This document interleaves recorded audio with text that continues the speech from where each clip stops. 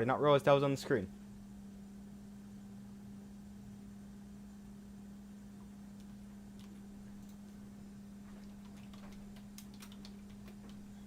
So sorry about that. Did not realize that was up.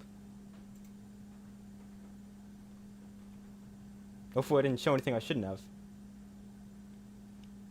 I did not even realize that was on the screen.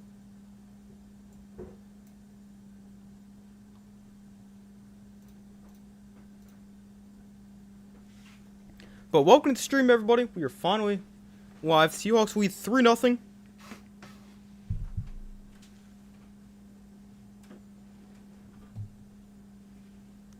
After they go down the field on the first possession of the game and kick a field goal.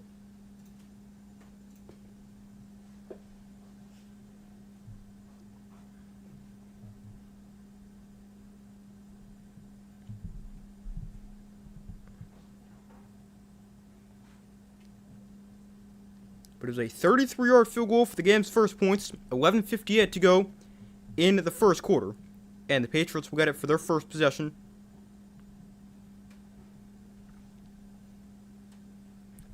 Hey, how's it going? Welcome to the stream.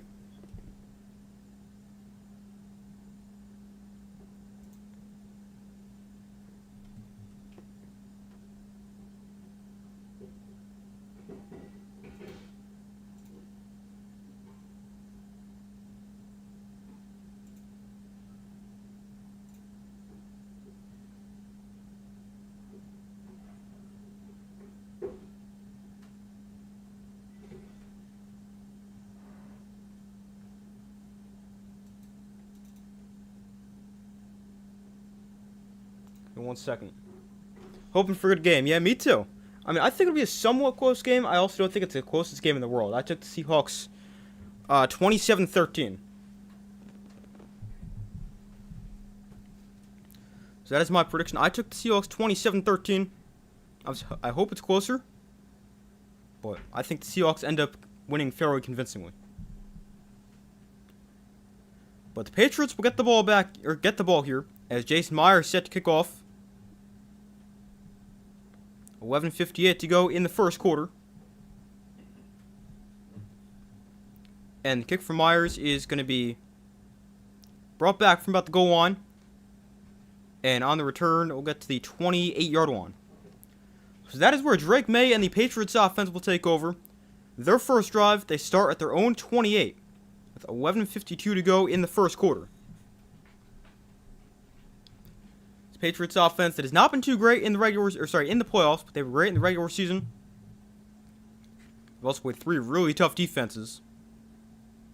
And let's see what they can do here on their first drive.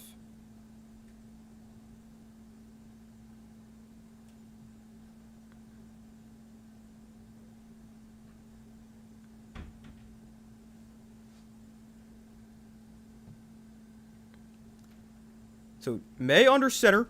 And he'll hand off Stevenson up the middle on their first play from scrimmage. And he'll pick up 6, getting to the 34.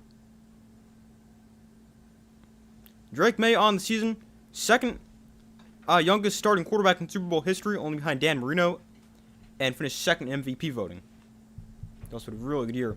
Seahawks only due to Ohio State's Jackson Smith and Jigba. Makes sense. I don't really have a preference who wins. I mean, I picked the Seahawks, so I guess I'd have to pick them for who I'd want to win, but I don't really have a huge preference. Here's Stevenson up the middle again, and he'll gain about 2. Brings up 3rd and 2 here for the Patriots. 11:05 to go in the first quarter.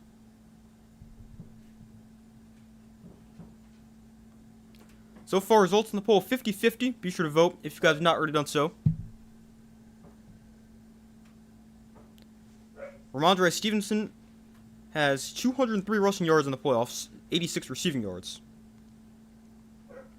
Empty backfield here for Drake May. They bring Stevenson in motion on 3rd and 2. And May gonna look to throw. And May finds Stevenson out of the backfield and gonna make a guy miss. He's got the first down. Ramondre Stevenson with a nice catch. A nice job to make somebody miss in the open field. And a first down for the Patriots as they move the sticks.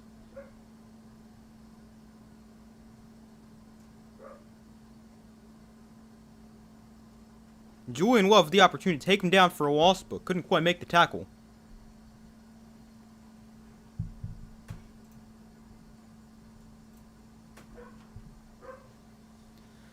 So 1st and 10 from the 43. May under center. And May going to look to throw. And he throws the flat. It's caught by Douglas. Makes a nice move. And Douglas is going to gain about 7 as he dives near midfield. They'll actually mark him inside Seahawk territory at the 49.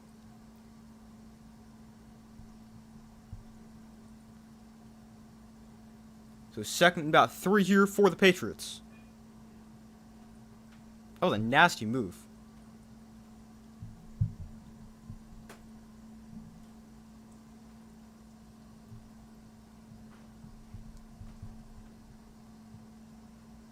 So 2nd and 2. May hands off. They go to the ground here. Stevenson gets it to the right side for 1st down. Gain of 3. And the Patriots moving the football pretty effectively here on their first possession. So the Seahawks go right down the field and kick a field goal. And now the Patriots with a pretty good start.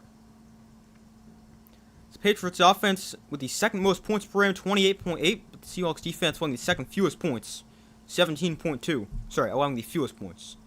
I don't know if I said fewest or 2nd fewest, but it's fewest.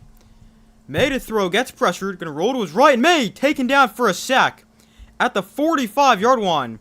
May goes down, and it's 2nd and long here for the Patriots. That is definitely something to watch. Can the Patriots protect Drake May? He's been sacked a lot in the playoffs so far. Will Campbell gets beat here, who's not played very well in the playoffs after a pretty good rookie year. And May goes down for the 1st time. He's been sacked 5 times in all 3 of their playoff games. And he's the most sacked quarterback in the NFL. Playoffs included. So 2nd and 20. May to throw. May steps up. And he's going to run here. He gets a block from Travion Henderson. And May is going to gain about 12 on the scramble. So he gets the sack yards back and a couple extra. And brings up 3rd and about 8.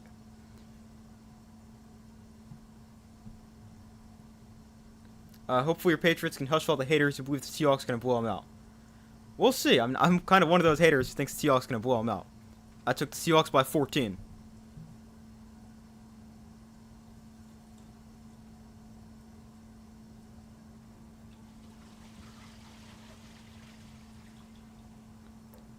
So 3rd and 9.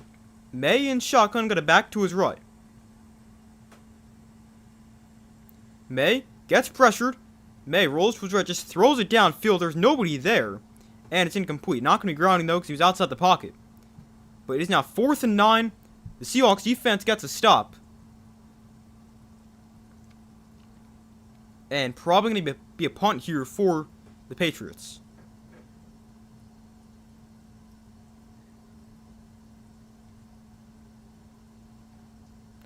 Devin Witherspoon came on the blitz. Was unblocked off the edge, and May just had to get rid of it. But it will be a punt for the Patriots. Would be pretty surprised if they attempted a field goal from here.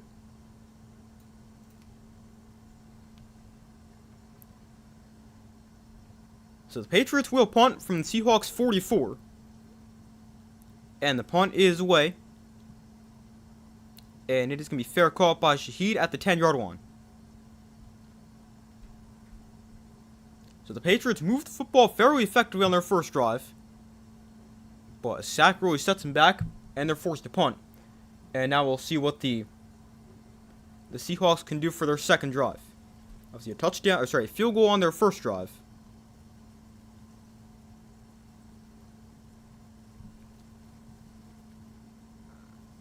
The drive for the Seahawks, 8 plays, 51 yards. Patriots went 7 plays for 22 yards. No, that's not right. Sorry, 8 plays, 28 yards. So we got 7:11 to go in the first quarter. And the Seahawks get it back on their own 10-yard line.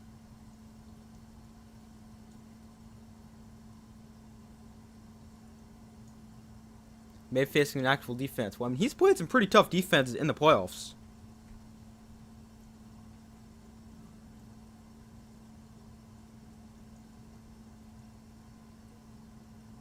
On the through loss, the Patriots haven't lost by more than 7. Raiders won by 7. That's still crazy. The Raiders actually beat them. Steelers won by 6 or 7. Bills won by 4 in the second match. That is true. They've played a lot of close games. Won most of them, too.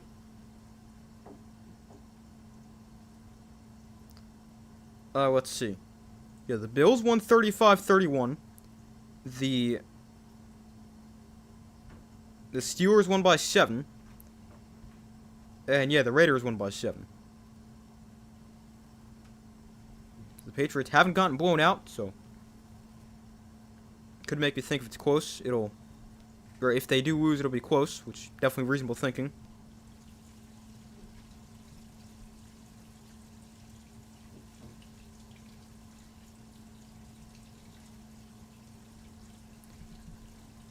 So far, results in the poll.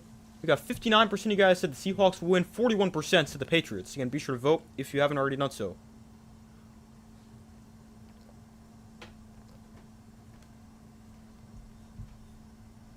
My prediction for the game was Seahawks 27-13.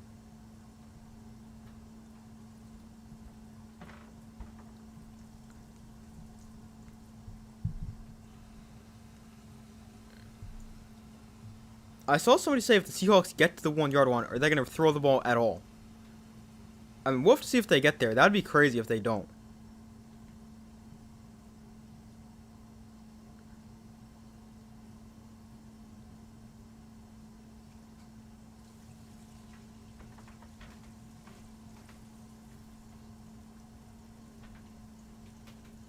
Alright. So the Seahawks with the football back here at their own 10-yard line, 7:11 to go in the opening quarter. Darnold in the pistol, Walker behind him. And Darnold, off play action, is going to float one downfield. Dangerous throw and incomplete. That was a little bit of a dangerous throw there for Darnold. Just kind of floated there for JSN, ended up getting broken up. Lucky that wasn't picked. But it ends up incomplete. But it looks like they were trying to just hit Barner in the flat. But he was covered. Darnold had to get rid of it. And he just kind of floated it to JSN right there. I mean, he almost caught that too. Hit him in the hands. So 2nd and 10. Darnold in shotgun. Got it back to his left. 3 in the play clock. They'll get it off. Darnold throwing outside. That is caught by JSN for a gain of 4. Hi from England. Welcome to the stream. The Patriots face the number 1 overall defense, the Texans, number 2 overall defense, the Broncos, and number 5, the Chargers, this far. Seahawks, number 3, I believe. Yeah, and they've played some really tough defense in the playoffs. Offenses, not so much, but the defenses, they've been, some of the best defenses in the NFL. But the Seahawks, by far, the best offense they've played in the playoffs. So 3rd and 6 for the Seahawks. Again, play clock winding down. Patriots bring 4. Darnold gets pressured, makes the guy miss. Darnold still under pressure. Floats it deep downfield. JSN was wide open, but he overthrew him. Oh, wow. He got behind the defense. And the Patriots are so lucky the Seahawks missed that one. I mean, this is a great job by Darnold to make a guy miss. And then he just has to rush his throw. But, oh, man, if he has a little bit more time here, that's probably a touchdown. Wow. They are so lucky. Darnold overthrew him right there. So it's 4th and 6. And Seahawks end up going 3 and out. And this is a pretty good kick. And the punt is fielded at the 35 near the sideline by Marcus Jones.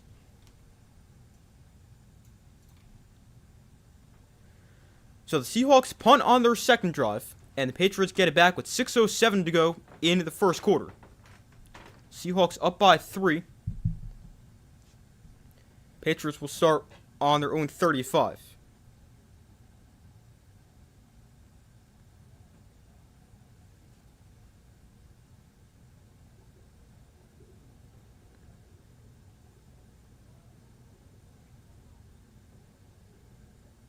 Give me 1 second.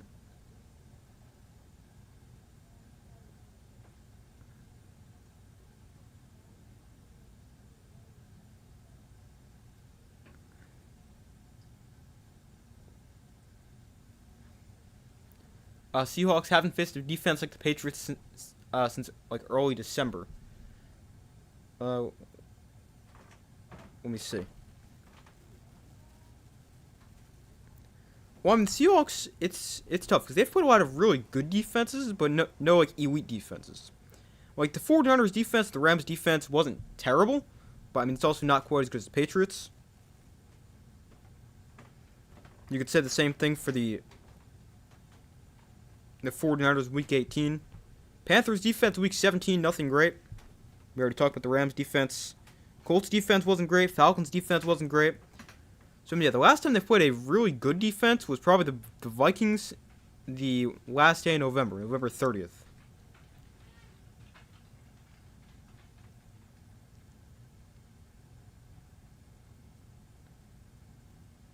They definitely haven't faced as good defenses.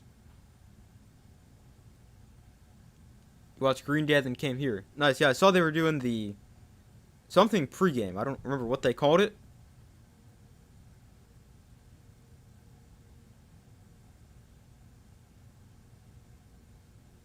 Let me see if I can find it. Yeah, I did see they were doing something pregame.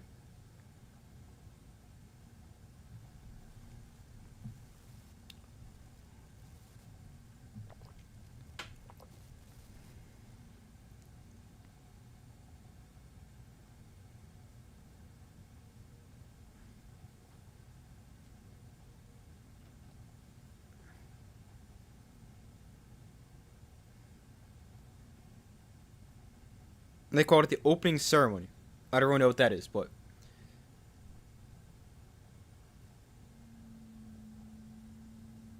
that's what they did.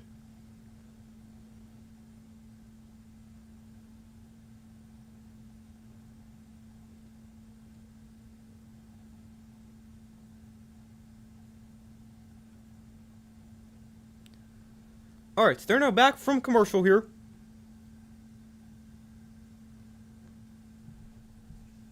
We got May and the Patriots offense back on the field from the 36.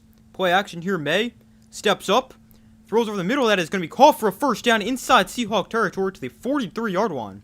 Kayshon Boutte makes the catch. And one play, and they're inside Seahawk territory. So many people streaming the game. You're going to be jumping between them. Okay. Yeah, there's a ton of people I've seen going to do streams. It makes sense because it's the Super Bowl after all.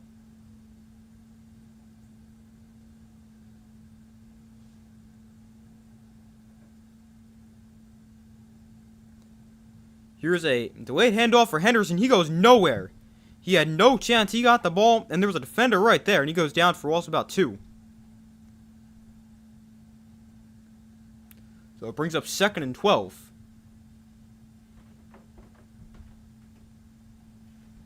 You're going to karaoke the Bad Bunny halftime show. And no, I also don't know Spanish.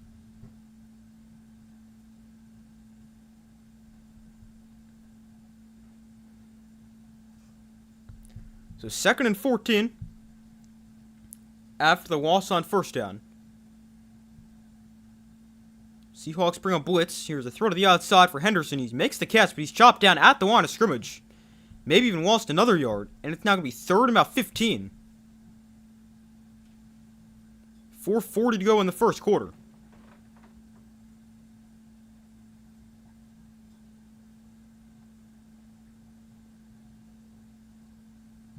Patriots in like the same spot they were where they punted last time, a few yards back here, but same general spot on the field.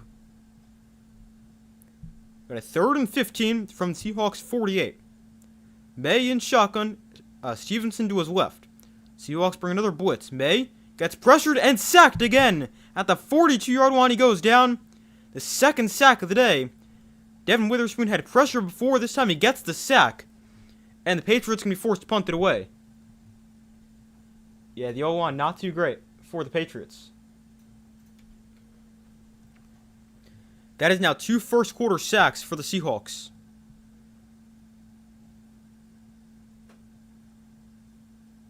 I mean, here they brought the blitz.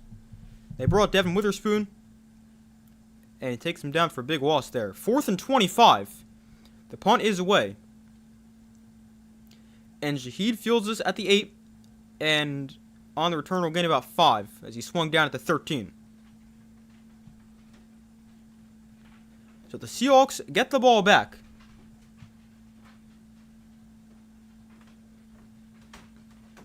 Still up by 3 with a little under 4 minutes to go in the first quarter. They can't handle the corner blitz. Yeah, that's twice, maybe 3 times. But twice I can think of where the Seahawks have sent the corner blitz and they have not been able to pick it up. May has now been sacked twice in this game already.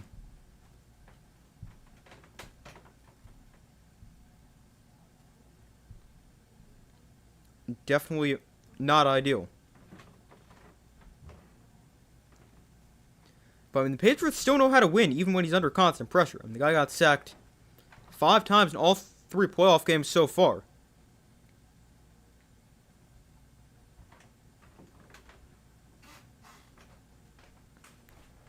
And they've obviously still found a way to win those games, though. It's definitely tough when your quarterback's got no time to throw.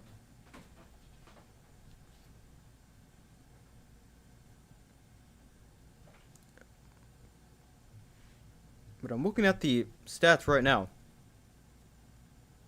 Yeah, he's gotten sacked 5 times in every playoff game.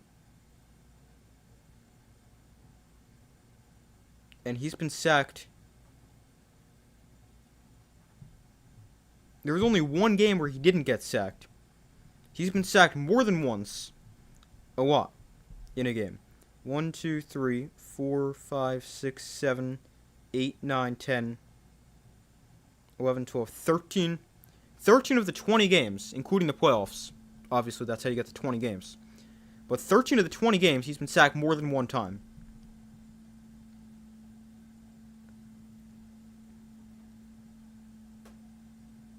He's gotten sacked.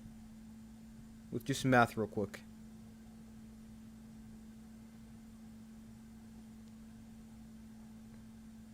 He's gotten sacked 62 times in 20 games, so he's getting sacked 3.1 times per game on average.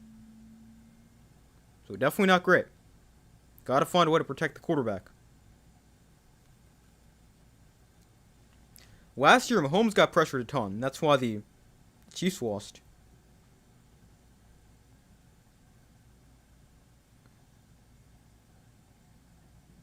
I'm pulling up the stats for that. But Mahomes got sacked a lot. 6 times last year. So 1st and 10 here from the 13 for the Seahawks. They go to the ground with Kenneth Walker. He's got nowhere to go. He falls forward for maybe a yard or 2, but not much space to run the football.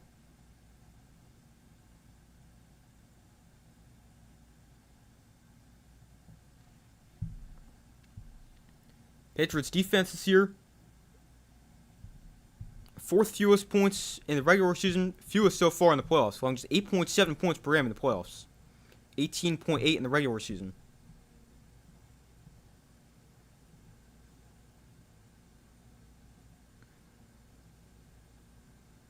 There's a handoff. Walker to the left side this time. And again, not much space against a yard, maybe 2. Again. And it's 3rd down.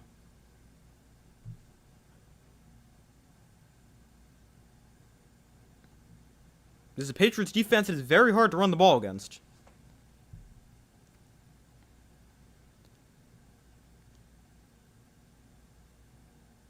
I believe they're a top 5 run defense in the regular season.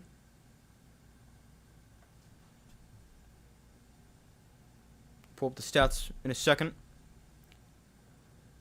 So 3rd and 7 from the 16. Darnold in shotgun, got it back to his left. Patriots bring 5. Darnold has time. Throws underneath, caught by Barner. Makes the guy miss and has a 1st down. To the 28-yard line, Barner moves the sticks. And the Seahawks convert on 3rd down. Oh, that's what I was checking. Run defense.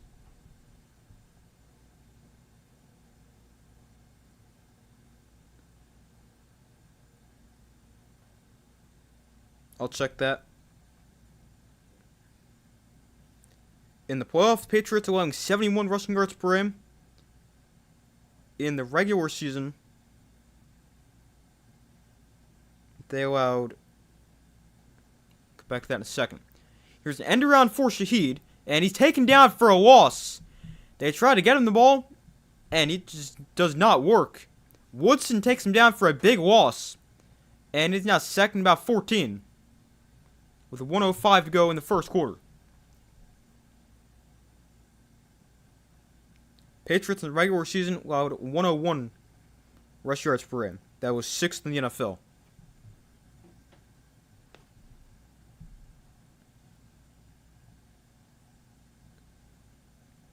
So 2nd and 15 after a big loss there on first down. An empty backfield for Sam Darnold. Play clock at 3. They'll get the play off. Darnold pressured. Throws the outside, incomplete. Trying to get it to JSN. But it got broken up. It's now 3rd and 15.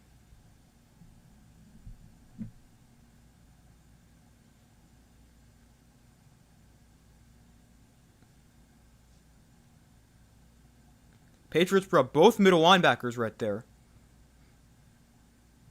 Spillane actually hit Darnold as he threw that.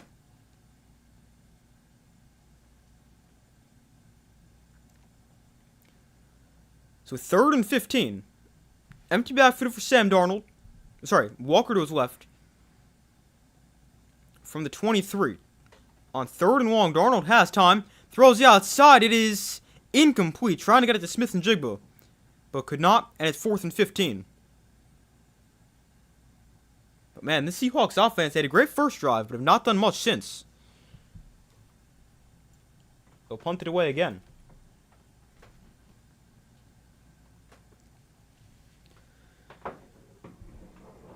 So the Seahawks will punt. Marcus Jones back deep to receive.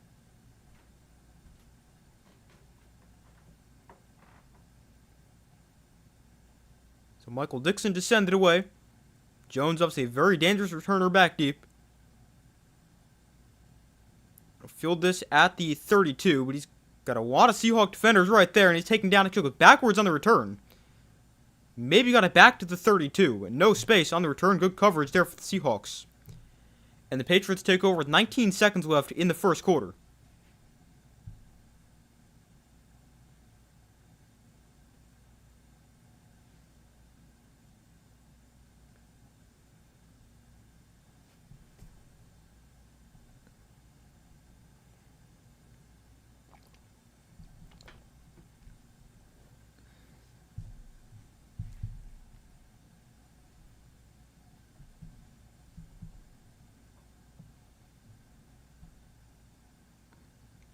So 19 seconds left in the first quarter, likely the final play of the quarter, unless it's a quick incompletion.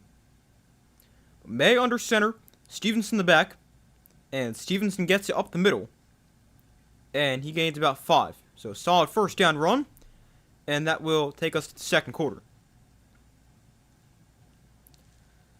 So end of the first quarter, the Seahawks up by 3 as they lead 3-0.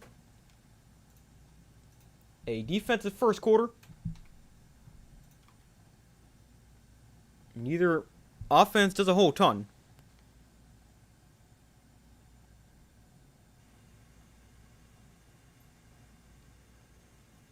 But it's 3-0 end of the first, and the Patriots with the ball on their own 37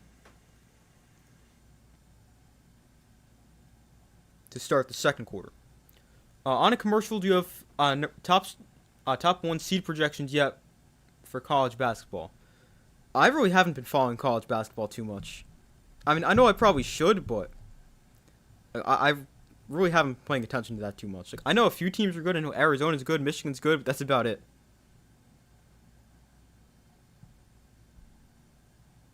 I really have no idea who's good and who's not.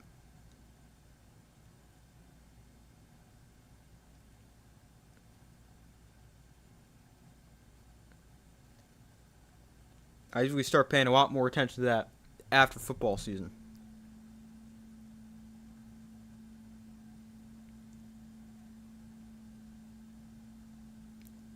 But some stats from that first quarter. Seahawks outgained the Patriots 65-59. Although, most of those 65 yards for the Seahawks came on that first drive. 51 of the 65 yards from the first drive. Seahawks also averaging 4.1 yards a play, Patriots at 3.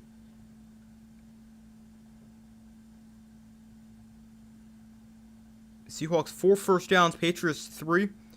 Seahawks 1 for 4 on third down, Patriots 1 for 3. But a very defensive game so far, just 3 combined points. And neither team with that many yards either.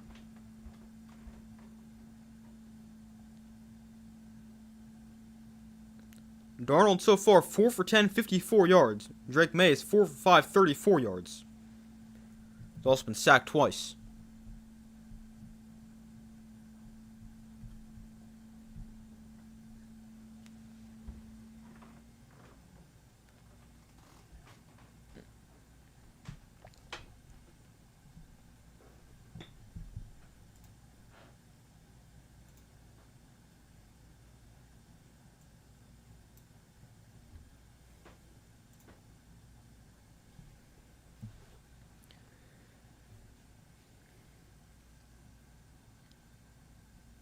But we wait for them to come back from commercial here as we start the second quarter.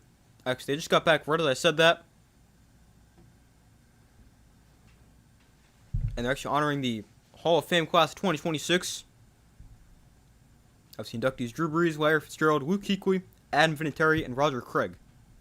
The 5 new Hall of Famers.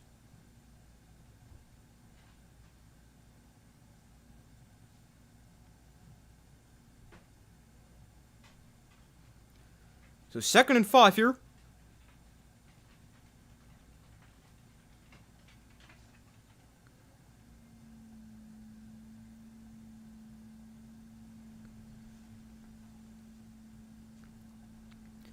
As we start the second quarter, Patriots have it on their own 37.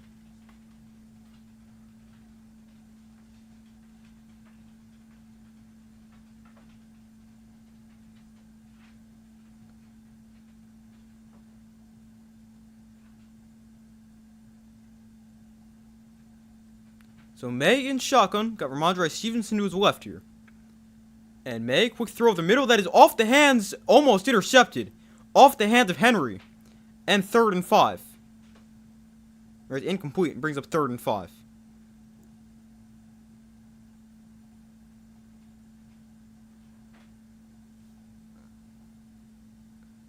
Man, if the Seahawks defender was paying attention, that bounced off of him. So if he was actually watching the ball instead of just worrying about the hit, I mean, he's got an interception right in his hands. But the Patriots very lucky it's incomplete. So now brings up 3rd and 5. They bring Diggs across the formation.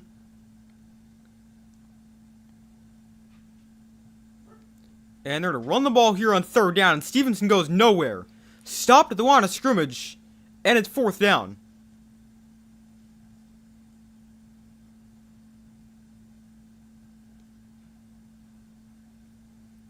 Interesting decision to run the ball there on 3rd down. Especially needing 5 yards. But Leonard Williams ended up unblocked. There's another defender in there as well. And it just did not work. So 4th and 5, Patriots to punt it again. And Seahawks defense gets another stop. So the punt away, and Shaheed calls fair catch at the 23-yard line. Both teams have very dangerous punt returners. Both have a return touchdown on the season. And Darnold and the Seahawks offense back on the field. Darnold, obviously a former 3rd overall pick. Then spent time as a starter with the Panthers, then backup, then a backup in San Francisco. And then he's gone 14-3 back-to-back years as a starter. Vikings last year, now Seahawks this year. So from the 24, Seahawks offense back on the field. Darnold going to look to throw. Plenty of time. He goes way downfield. And that one is knocked away. What a play by Christian Gonzalez. Knocked it away. They were trying to go for the big play to Shaheed, but Gonzalez with a really nice pass breakup, and it's 2nd and 10. It was a good throw for Darnold as well.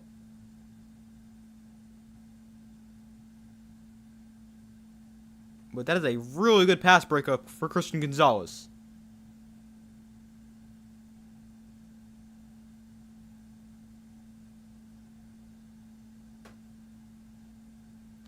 So it's 2nd and 10 after the incompletion. Darnold in shotgun. And will hand off this time. Walker trying to bounce outside. He is able to turn the corner. And Walker still on his feet down the sideline. Inside Patriots territory. He's out of bounds. At about the 43. But a huge run there for Kenneth Walker. Finally able to break one. After not really going anywhere in the first quarter.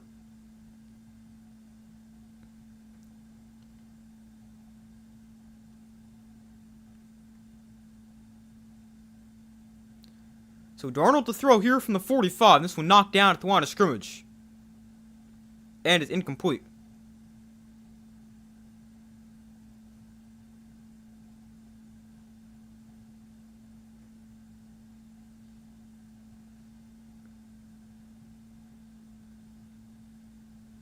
For Kenneth Walker, he's had 20 runs of at least 15 yards this year. That's 3rd in the NFL, including the playoffs.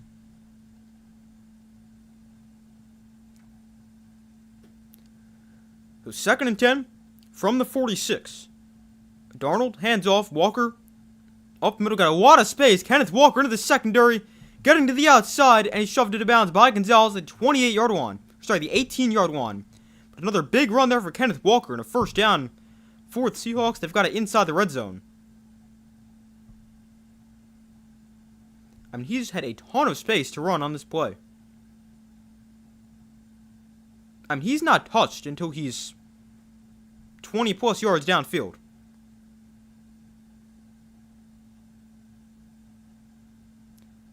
So I got the ball on the 17-yard line. Walker now 7 carries for 75 yards. Most of them on this drive. They go back to him here. He makes a guy miss in the backfield. Tries to make another guy miss. But he's taken down for a loss this time. And it's 2nd and 12.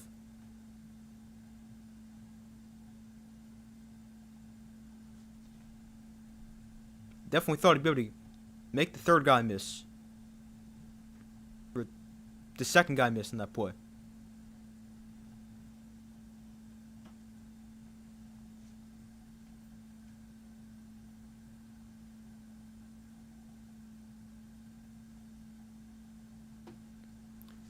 So 2nd and 12 from the 19. Darnold in shotgun. Got it back to his right. And Darnold gets pressure. Doesn't see it. Ball comes out. I think he threw that. Yeah, they're going to rule incomplete. Because Darnold got hit. The ball came out, but he threw it like right into the back of his lineman. And then it bounced backwards. But Darnold never saw the pressure.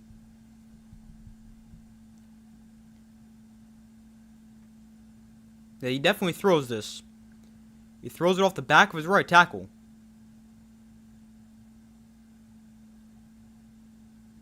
And it's 3rd and 12.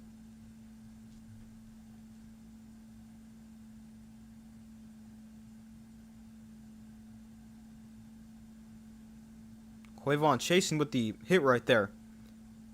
They run the ball here on 3rd down. Walker gets tossed to the left side, and he's taken down for a loss. Got nowhere to go, and he loses 2 back at the 21-yard line. So it looks like the Seahawks just happy with the field goal right here. They call the run play there on 3rd down.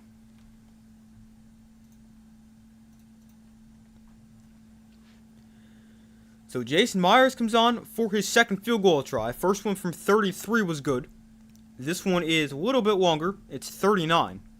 From the left hash. Wind blowing from left to right. And the kick from Myers right down the middle. So the Seahawks double their lead. It is now 6-0. As Myers nails the 2nd field goal of the first half. And Seahawks now up by 6 with 11:16 to go in the first half.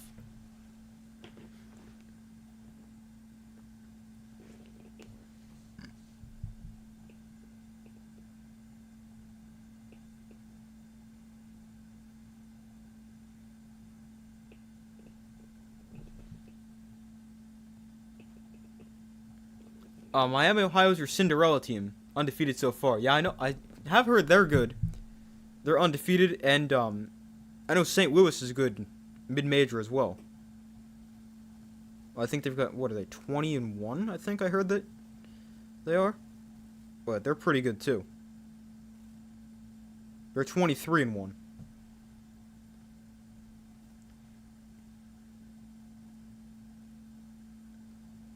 Yeah, I've heard a little bit about college basketball here and there, although I just haven't followed it super closely.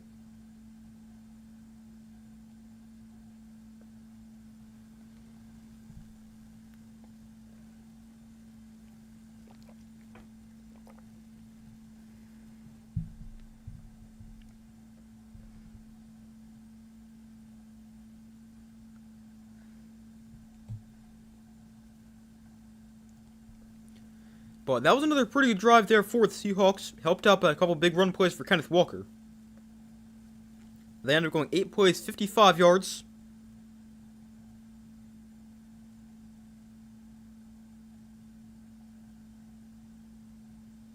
And on that drive, they had runs of 30 and 29 from Kenneth Walker. So 59 of his 71 yards came on 2 plays.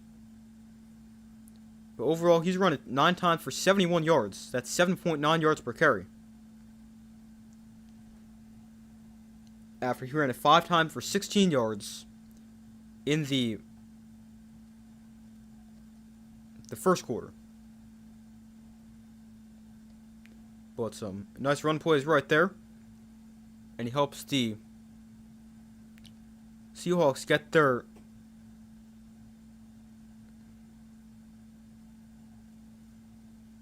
second field goal of the day.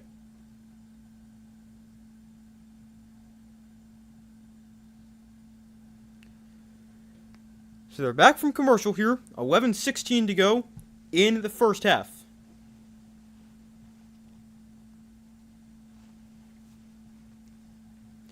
So the Patriots will get it back here. Down by 6.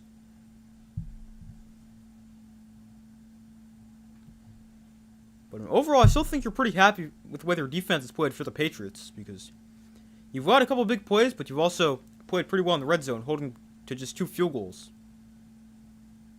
Now you need the offense to get going. And they'll start at the 35, the kick being a touchback.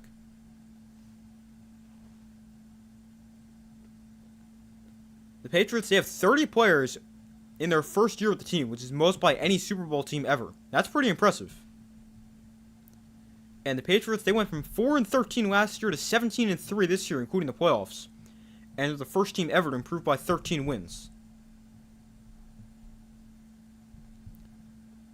There's a handoff for Travion Henderson up the middle for a gain of about 3.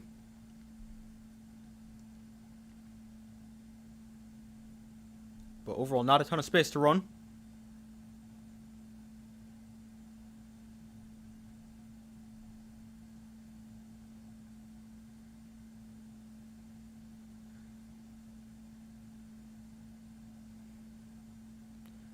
So 2nd and 7. May in shotgun, got it back to his left. And he'll look to throw it. May is pressured and dropped again. His left guard just got driven back. Riley Mills, Notre Dame legend, with the tackle or the sack right there.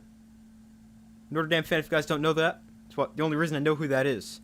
But Riley Mills, the rookie from Notre Dame with the sack, he just drives the left guard just back into the lap of Drake May, and he's got a sack in the Super Bowl. The 3rd time May's gotten sacked in the first half. That was impressive. So 3rd and 17. Here's a throw to the outside for Diggs. He makes the catch, and he's forced out of bounds after getting a 5.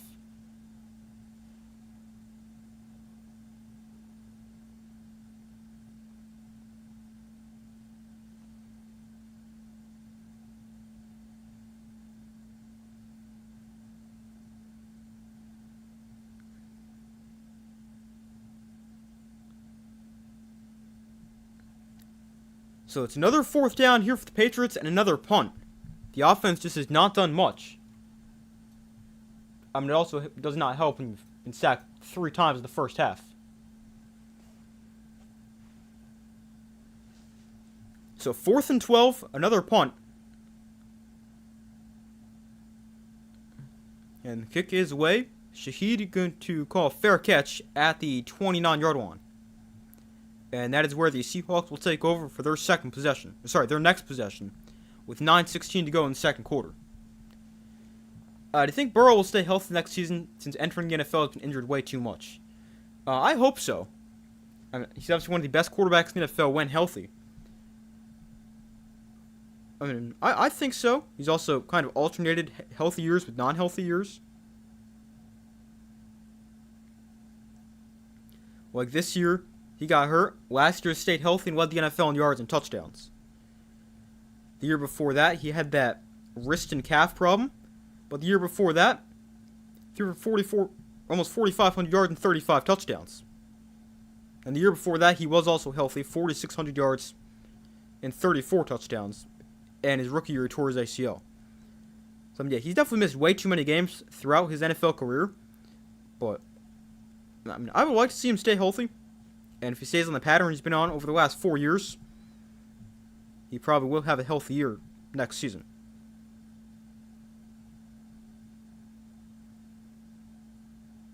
But, I mean, I really hope he stays healthy. I mean, it would also help if the Bengals can give him a decent offensive line.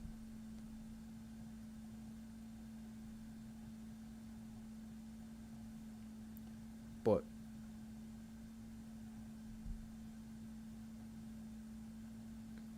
I mean, I would like to see him stay healthy.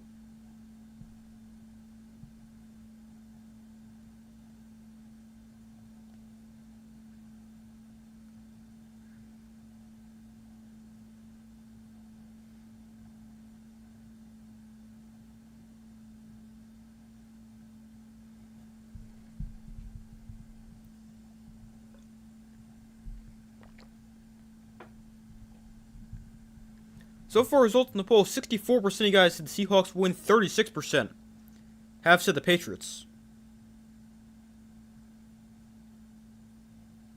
Again, be sure to vote if you have not already done so.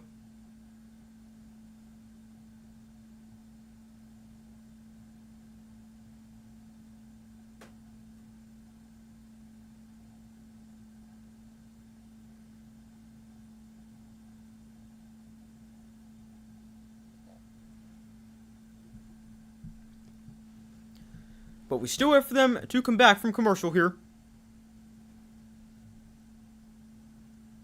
Let's see. The Seahawks get it back. A field goal on their last drive.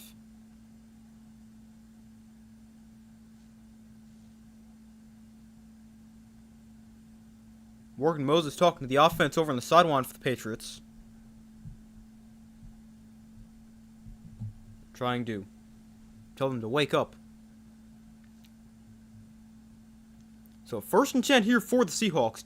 Walker gets the carry here, and he's trying to bounce outside, and he's going to break a tackle when he's out of bounds after another 10 yards. But that's another good run for Kenneth Walker, and a 1st down. Actually, they're going to mark it 2nd down right now. Looks like it's going to be 2nd and 9. Sorry, 2nd and 1 after a gain of 9. Walker's now at 10 times for 80 yards.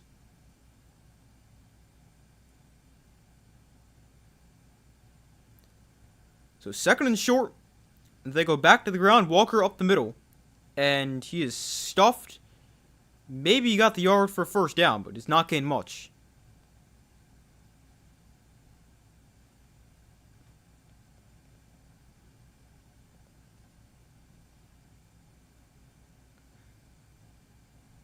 Yeah, they are given the 1st down. So it's a fresh set of downs for the Seahawks. Do you think Harbaugh is going to draft defense heavy? I don't know how defense heavy, but I would expect a little bit more defense, especially because that's where the Giants need help, whereas I think the offense have got a lot of pieces they can work with. Darnold off play action here, steps up. Darnold almost fumbled. Able to get a throw off, and it's incomplete. They tried to find Walker in the flat, threw it behind him. But Darnold is very lucky he does not fumble right there.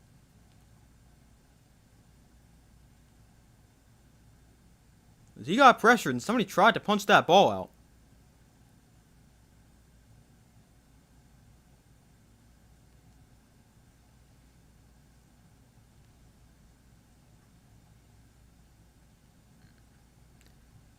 Myself, I think it depends on who's available on their turn to pick. Yeah, I agree. Get back to that in a second. So 2nd and 10. Darnold throws outside. That is going to be caught by Cooper Kupp. And he gains 7. Kupp's obviously the guy who's got some experience in the Super Bowl. MVP of Super Bowl 56 with the Rams. When they beat the Bengals.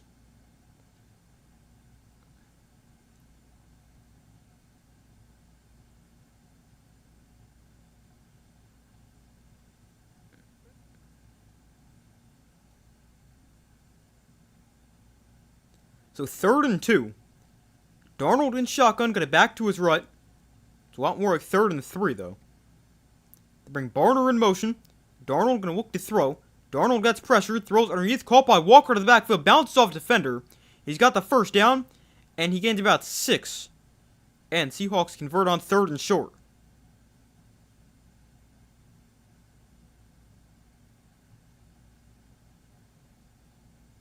But a good play right there for Darnold.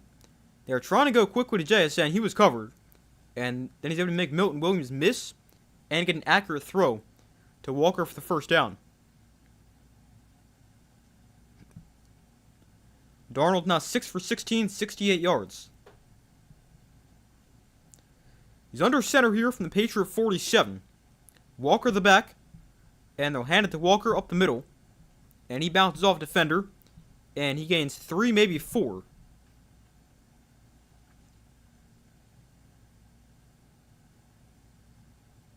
They'll give him 4 there on first down. Bring up 2nd and 6.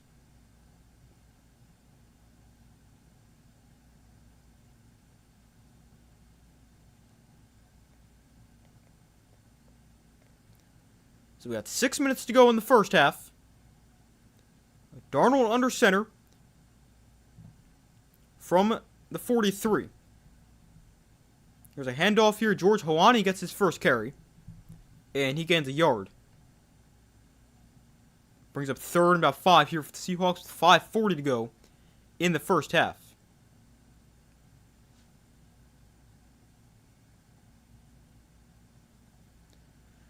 Seahawks, they're 2 for 6 on 3rd down. This is a 3rd and 5. Could be 4 down territory, depending on what they get right here. With the ball on their own, or on the Patriot 42. Got to get to 37 for a first down. Patriots show blitz here. They'll bring 5. Darnold throws outside. It is dropped by Walker and incomplete.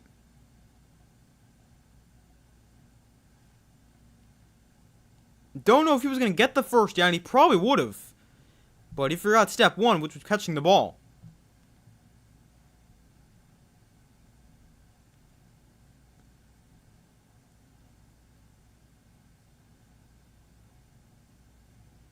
I mean, Robert Spillane is out there to put a hit on him, and he hits him short of the marker. But, obviously, doesn't matter because he didn't catch the ball. So the Seahawks punted away again. And this punt is out of bounds inside the 5. That's a great punt. It is out of bounds at the 3-yard line. What a punt there from Michael Dixon. And the Seahawks pin the Patriots back very deep inside their own territory.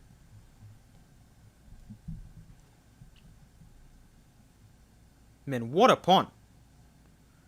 Spotted at the 2-yard line.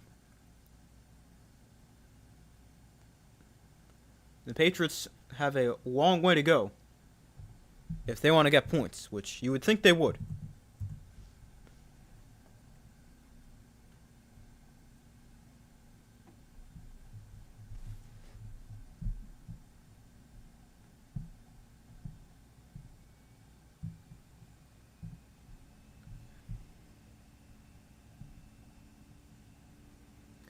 Oh, sorry. Getting back to your comment, though. I realized I never got back to it. It depends on who's available. I would agree.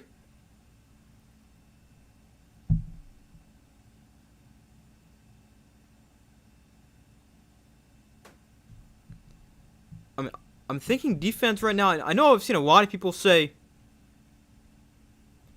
receiver, like a Carnell Tate or a Jordan Tyson. I've seen a lot of people mark Carnell Tate.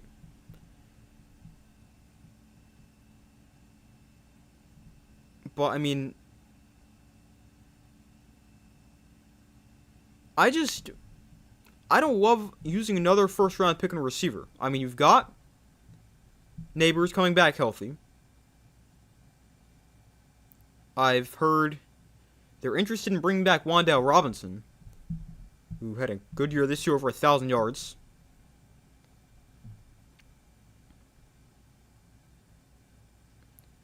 And they do have Darius Slayton, who kind of is terrible and can't catch, but you've got him as well, who's not a terrible receiver. Like, I don't like using another receiver.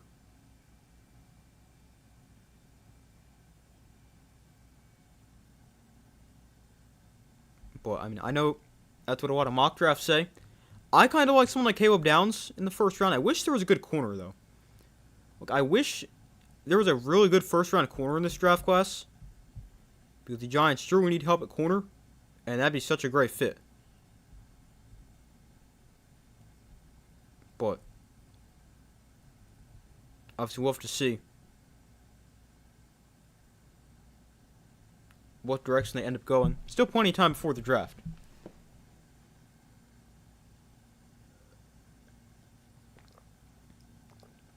And obviously a lot is going to change between now and then. Of who teams like, who teams don't like. All that stuff.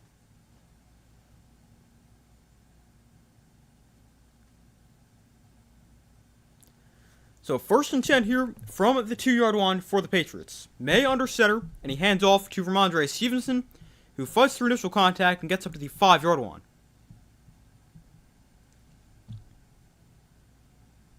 We got 4:45 to go into the first half.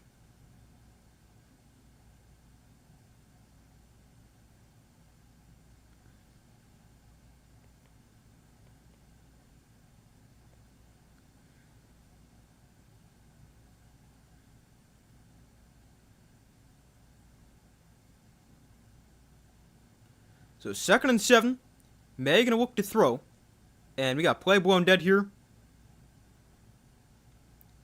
We got a timeout called by the Seahawks. They call their first timeout before this 2nd and 7 play.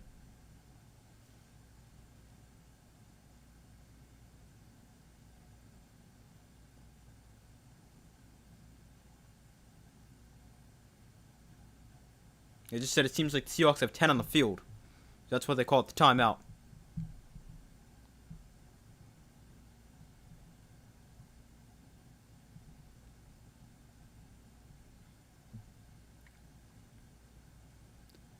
Will Campbell and Jared Wilson, the left guard and left tackle for the Patriots, are the first pair of rookie teammates to start on the offensive line in Super Bowl history. But tonight they've got 2 combined sacks between the two of them in just the first half. So 2nd and 7. May gonna look to throw from the 5-yard line, and he throws underneath, but it's knocked down and incomplete. Julian Love knocks it away from Matt Collins, and it's 3rd and 7.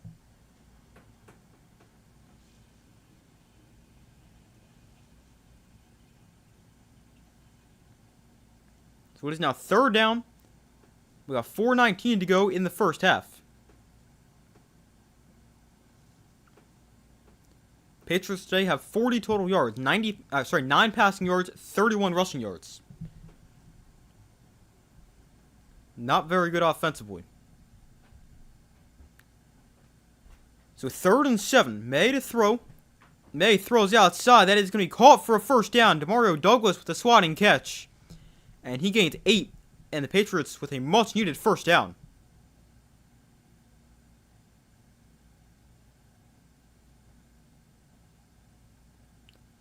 They get Douglas on an out route. Nice throw and catch.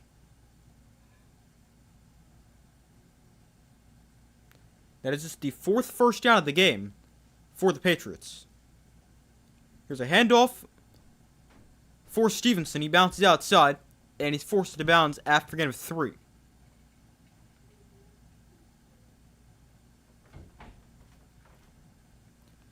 So it is 2nd down and about 7 for the Patriots.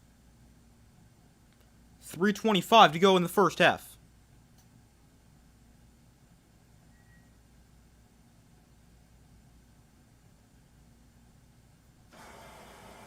May off play action, rolls right, May gets pressured, and on the run will just throw it away.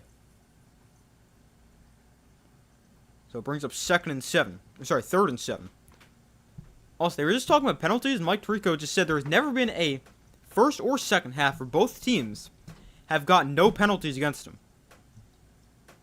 There's been no penalties so far in this game. That'd be pretty impressive.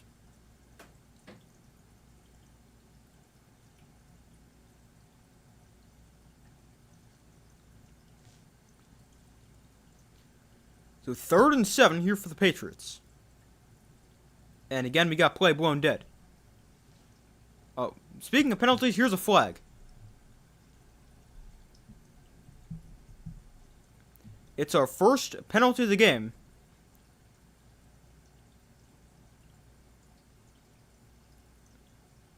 And it's a false start against the Patriots.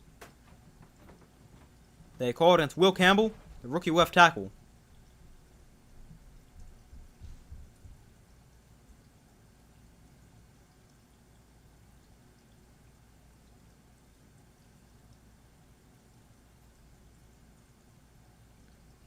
Just a little bit of a flinch right there. Backs him up 5. So 3rd and 12. Seahawks rush 5. May gets pressure. Just lets one go deep downfield. And it is incomplete. Overthrew Mac Hollins. And it's another 4th down and another punt for the Patriots.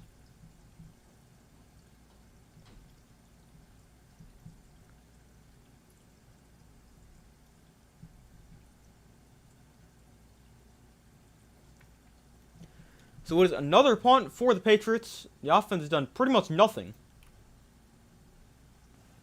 And the Seahawks get it back with 3:03 to go in the second quarter. So the punt away, Shaheed back deep to receive, always dangerous. And he's got some space here. Fields at the 32, trying to get to the outside, then cuts back inside. And he splits a couple defenders and gets to the 43. So a good 10-yard return there for Rashid Shaheed. And the Seahawks take over 2:50 to go in the first half, up 6-0. Still no touchdowns in this game.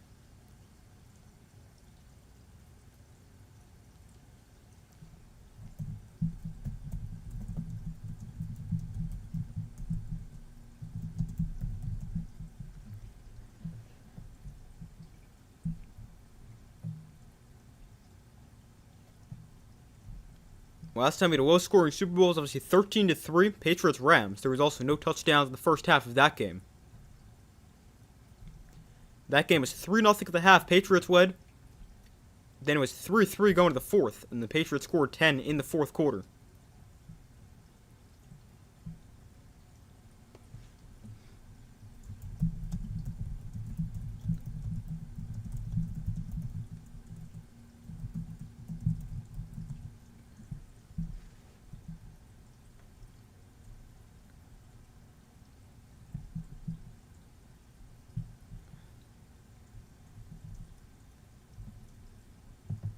Give me 1 second.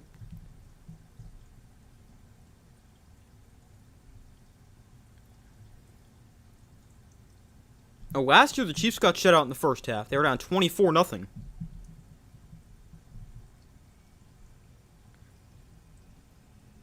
The lowest scoring half in Super Bowl history was the first half of Super Bowl... What is that? Super Bowl 9? IX? That's 9, right? And the score at halftime there was 2-0 because of a safety. And that game ended up being 16-6. The Steelers beat the Vikings.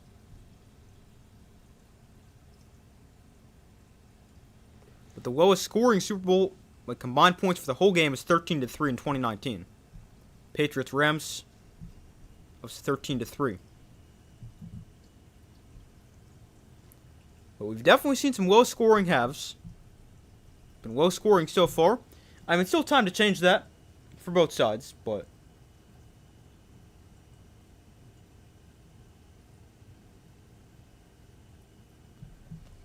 we'll have to see what happens at the final 250 of the first half here.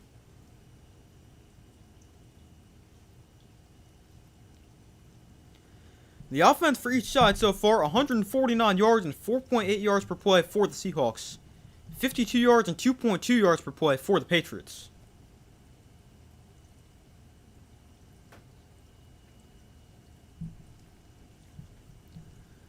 So 1st and 10 from the 43. Darnold under center. Bring tight end across the formation. And Darnold off play action gets pressured. Throws over the middle of that pass. Is going to be caught by Kupp. His third catch. And he gains 7, getting into midfield.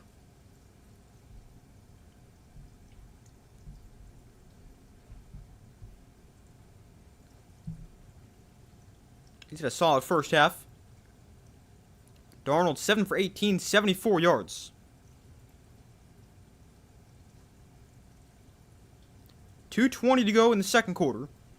3 timeouts for the Patriots, 2 for the Seahawks. Kupp goes in motion. A handoff up the middle for Kenneth Walker. And Walker is going to backpedal his way inside Patriot territory to the 44-yard line before he's finally stopped. And that brings us to the 2-minute warning.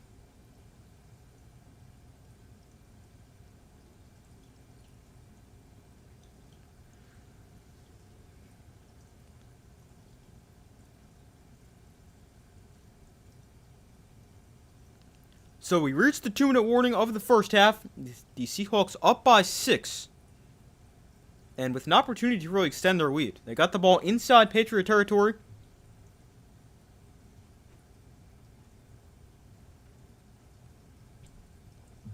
And they've got plenty of time before halftime.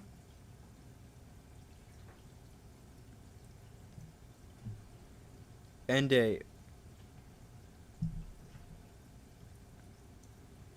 a good opportunity to try to put some more points on the board.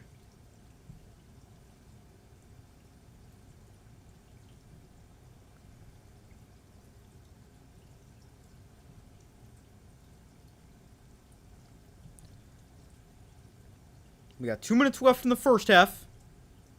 6-0 Seahawks. They got the ball 1st and 10 on the Patriot 43.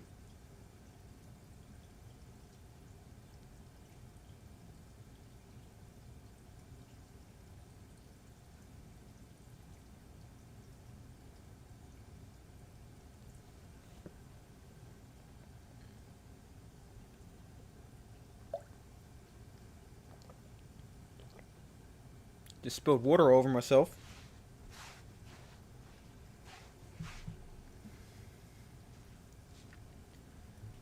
But so far, results in the poll 60-40 advantage Seahawks. I also would pull out in the community tab, or now note at the post tab of my channel. Let's see the results on that one.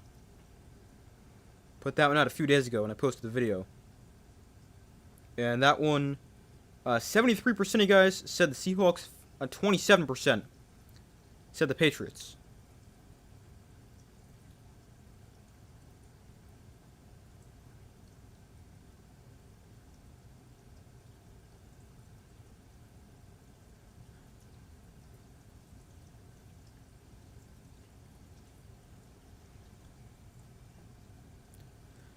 But we still wait for them to come back from commercial here. 6-0. Seahawks lead.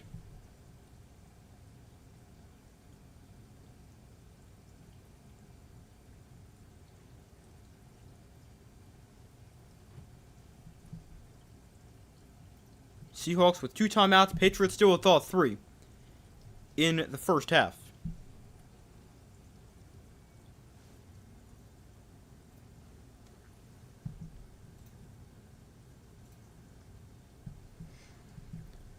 So 1st and 10 from the 43 for the Seahawks. Darnold in shotgun, Walker to his left. And they go to the ground. Walker gets the carry, but does not have much space, and he's stopped after getting just a yard on the play. Minute 50 to go and counting.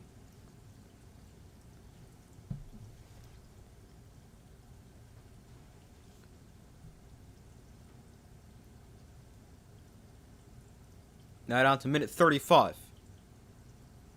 2nd and 9 for the Seahawks.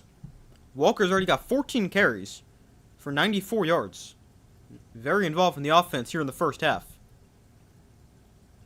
JSN goes in motion. From the 42, Darnold to throw. Darnold underneath. That pass caught by George Hawani makes the guy miss. And Hawani going to gain about 7 on the play. On check down.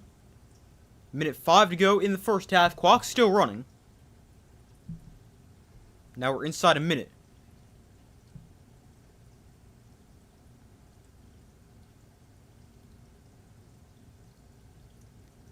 So 3rd and 2.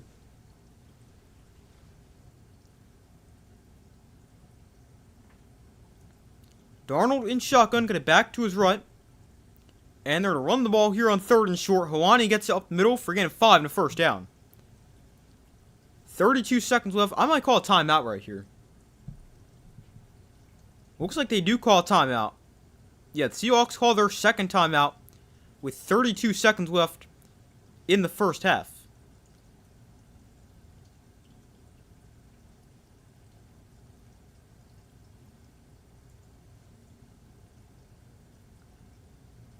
They have 1 timeout. Patriots still with all 3.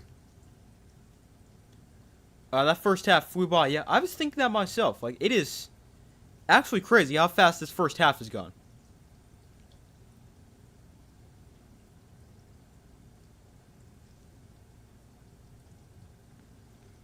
I mean, I guess that's what happens when all you see is punts and a couple field goals.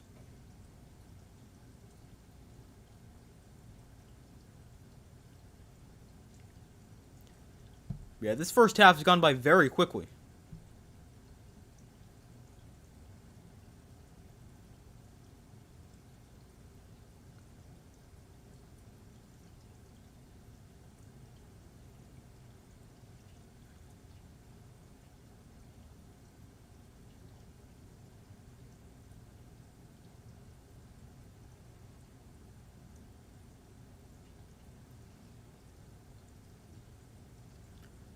But we still wait for them to come back from commercial after the timeout by the Seahawks.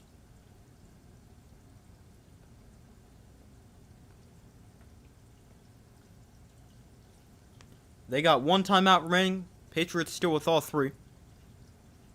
Patriots also get the ball to start the second half, so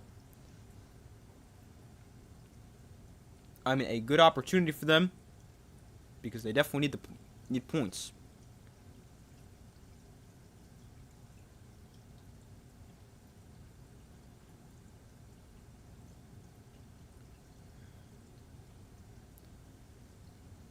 But we'll see what the Seahawks can do here before halftime. About 32 seconds left in the first half. Timeout. And they got the ball on the 30. So they're in field goal range.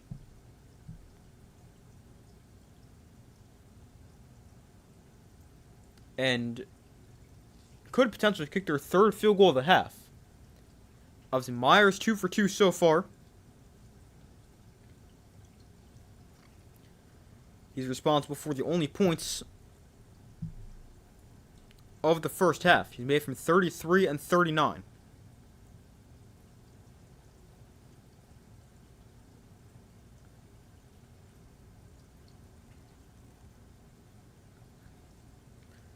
Alright, so now they're back from commercial.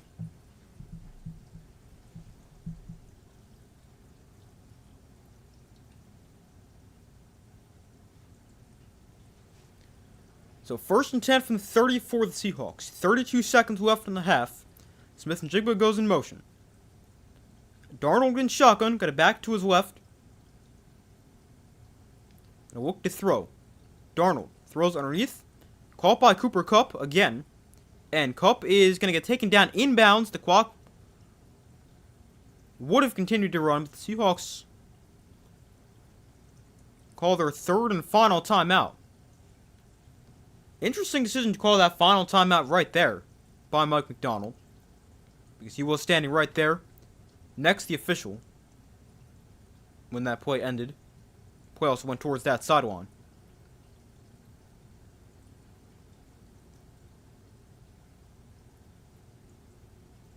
But at the same time, it also does make sense to call a timeout right there, considering you'd have a lot of time run off the clock. If you don't call the timeout, with only 23 seconds left, you don't really have much time to run off the clock. So 2nd and 3. Now we gotta make sure you use the sidelines, or get to a place where you can spike it. So 2nd and 3. Darnold to throw. Darnold throws outside. It is... Did Kupp catch that? He did. I thought he might have dropped that. And they ruled a catch. Now another ref comes in and says incomplete.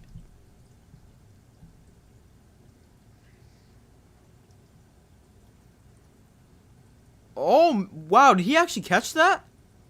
He bobbles us like 5 times, but I'm not sure the ball ever hits the ground. Oh, does that hit right there? That might hit the ground. That is very hard to tell.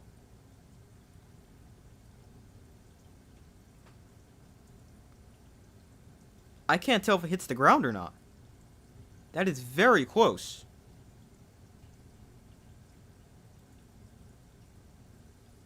I think that might hit the ground.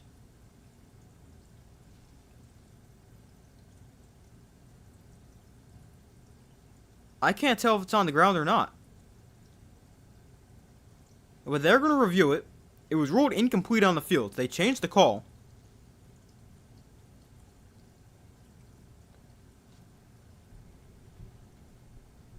And this is really close.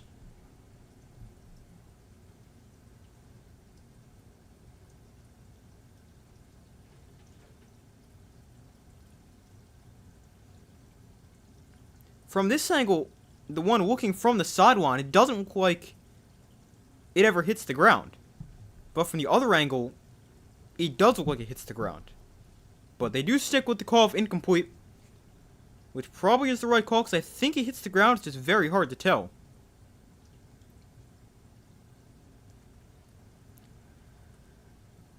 But it is now 3rd and 3. After the incompletion.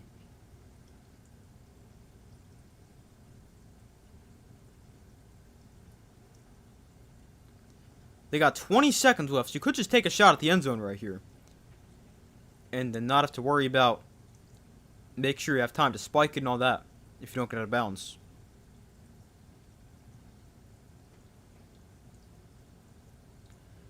So the Patriots call the timeout for this 3rd down play. That is their first. They've still got 2 remaining. The Seahawks are out of timeouts.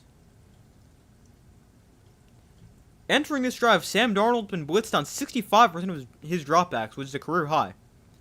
And against the blitz, he's 4 for 11, 57 yards, and been pressured 5 times. He has also not had his best game. Not a terrible game either for him, though. You take a shot at the end zone. Yeah, I think I might, too. You're happy with the field goal going up 9? I might take a shot at the end zone, too. Darnold to throw. Looks like he will take that shot. Towards the end zone is knocked down. What a play by Gonzalez. Trying to get it to Jackson Smith-Njigba at the goal line. But Christian Gonzalez with his second really good pass breakup of this first half.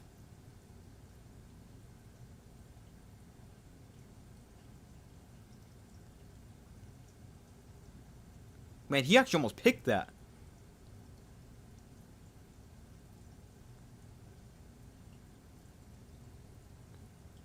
But I mean, as it is, you have to break it up. And that is a really good pass breakup. And Seahawks send on Jason Myers for another field goal try. This one is from 41, and it is good.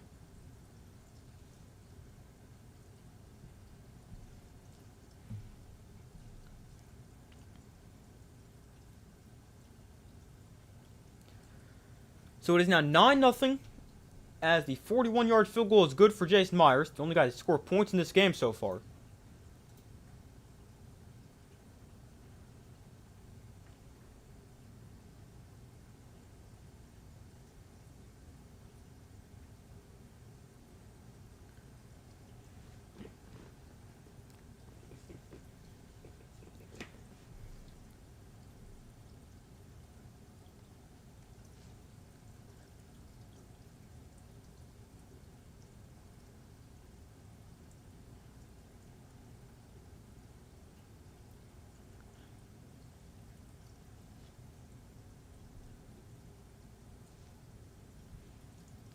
Now the Patriots now have 11 seconds left before halftime.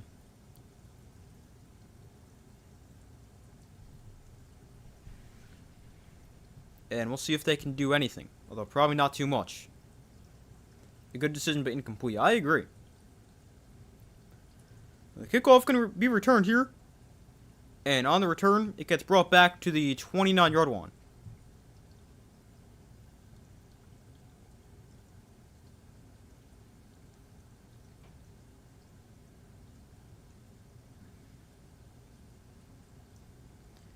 Patriots first half possessions. Punt, punt, punt, punt, punt, punt. Longest drive, 28 yards. Patriots offensive stats so far. I'll go over those at halftime. In a couple minutes. Especially because they're not going to change between now and then because they just take a knee.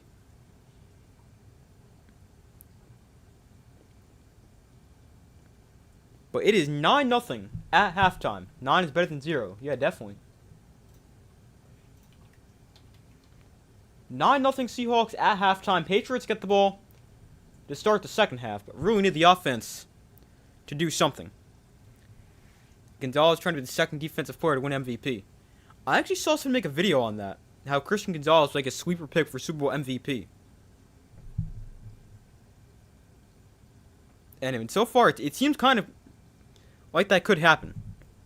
I mean, he's been one of the best players in this game. He's had 2 really nice pass breakups. I mean, imagine if he gets a interception, that'll definitely help his case. But he's playing really well. Really, the only player I think has a better case than Gonzalez right now is Kenneth Walker.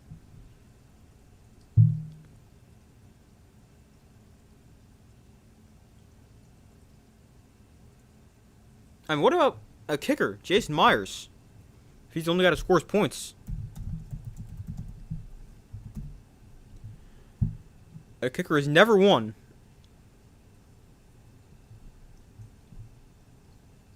MVP of the Super Bowl. I mean, it makes sense. How often you see a low-scoring Super Bowl like this, or a kicker play that big of a role. But I'm going to go take a quick break, use the bathroom, fill my water. I'll be back in a couple minutes, then I'll go over updated score prediction stats, all that stuff. So I'll be back in a couple minutes.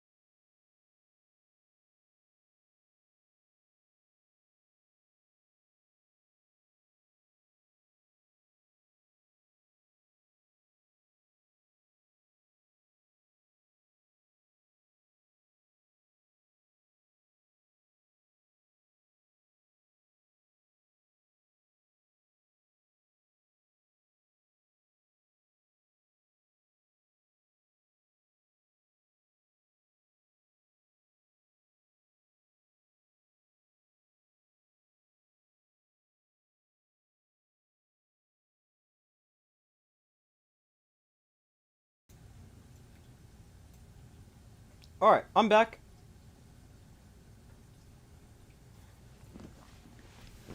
So it is 9-0 at halftime. A very low-scoring first half. Score lower than I thought would be at halftime. Yeah, me too. Definitely did not expect this to be quite as low scoring. I don't know what I expected the halftime score to be, but definitely not really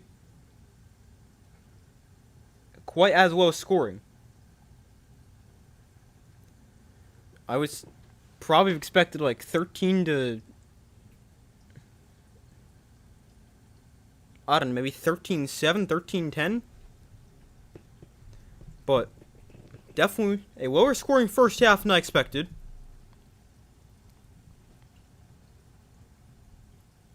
And we'll hope the second half has some more points. Hopefully we'll see a touchdown.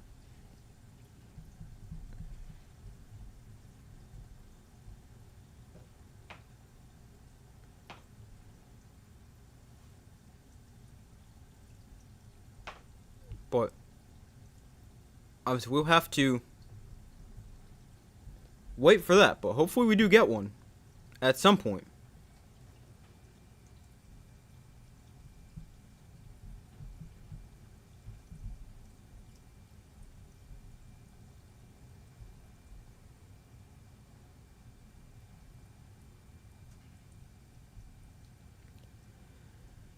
But we'll go over some stats from the first half. Actually, let's go over a score prediction first.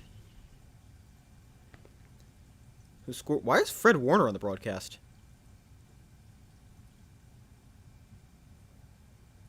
Why is Fred Warner on the broadcast? I got no idea.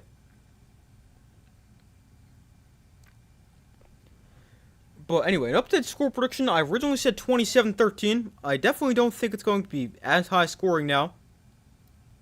I do think we'll see the scoring pick up a little bit in the second half, although I'm still not expecting this game to be anything crazy.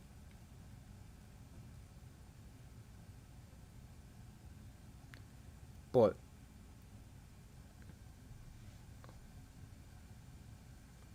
they feel sorry for him. Yeah, maybe. But I had no idea who's supposed to be on the broadcast. But let's see. Updated score prediction. I'm still going to stick with the Seahawks. I mean, they've been great so far. They're definitely the better team. The defense is dominated. Offense hasn't necessarily done a ton, but definitely good enough.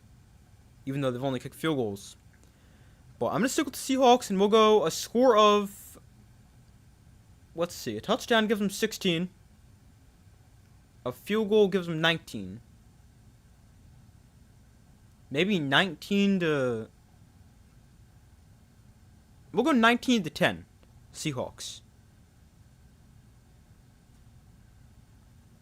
So we'll go 19-10 as the updated score prediction. It's down from the original prediction of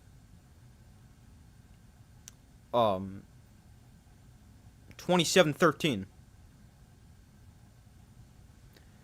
But we'll go over some stats from the first half.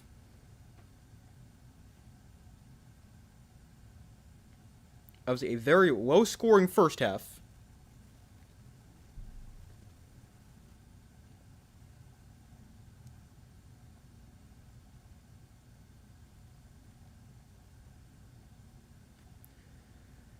For the Seahawks, Sam Darnold went 9 for 22, 88 yards, no touchdowns or interceptions or sacks. But definitely not his best game, only 9 for 22, which is, what is that? It's a 40.9% completion percentage, so definitely not great. But I mean, it's still good enough for the Seahawks to be winning. But 88 yards, no touchdowns or receptions. Then on the ground for the Seahawks, they ran the ball fairly effectively. Kenneth Walker in his first half, 14 carries, 94 yards. The 14 first half carries is a lot.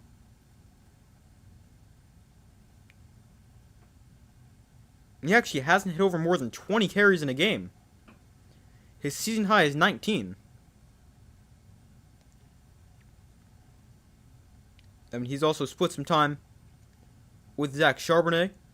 They like to rotate them, although obviously Charbonnet tore his ACL earlier in the playoffs. But the career high for Walker is 29 carries, which he did week 18 of his rookie year against the Rams, running it 29 times for 114 yards.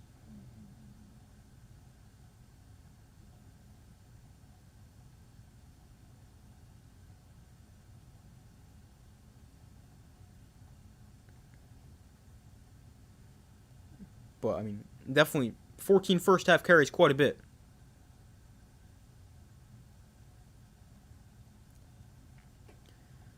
But then outside of Kenneth Walker on the ground for the Seahawks, George Helani ran it 2 times for 6 yards. Rashid Shaheed 1 carry for -5 yards. Then receiving for the for the Seahawks, Cooper Kupp 4 for 44, AJ Barner 2 for 27. George Helani 1 for 7, Kenneth Walker 1 for 6. Jackson Smith-Njigba had just 1 catch for 4 yards on 7 targets. And Shaheed got targeted twice, but no catches.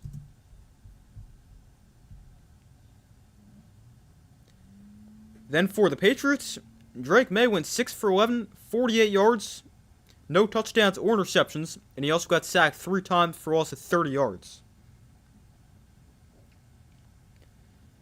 Then on the ground for the Patriots, it was not very good. 7 carries, 23 yards for Ramondre Stevenson, 2 carries, 10 yards for Drake May, and 2 carries, 0 yards for Travion Henderson. Then receiving for the Patriots, Kayshon Boutte 1 for 21, Demario Douglas 2 for 17, Ramondre Stevenson 1 for 7, Stephon Diggs 1 for 5, and Mack Hollins, Hunter Henry both targeted but no catches. And then Travion Henderson 1 catch for -2.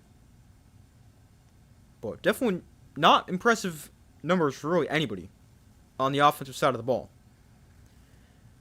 Then as far as team stats go, 10 first downs for the Seahawks, 4 for the Patriots. The Seahawks went 3 for 9 on 3rd down, Patriots 2 for 7. Neither team attempted a 4th down.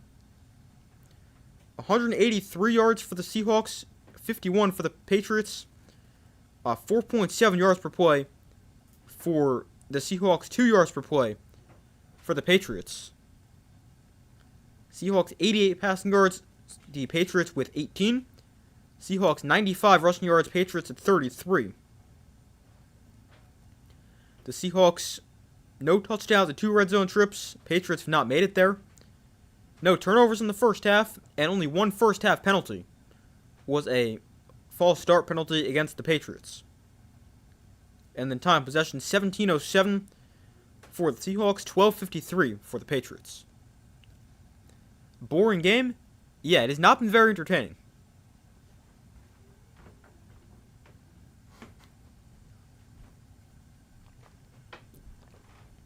I definitely hope we see a lot more points in the second half.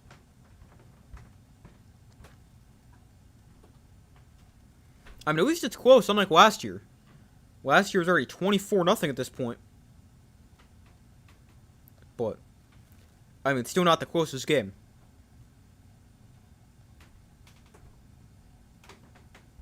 Give me 1 second, just to look something up real quick.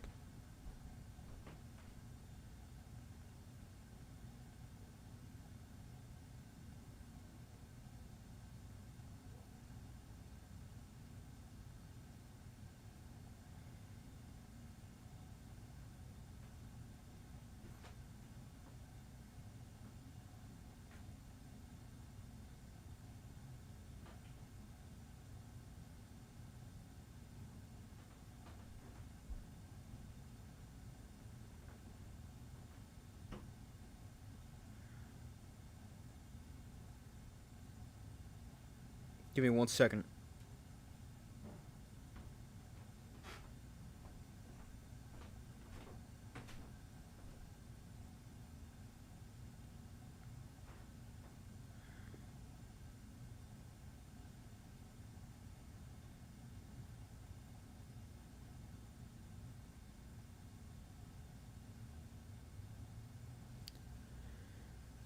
I kind of felt like it would be a defensive struggle, which actually favors the Patriots.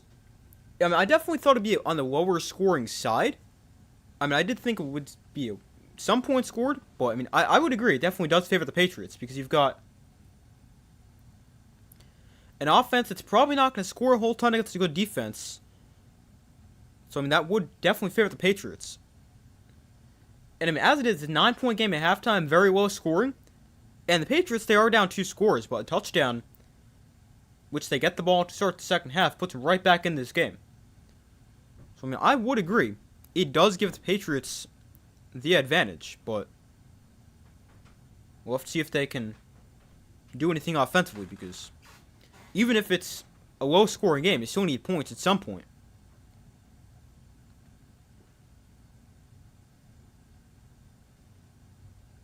And so far, they have not done that. Now, I mean, the offense for the Patriots hasn't necessarily done a whole ton in the playoffs so far. Like last week, they scored 2 weeks ago, they scored just 10 points. They had 7 at the half against the Broncos. They had 21 at the half against the Texans. And against the Chargers, they had 6 at the half.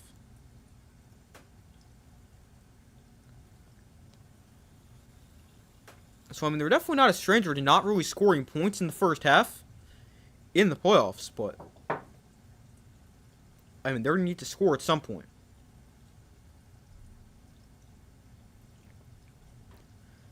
Like, the Patriots' lowest point total in the regular season was 13 back in week 1. When they lost to the Raiders.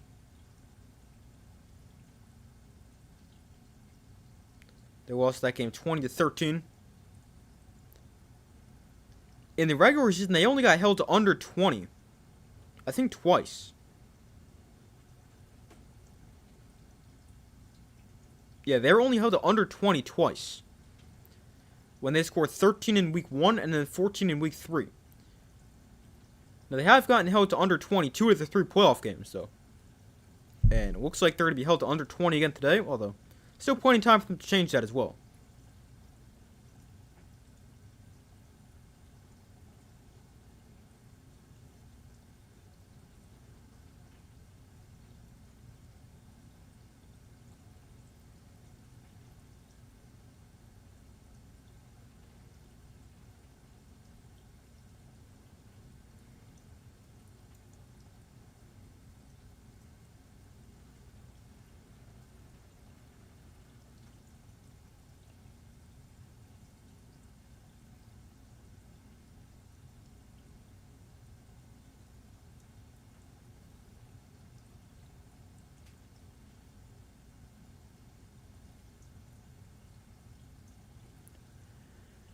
But so far, results in the poll, 63% of guys said the Seahawks will win, 37% have said the Patriots. So be sure to vote if you've not already done so. I mean, still a game that can go either way. We've seen, obviously, some big-time comebacks in the Patriots, or in the Super Bowl, the most notable, obviously, by the Patriots. Came back down 28-3 against the Falcons, obviously.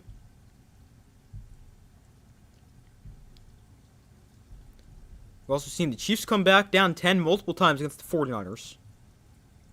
They came back down 10 against the 49ers in 2024 and 2020. They're also down 10 against the Eagles in 2023. Patriots, they were down 10 against the Seahawks in the first meeting 11 years ago, and they won that game 28-24. They were down 24-14 in the fourth quarter there, and then scored the final 14. So, I mean, there's plenty of time for them to come back. They're only down 9. But, I mean, I think if you're the Patriots, the thing you'd worry about more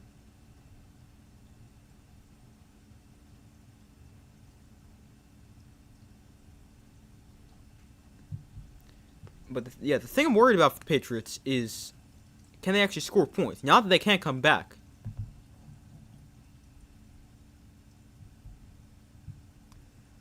Halftime show is so mid. I'm not listening to it. I don't got the volume on. But I have... So I don't know if it's good or not.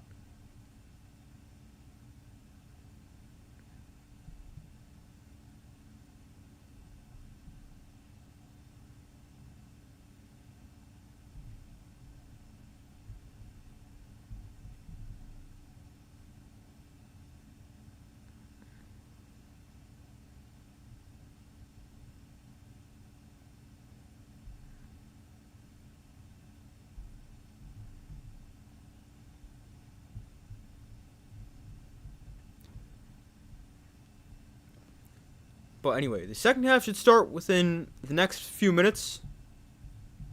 I don't know how long the halftime show is supposed to be. I think it starts like 13 or 14 minutes.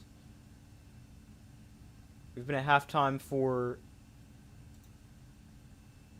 Won't tell me how long.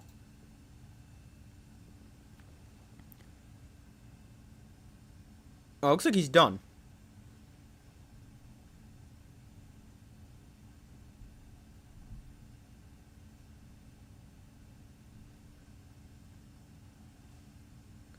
Alright, so the halftime show is over, so I'd assume second half will start in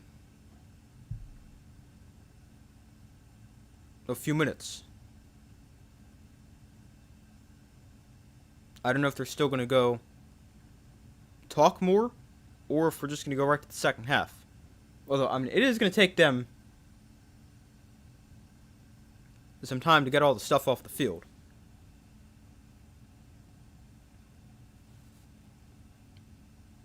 Well, this is interesting. Just saw this. Schefter just reposted this.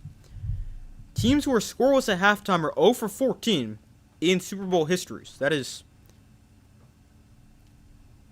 definitely not on the side of the Patriots.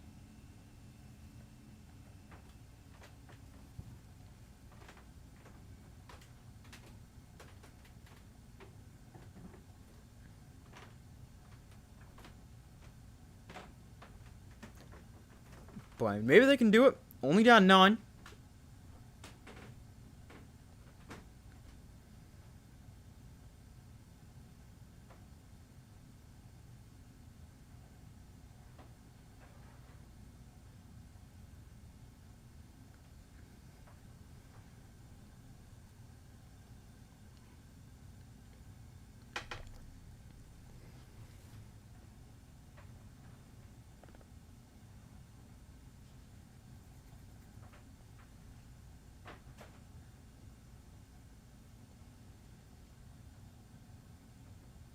But sorry, I just have no idea what to say anymore. I'm out of stuff to say at commercial.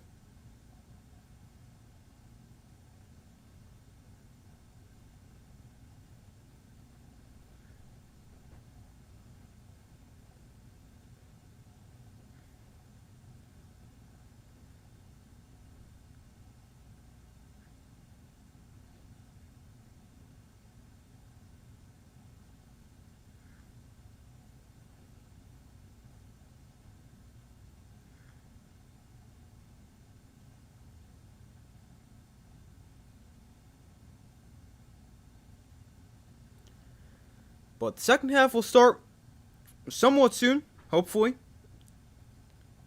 Because I'm out of stuff to say at halftime.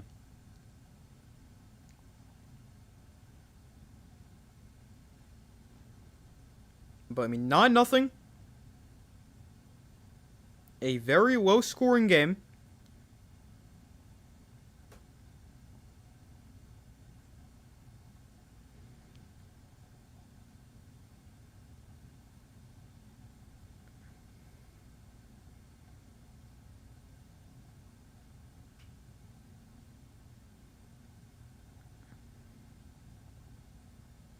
Hold on one second. I'm going to pull up the stats from the Patriots-Rams game. See if I can find some halftime stats from that game.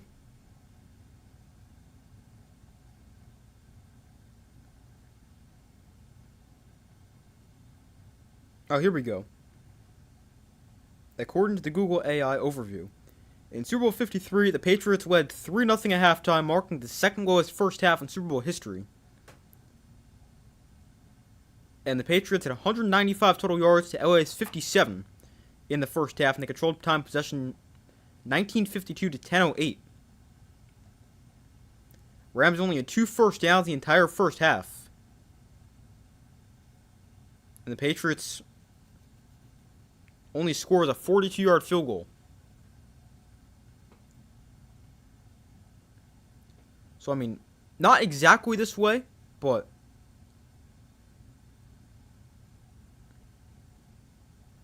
right, exactly like this game, but somewhat similar. Right now, the Patriots at 51, Seahawks at 183. So, okay, it is kind of similar. That score is 3-0. This score is 6-0.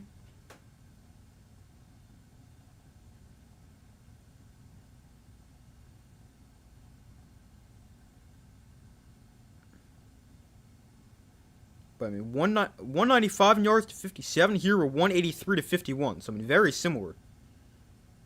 Rams with 2 first downs in the half. Patriots have 4 here in this first half.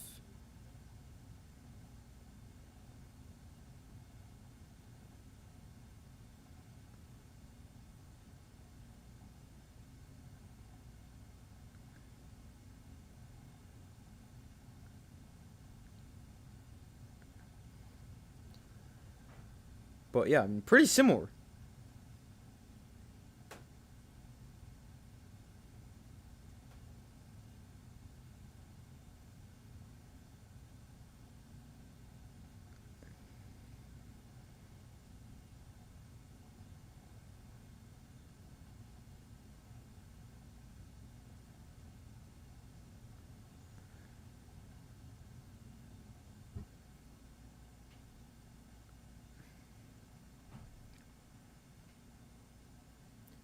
But I think the second half going to start as soon as they come back from commercial. I'm just going to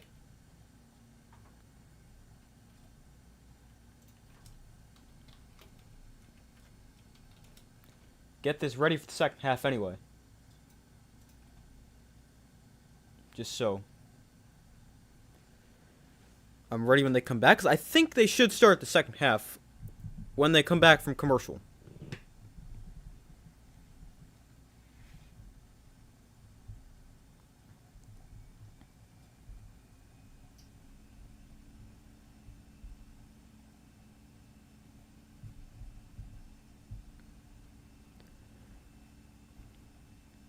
Because they were just at the studio type desk, which is obviously not in the studio, it's at the stadium, but they're at the desk, and I don't think they got all the stuff off the field, so they should be back from commercial. Sorry, back from halftime as soon as they're back from commercial break here.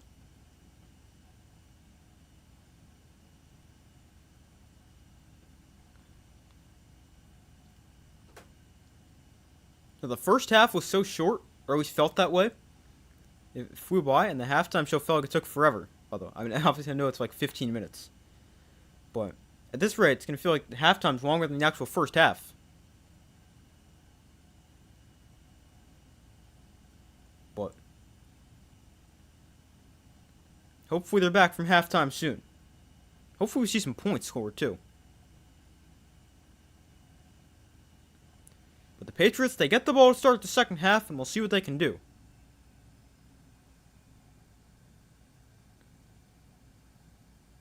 I mean, they got to find a way to protect Drake May. That's number one. Got sacked 3 times in the first half. Just can't be giving up that many sacks and pressures.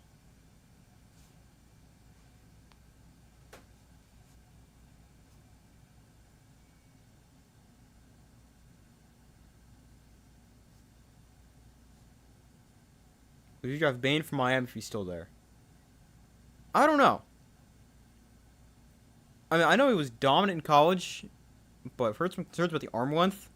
Although, I mean, that doesn't always make a huge difference. I would say probably no. Because, I mean, defensive line also wasn't a huge need for the Giants. I would say probably no, but I would definitely think about it.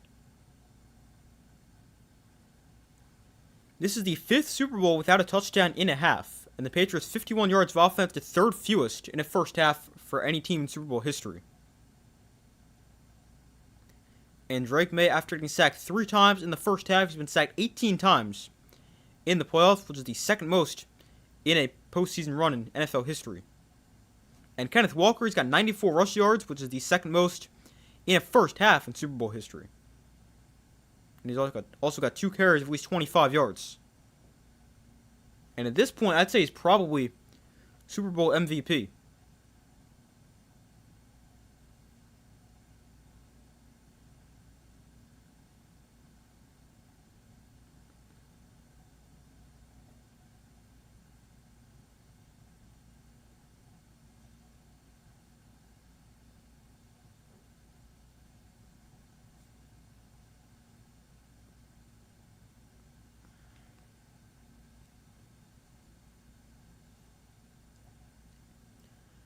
But the second half should start within the next couple minutes.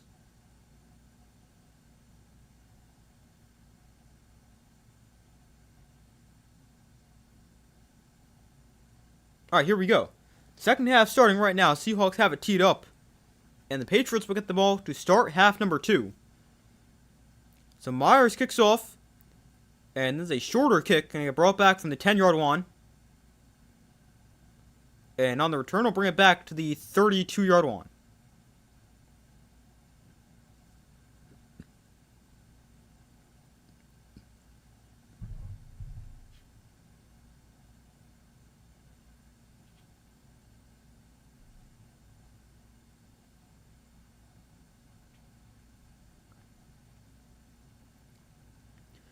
But the Patriots with the football here to start the second half. Let's see what they can do.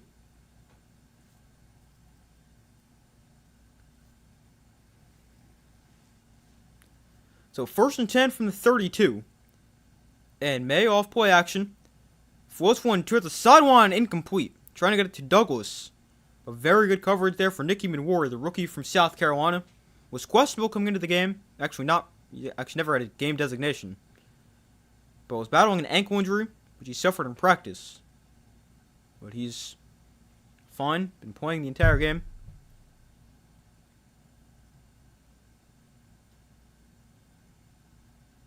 He's had a really good rookie year.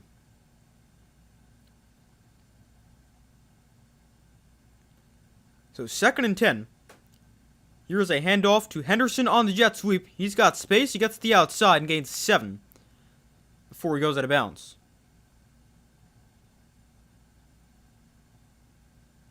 It's a nice run right there. What is now 3rd and short for the Patriots.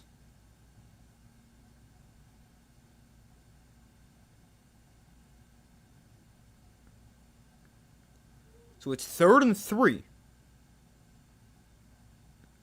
Patriots are 2 for 7 on 3rd down.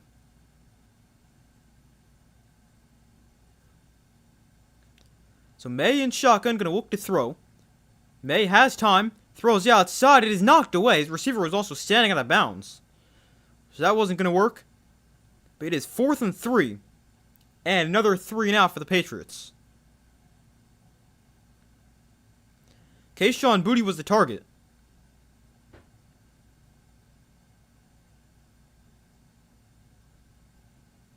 I mean, he ended up out of bounds, so it wouldn't even matter if he caught the ball or not. But the Seahawks defense forces another 3 and out for the Patriots. So here is the 6th punt of the game. And there might be a penalty here. No flag out, though it seems like somebody might have come across the line early. But it got fair call at the 9-yard line.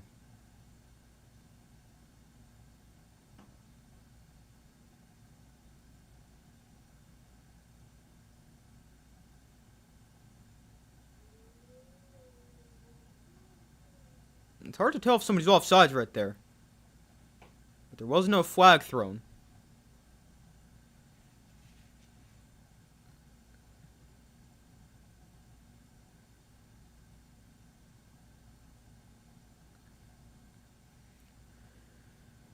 So the Patriots end up going 3 and out, and the Seahawks have it back here at the 9-yard line. Let's see what they can do. Darnold under center, Walker the back, and they hand it off to Walker, and Walker are going to gain 2 on the first down carry as he gets to the 11-yard line.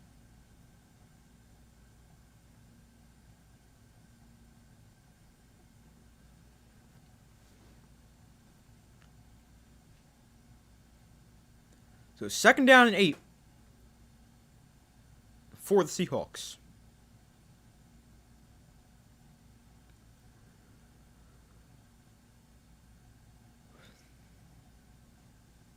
So Darnold in shotgun, going to back to his left. Barner across the formation. Darnold going to look to throw. Darnold gets pressured. Throws over the middle. Is called for a first down as he gets it to the 26-yard line to Rashid Shaheed. Makes his first catch of the game. And a first down.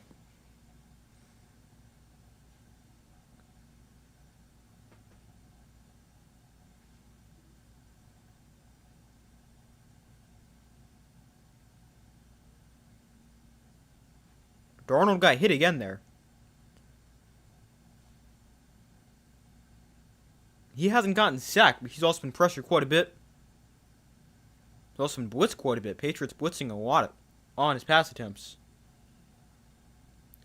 1st and 10, Darnold to throw here. And he throws quickly, caught by JSN on the slant. And he gains about 17 yards on the catch and run. Nice throw and catch right there. Just the 2nd catch of the game for Jackson Smith-Njigba. 2nd catch on 8 targets.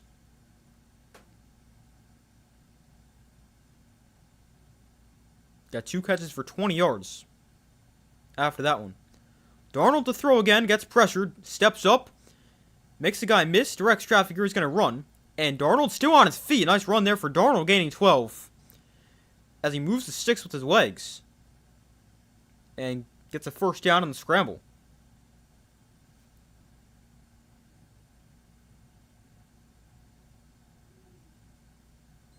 Milton Williams got pressure, beating the rookie Ray Zabel on the inside. But Darnold does a good job with his legs. He's done a good job today. Avoiding sacks. And running for first downs. Here they go to the ground. Walker up the middle. And he bounces off a defender. That's Milton Williams bounced off of. And he gains about 3 on the play.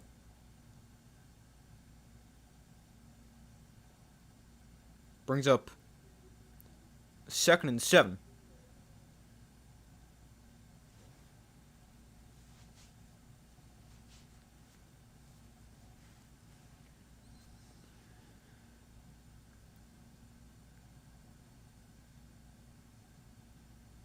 So 2nd and 7. 10:55 to go in the 3rd quarter. It's been a good drive for the Seahawks. They're now inside Patriot territory in the 43 after starting inside their own 10. Darnold to throw. He sets up the screen here for Walker. Gets a block. And Walker down the sideline. Out of bounds at the 23-yard line. Nice catch and run there for Kenneth Walker. That puts him over 100 scrimmage yards on the day. And a really nice catch and run for Kenneth Walker.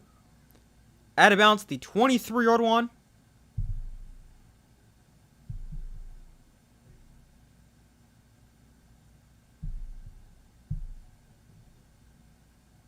Got a couple of nice blocks there. And a nice play on the screen. Walker, 99 rush yards, 26 receiving yards. Walker gets it here to the right side. And this time not much space. As he runs out of space. He's out of bounds after getting just a yard.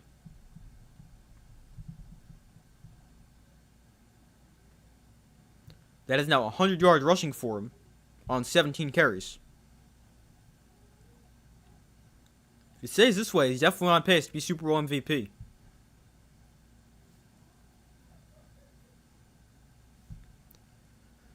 So 2nd and 9.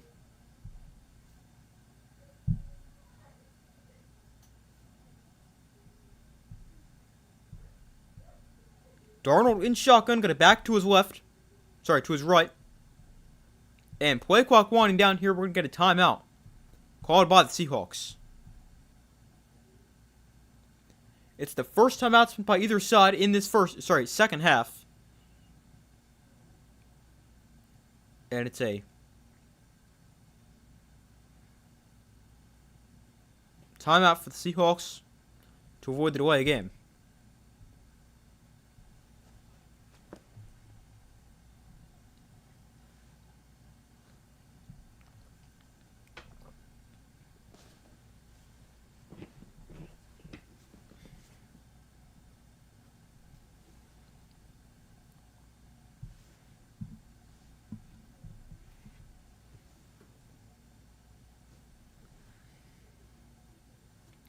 So 2nd and 9 after the timeout.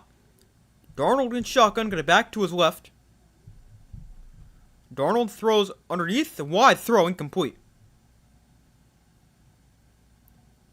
Brings up 3rd and 9.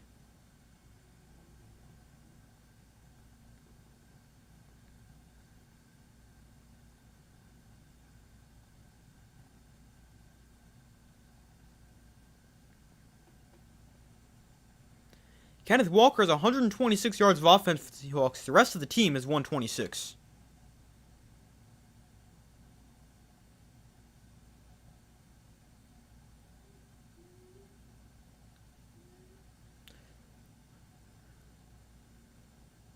Darnold throws outside, incomplete. Wow, he had Kupp, just threw it a little too far to the outside. But he had to rush that throw with a lot of pressure in his face.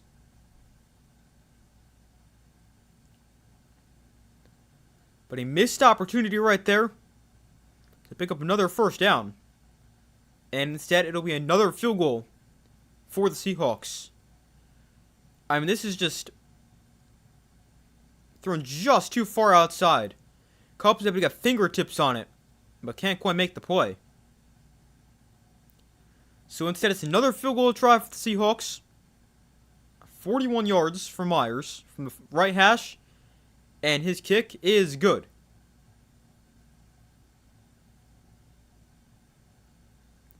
And Jason Myers now ties the NFL record for most field goals made in the Super Bowl with 4. And he's now 4 for 4. And Seahawks are up 12-0. We have actually seen the Seahawks win a game this year where they have not scored a touchdown. That came in week 15 against the Colts. That was the first game Philip Rivers came back for.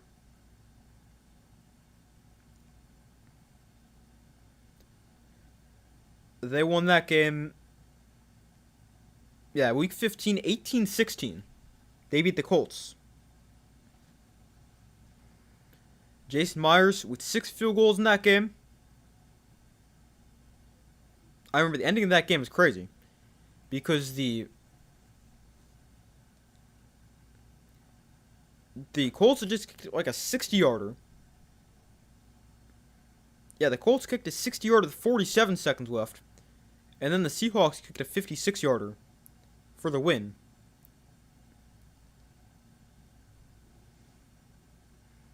But they won that game 18-16. And Jason Myers went 6 for 6. In that game, long of 56.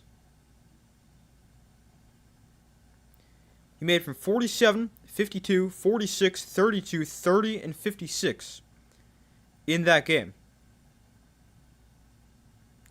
So far today, he's made from 41, 41, 33, and 39. So obviously a lot closer today. But still a lot of field goals for the Seahawks.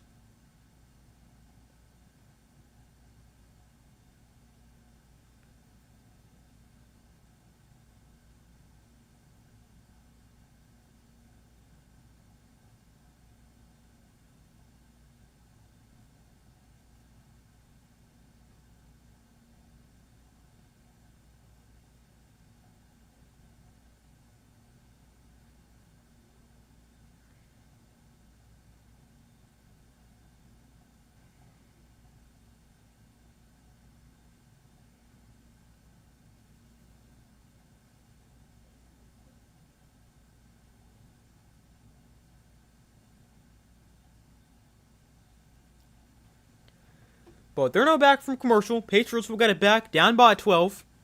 Still plenty of time remaining. Obviously, we're still in the 3rd quarter.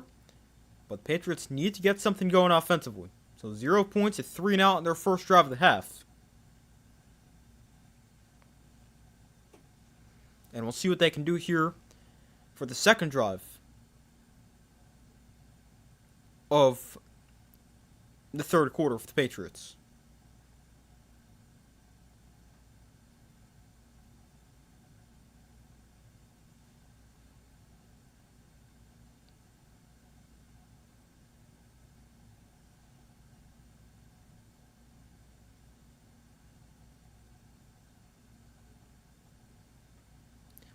So the Seahawks have it teed up. Patriots will get it back.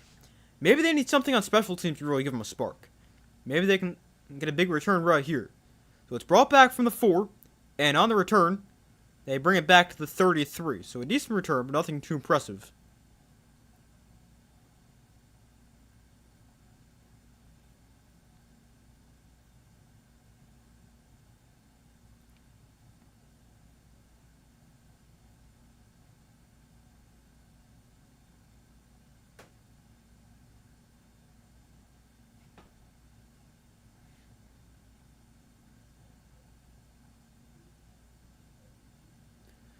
So 1st and 10 from the 32. May under center, Henderson the back. He's also a guy who can change the game in one play. They toss it to Henderson to the left side. Henderson gets a block, and Henderson a nice run. He got 9 there. And brings up 2nd and short.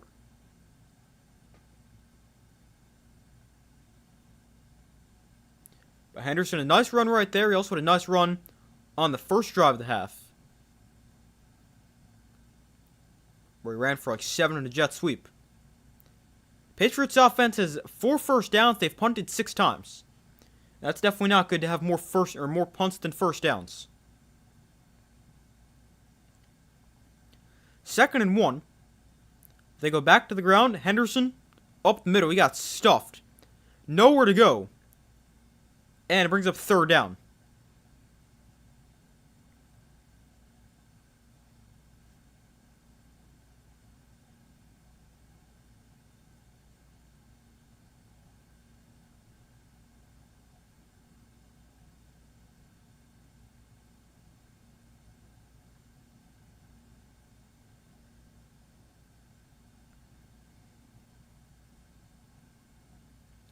So it's now 3rd and 1.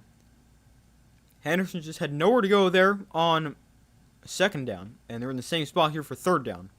May to throw. He's got time. Now time runs out. May throws that is low and incomplete.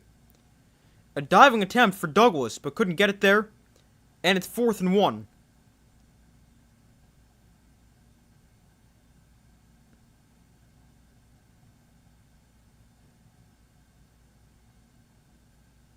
I mean, May had some time right there. But then time eventually ran out. And just not a good throw there for Drake May. I mean, when he's got some time, that just can't happen. So the Seahawks will now get it back. 4th and 1. The punt is away. And Jaheed calls fair catch at the 18-yard line.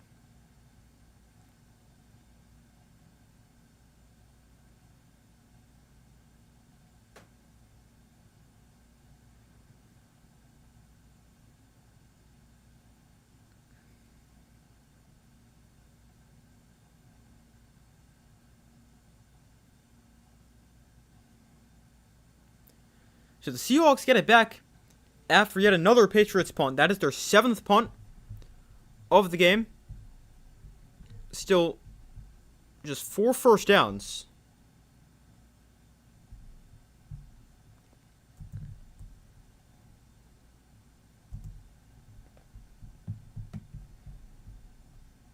That is a back-to-back 3 and outs to start the second half for the Patriots.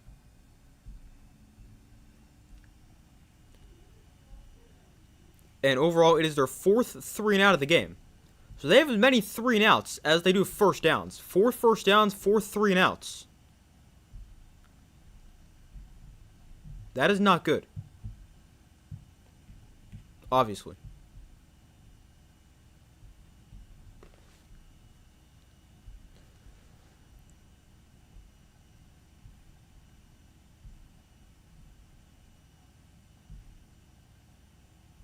Patriots, they've punted 19 times in the playoffs.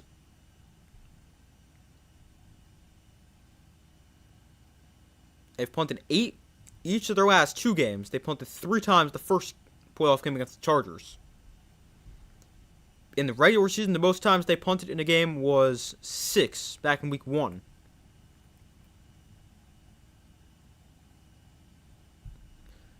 But I mean, at least their punter is having a pretty good game, because he's about the only player for the Patriots outside of Christian Gonzalez who's having a nice game.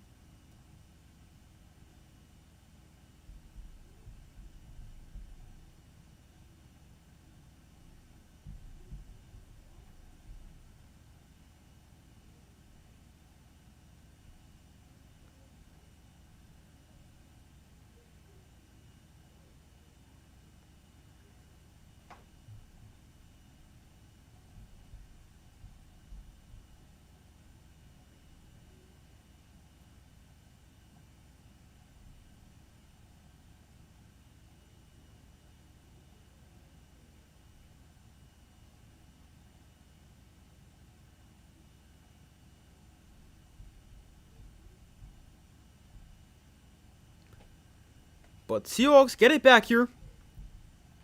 Up by 12. Got points on their last drive, and we'll see what they can do on this upcoming drive.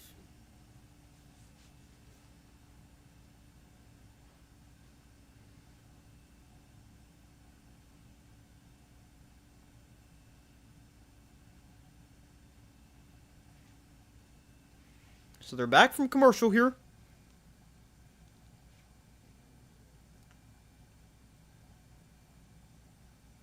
So far, I agree with kicker MVP. I mean, it's really not that crazy to think about. The only player I'd really give it to right now over the kicker would be Kenneth Walker. He's had a great game. Darnold to throw here, steps up into pressure, and he goes down for a sack. Milton Williams got pressure all game long. He finally gets a sack right here. And Darnold goes down for the first time today.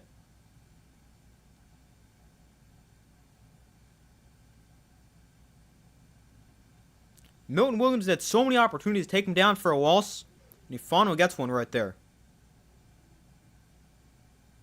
He's a guy playing in the Super Bowl for the 2nd straight year. Was with the Eagles last year, and had a really good game in the Super Bowl, too. Earned himself a big contract with the Patriots, and now he's got another sack in the Super Bowl.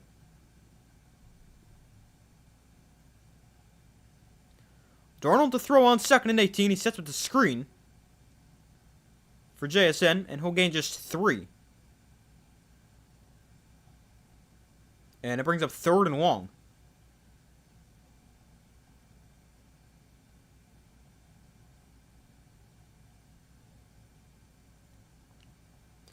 Oh, JSN actually hurt his ankle, looks like. It was a little slow to get up, and he's limping over on the sideline a little bit. He's got some kind of right heel injury. Right foot, right heel.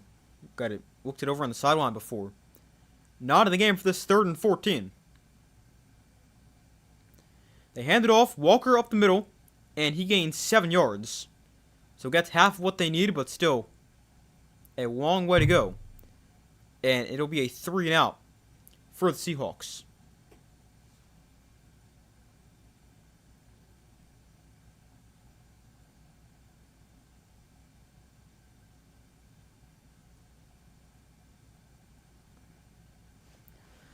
So the Seahawks will kick it away. Marcus Jones, dangerous returner back deep to receive. I talked about maybe a big return can spark the Patriots before on the kickoff. Maybe a punt is a better opportunity because you got Marcus Jones, one of the better returners in the NFL. Maybe the best returner in the NFL. So the punt is away, and Jones will field this at the 33. He'll spin away from a guy, and trying to get to the outside. Jones down the sideline. Flag is down, so it's probably going to come back, but a pretty good return right there.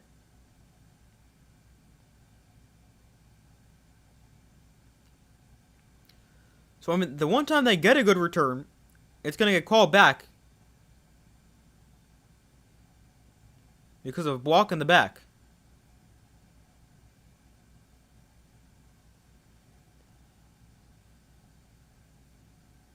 So, a block in the back wipes off a good return. And the Patriots still 0 on the scoreboard. They're down 12-0. And they're starting at their own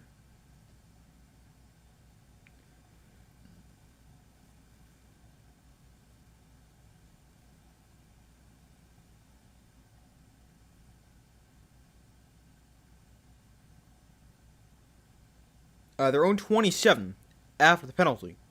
It was originally a 19-yard return, but got wiped off after the penalty, and instead of starting inside Seahawks territory, they've got the ball on 27.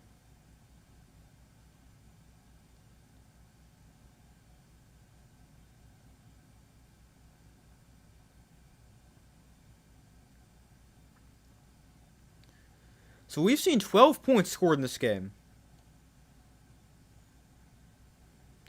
And we have seen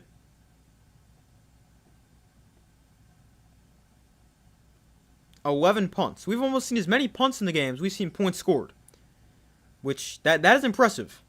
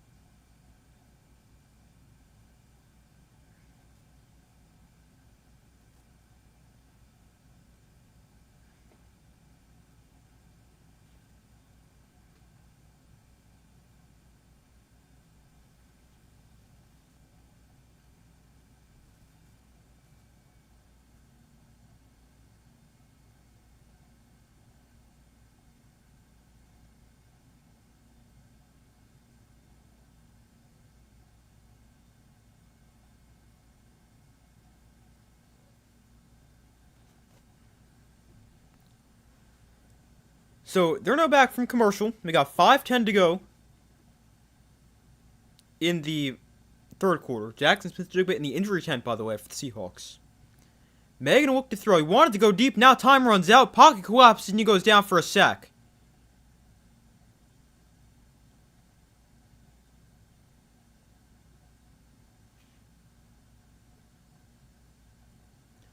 So May goes down for another sack, his 4th of the game.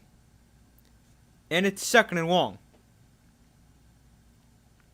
Looks like he wanted to go deep. He also had an open receiver on the right side for a gain of about 10, but just does not have time. The story of today's game. Going to throw it again. Again, he's pressured, but he gets a throw off here. It's caught by Mac Hollins. And he gains about 8 and brings up 3rd and 4.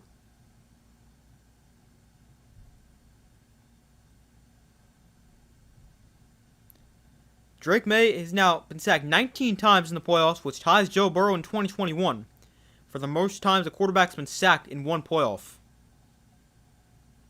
That's a lot.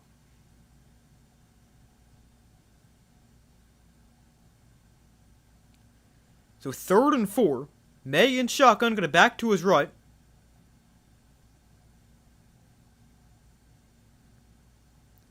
May to throw. May has time, throws off the hands of Kayshon Boutte and incomplete. And this one probably should have gotten caught, but not a great throw for Drake May. A little bit off target.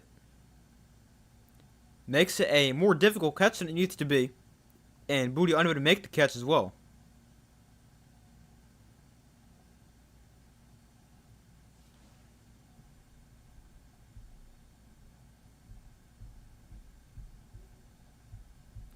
So here is another punt, the 8th of the game for the Patriots. And it's their 3rd 3 and out of the second half. And Shaheed calls fair catch at the I moved it to the 16-yard line.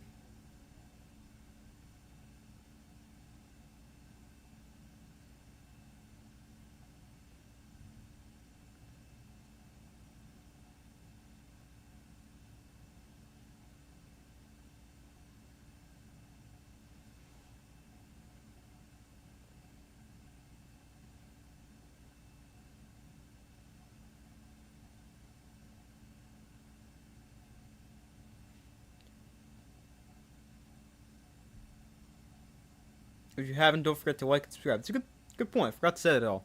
If you guys have not already done so, be sure to like the stream and subscribe. I much appreciate that.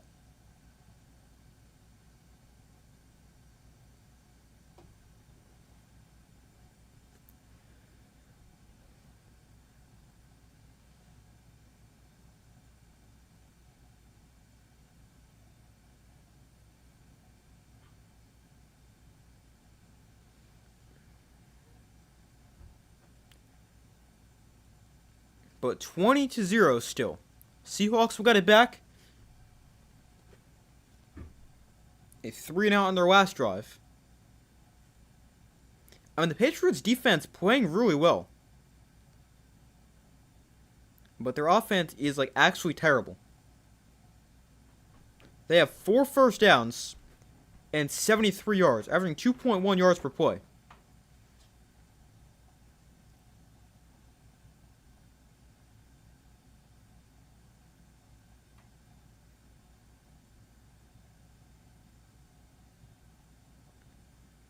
Oh, this is interesting. I just looked this up. No team has ever been shut out in Super Bowl history.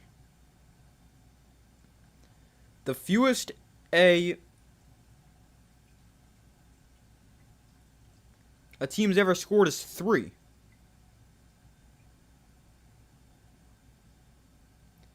Although there has been a game where the offense has never scored. The Giants in 2001, their offense was held scoreless, and their only score came in a kickoff return in a 34-7 loss against the Ravens. So there has never been a shutout in the Super Bowl.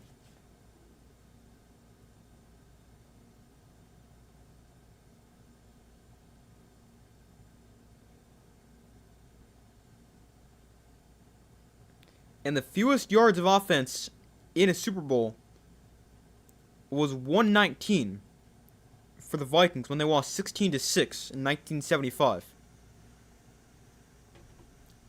Patriots could challenge them for that.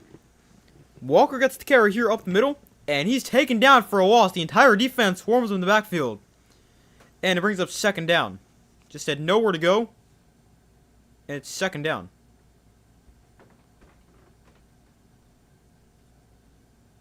Oh, Jackson Smith-Njigba headed to the locker room for the Seahawks. That is not good. Hopefully he's okay.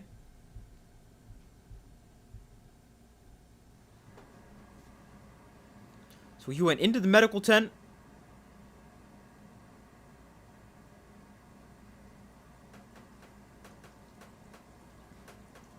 And they're going to take him to the locker room. 2nd and 12. His throw over the middle is knocked down and incomplete. It is now 3rd and 12.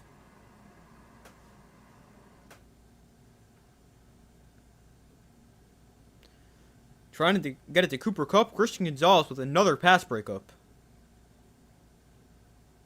He has played so well.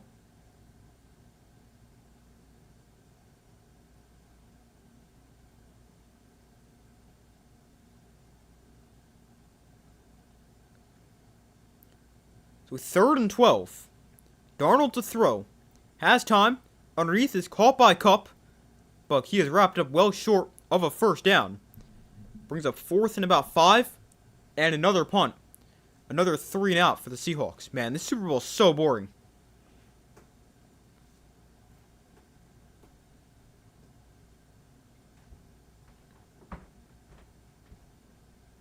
I thought this was supposed to be an actual football game, not just a punting contest. That's all it's been so far. So 4th and 4, here is another punt.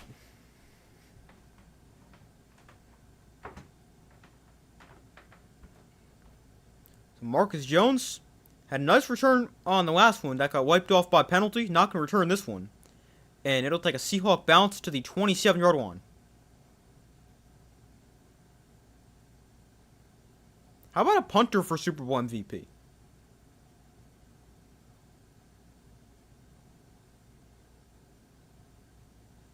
I mean, not quite, considering we have seen at least something.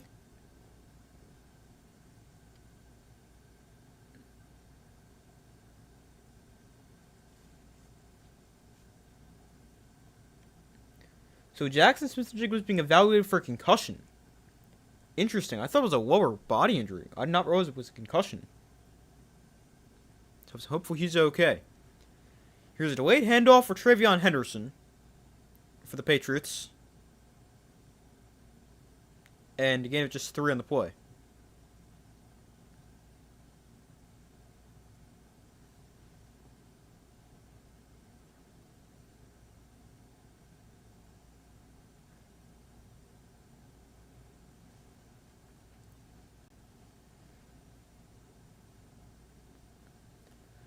So 2nd and 7. May, plenty of time. Now he gets pressure, rolls to his right. May on the run, going to keep himself. A flag comes down, and May is out of bounds after a gain of about 4 on the play.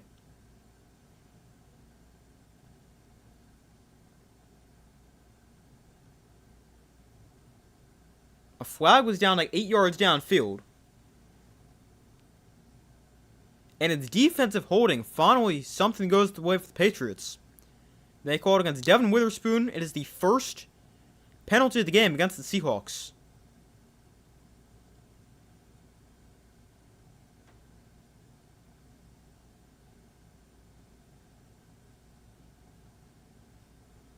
Holding is Stephon Diggs. Weird situation right there, because Diggs kind of turned into a scramble drill. Well, May was still in the pocket. That's why I got called.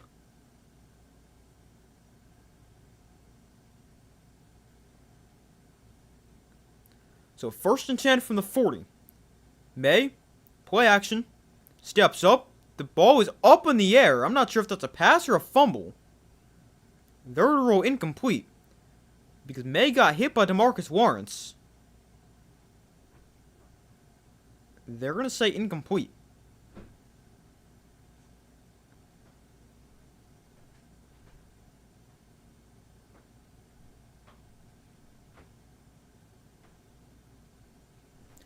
Will Campbell gets beat around the edge again on that play.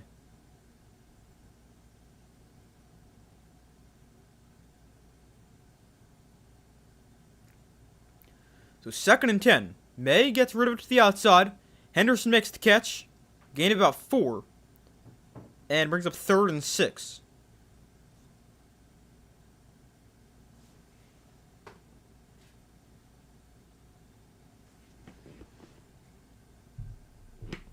Field goal kicker only points if stands with more impressive than punter. Yeah, true. Sorry, I saw you sent that a while ago.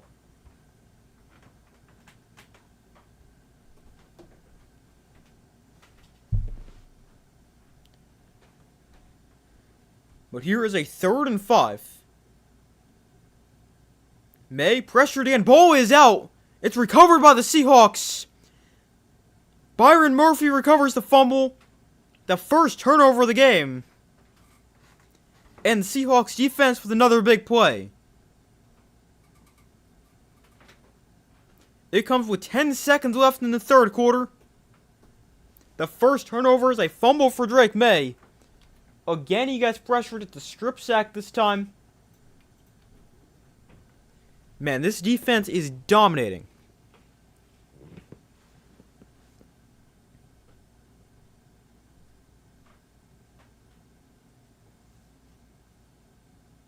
Derek Hall knocked it out. Murphy recovers.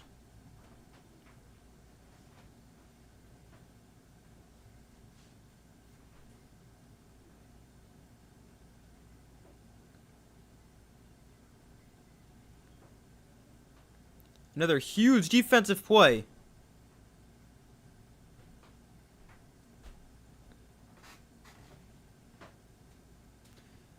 That's the 5th sack. for the Seahawks. Now the offense back on the field for Seattle, and Darnold with a quick throw to Barner, and he gains about 10 for a first down on the final play of the third quarter.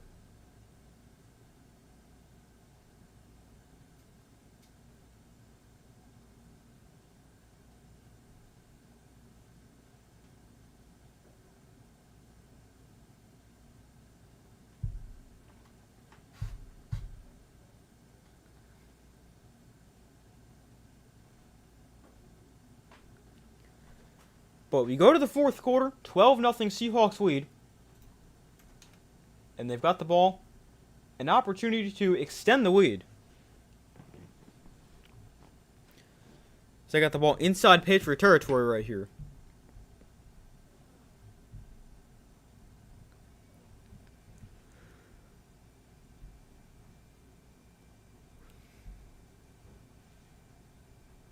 They've got the ball on the Patriot 26.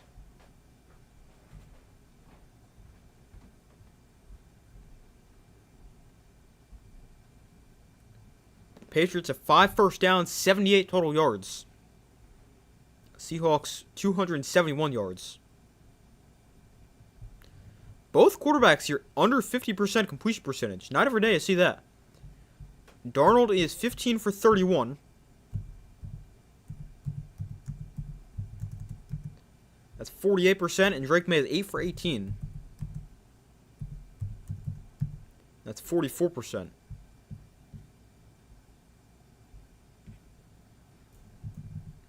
But not every day I see both quarterbacks under 50%.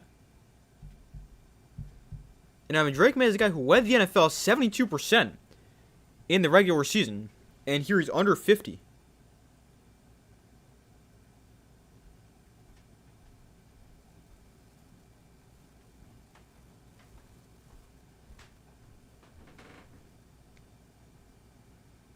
His low on the season. Actually, he was under 50 against the Broncos as well in the AFC Championship game, 47.6%. Which is his lowest on the season. In the regular season, his lowest was 51.6. His highest was 91.3, which is just insane.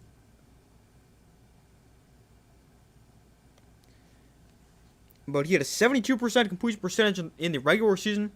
In the playoffs, that's down to 55.8.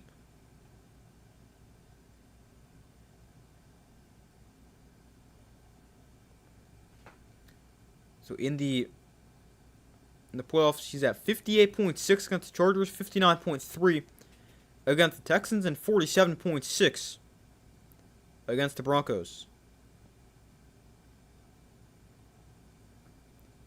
And I also just saw this. Drake May has now set the sack record. He's taken the most sacks by any quarterback in one postseason.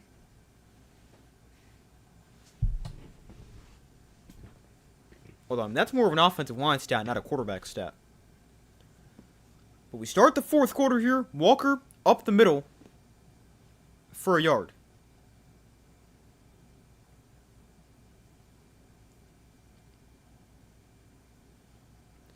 This is the second Super Bowl in history with 0 touchdowns in the first 3 quarters. The first one was the Rams and Patriots in Super Bowl 53. That game tied at 3 going to the fourth.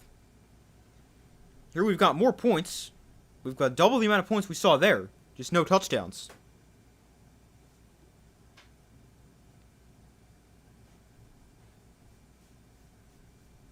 So 2nd and 9. Darnold rolling right. Throws downfield. It is knocked away. Trying to get it to Cooper Kupp. But it's incomplete. Brings up 3rd and 9.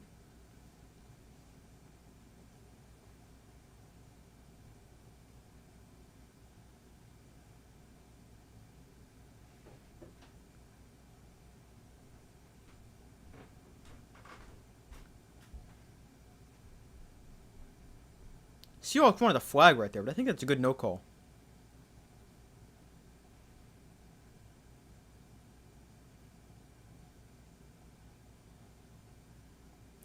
So 3rd and 9.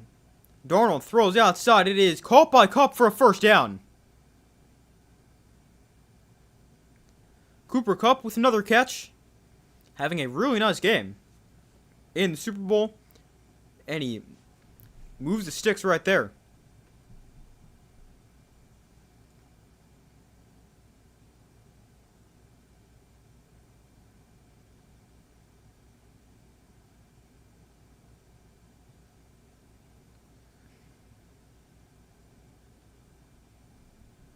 Kupp has 6 catches for 61 yards.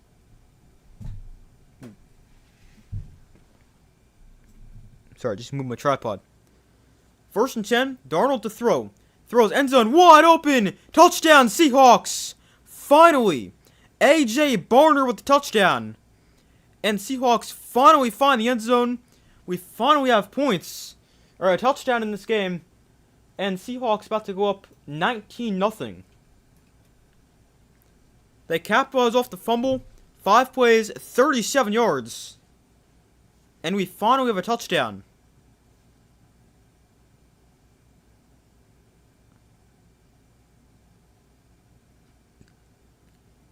Didn't think it would take that long, but we finally have one.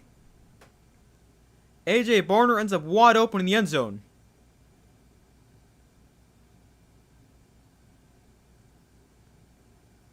And here's Myers for the extra point.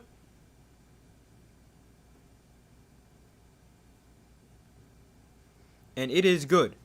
19-0. Seahawks lead. After we finally have a touchdown.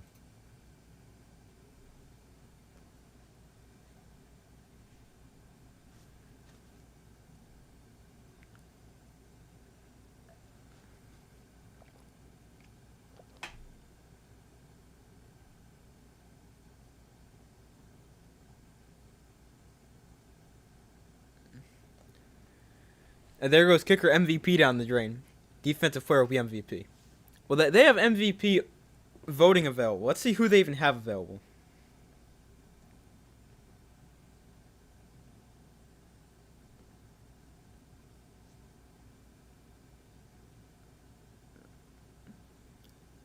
Seahawks deserve to win. They're from the better team.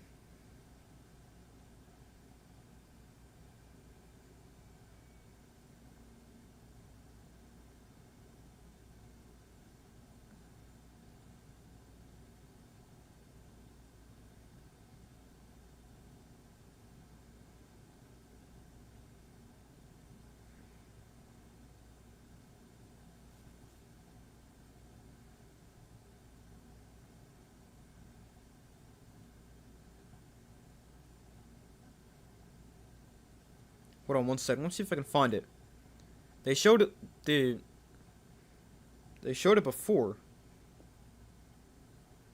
Oh, here we go. Patriots O-line is playing trash. Patriots should have forfeited an hour ago. Everyone in the O-line needs to be fired on the spot. Let them find their own way home. Yeah, I mean, it has not been good.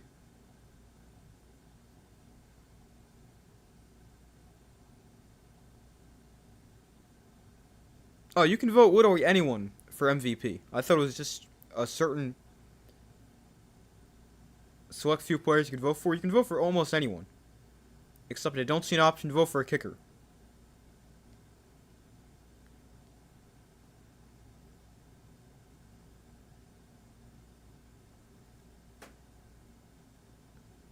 I mean, I would say probably Kenneth Walker MVP right now, but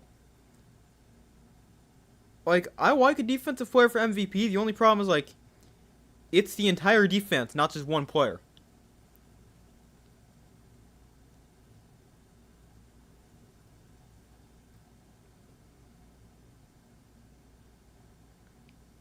Like, I mean, maybe you give it to Derek Hall, who's got 2 sacks. Or Byron Murphy, who's got a sack and a fumble recovery. I don't know. But it's very similar to last year, where the entire defensive line deserves to win MVP, but you can't give it to the entire defensive line. At this point, I wish the Patriots hadn't made the playoffs. I mean, I still think if I was a Patriots fan, I would have rather make it here as opposed to not even been here at all.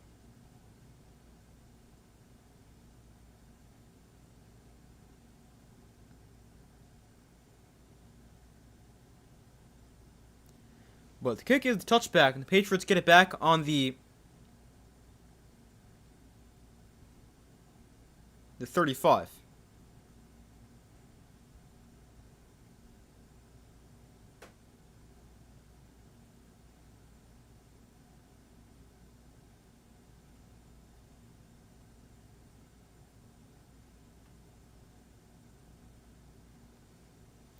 Drake May, he's been sacked 20 times, fumbled 7 times in the postseason. Both those either most or tied for most in a single postseason. May pressured again, able to roll to his right here, and May on the run. He can keep himself, and he's out of bounds after a gain of 7.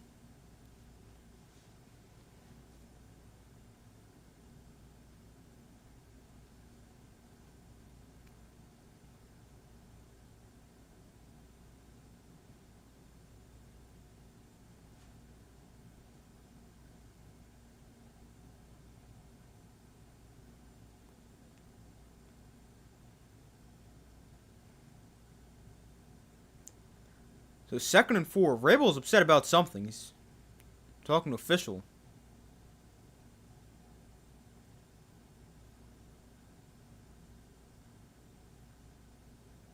We got play stop for some reason. Vrabel's still talking to official over on the sideline.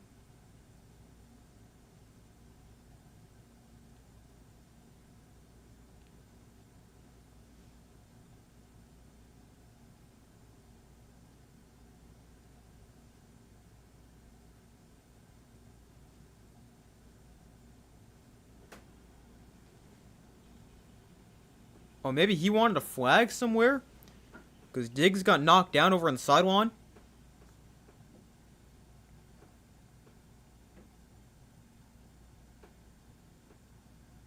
Oh, it looks like somebody threw a punch.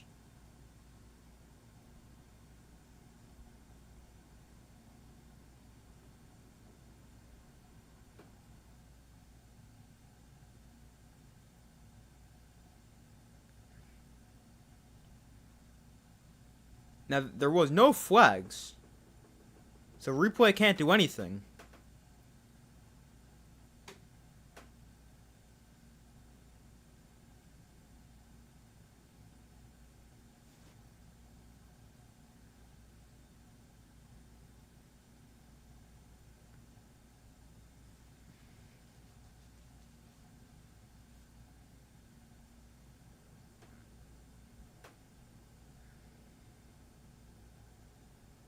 And there's also a fan who just ran on the field as well.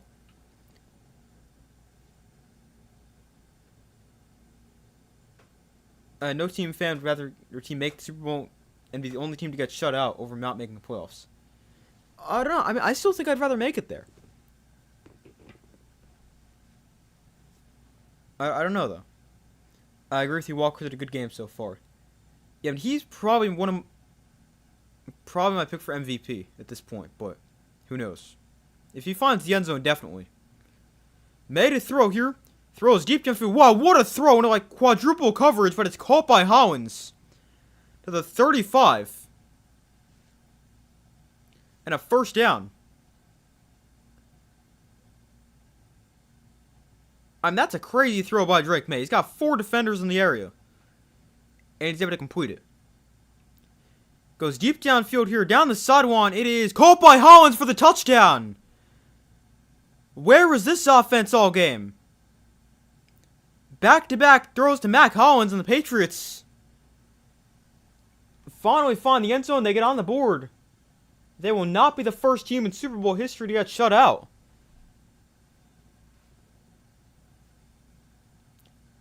Mac Hollins beats Tariq Woolen downfield. A nice throw and catch.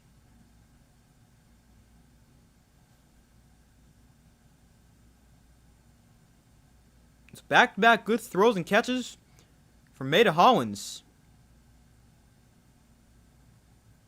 And the Patriots not done yet.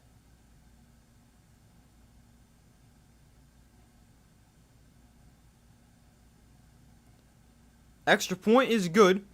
Makes it 19-7. Still time to go. I mean, a 12-point game.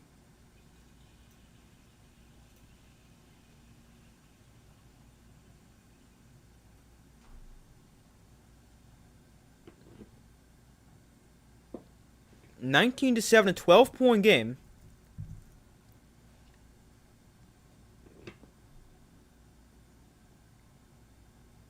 With how much time left?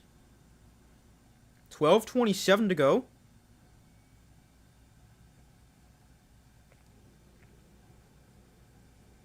That still seems kind of doable. I mean, you're going to need the offense to score.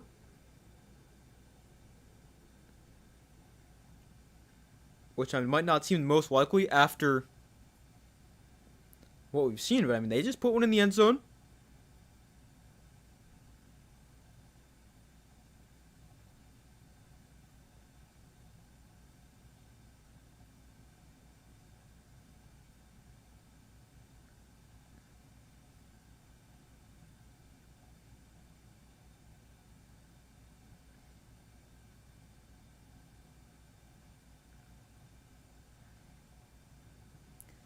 I mean, it seems somewhat possible. Still lots of time. Yeah, exactly.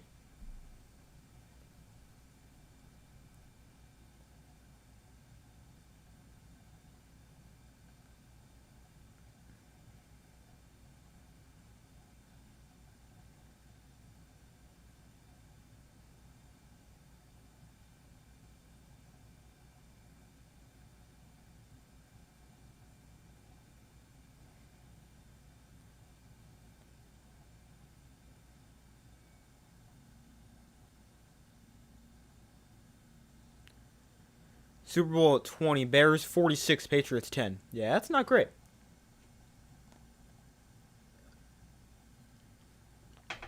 The Patriots might not look good, but at least it's closer than that game.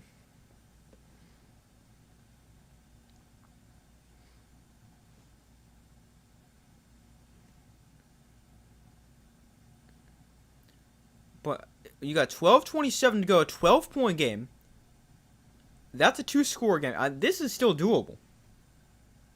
Like, I'm going to go look at the 28-3 game. I know that's a lot different. Down 28-3, it's a whole different, completely different. But that game went to overtime. The Patriots, they were down 28-9 entering the fourth. They were down 28-12 with 9:44 to go. So, I mean, they were down 16 with 9:40 to go. Right here, they're down 12 with 12 minutes to go. So, I mean, this is very doable. Not saying it's going to happen, just saying it's possible.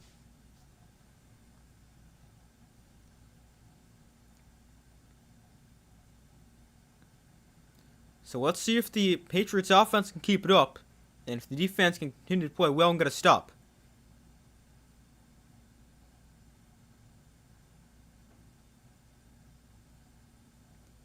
This is a shorter kickoff. Shaheed on the return from the 10, and he's tripped up to 31.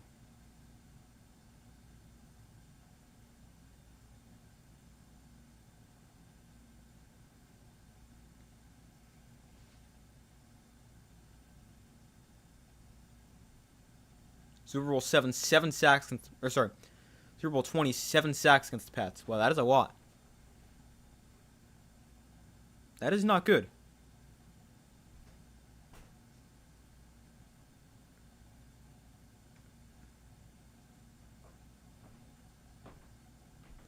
Oh, JSN is back over on the sideline for the Seahawks. That's good to see. Looks like he's been cleared to return to the game. Darnold rolling to his right here. Getting pressured, throws downfield, it is behind Shaheed, and he's going to make the catch, though. A nice play, and a first down. And JSN now re-enters the game.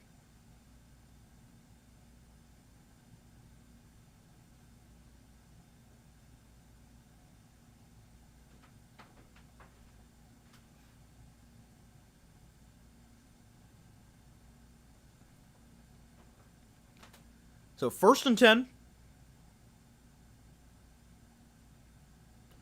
From the 42. Darnold under center. And here's a handoff. Walker up the middle. And he's stopped for a loss of a yard. Brings up 2nd and 11. As Walker loses a yard on the play. Patriots somehow pull this off for the win. Gonzalez deserves MVP. He's been playing lights out on that defense. He's been insane. I can agree with that.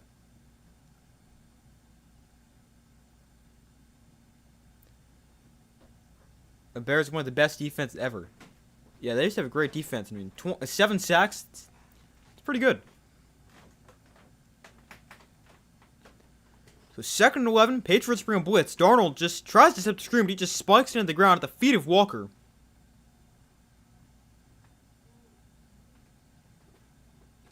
So the Patriots, back-to-back nice plays. They blow up the screen.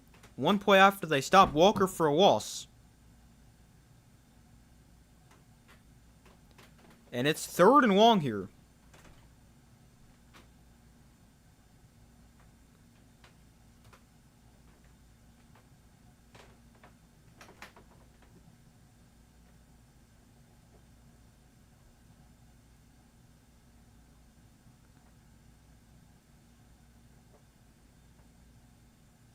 So it's 3rd and 11. Patriots show blitz, and they bring the blitz. Darnold goes way downfield. Shaheed behind the defense, but he overthrew him. Shaheed just can't catch up to it. Darnold throws it a little too far. And it's 4th down.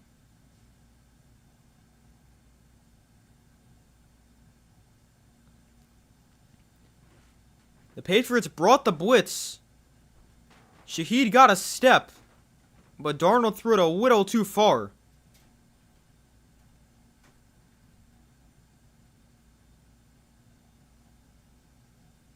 So it is now 4th and 11. And here's another punt. Patriots get some pressure on it, but it's way cleanly. And this one is going to take a Seahawks bounce towards the goal line. And it is going to be down at the 1. What a punt. The Patriots going to have to go 99 yards to repeat what they did last drive and find the end zone. What a punt.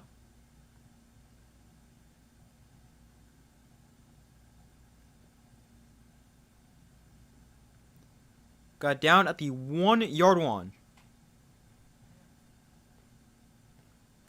Man, what a punt.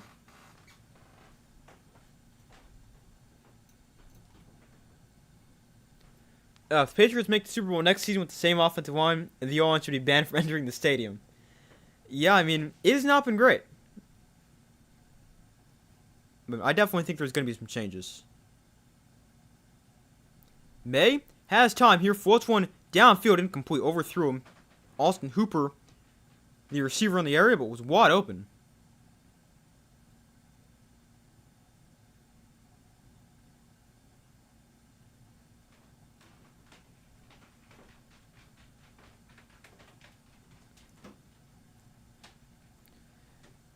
Oh man, Hooper was wide open here. There was nobody around him. And May just makes a bad throw. He's definitely not had his best game. May pressured, gets rid of it. To Stevenson, who's got space out of the backfield, hurdles the guy, and he's out of bounds after a gain of 12. That's a nice catch and run.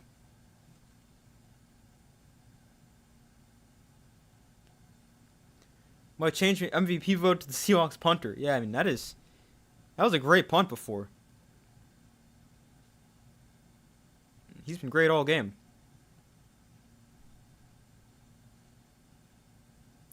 Made a throw again, got time, goes deep downfield, and this is triple coverage, and it is incomplete. Wow, Matt Collins does a great job breaking that up right there. I mean, he doesn't completely go into DB mode, but he does just enough.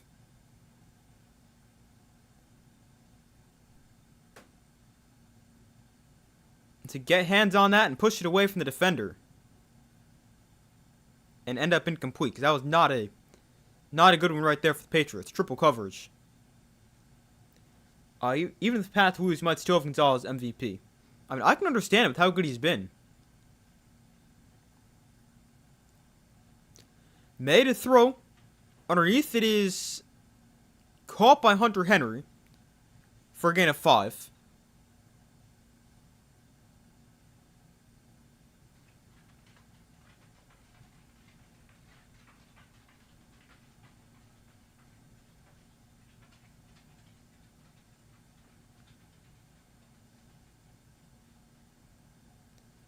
So it's now 3rd and 6.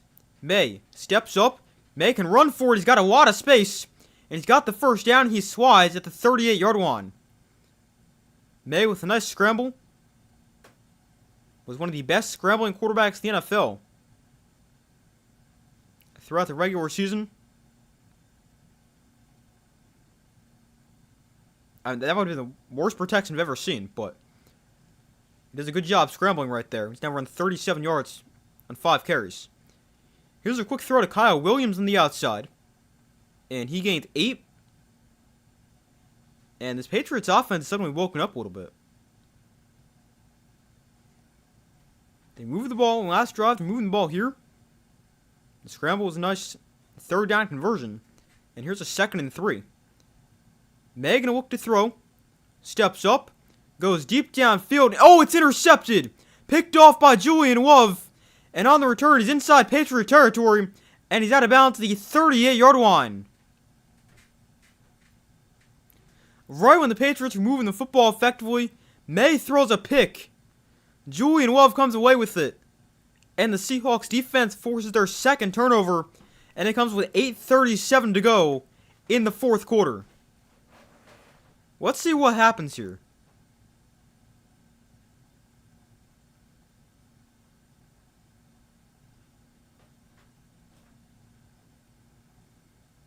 I'm really not exactly sure. The ball doesn't get tipped. He just throws it right to Julian Love.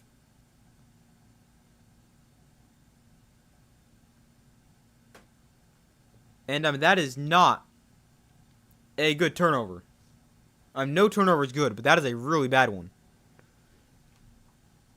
Because right when the offense moving the football, throw a pick. Here's a toss to Walker to the right side. And Walker getting to the outside, down the sideline, out of bounds about the 23-yard line.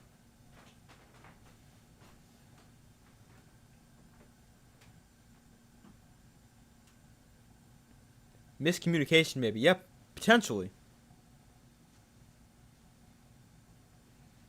Now, if you're the Patriots, you almost need a turnover right here.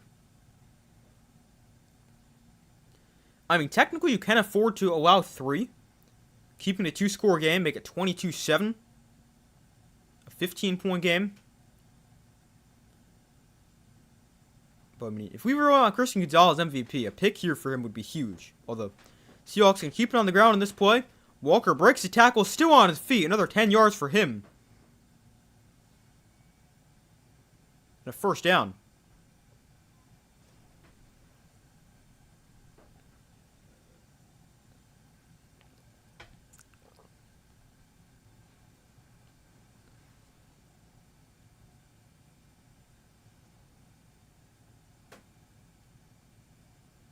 K9 going to be MVP. Yeah, I mean, he'd have my vote right now.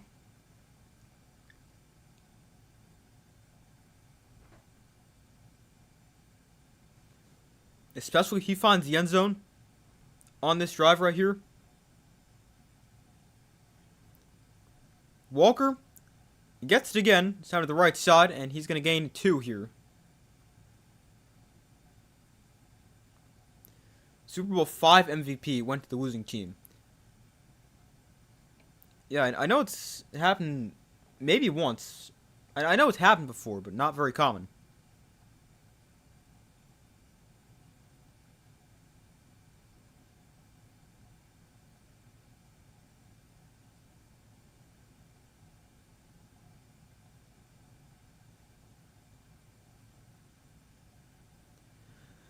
So 2nd and 8. Darnold hands off Walker again. Makes the guy miss in the backfield, stumbles, and he's taken down by the turf monster after a gain of a yard.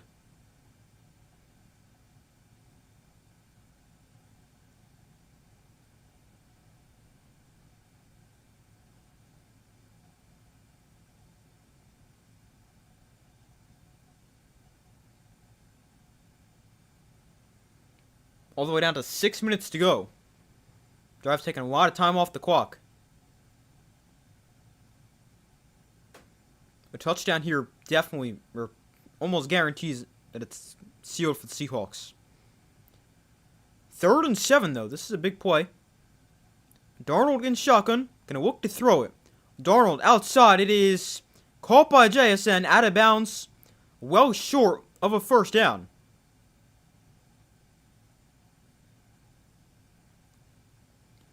.5:35 to go in the 4th quarter. And the Patriots call a timeout.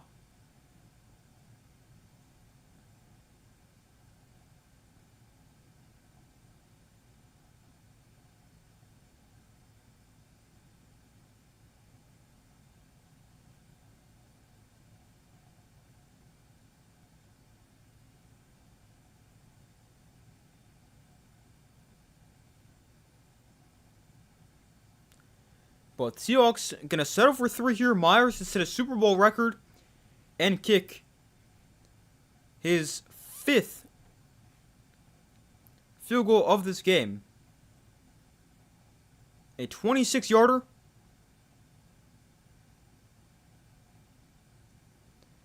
And Jason Myers from 26, right down the middle.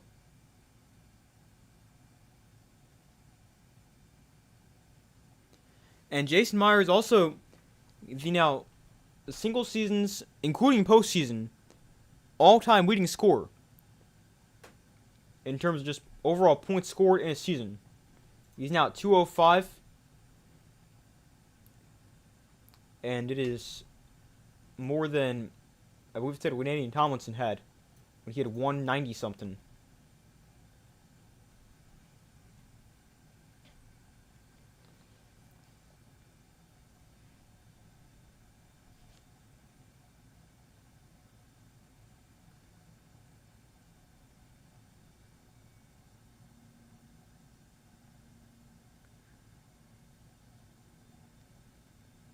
But, I mean, a 5th field goal, a Super Bowl record.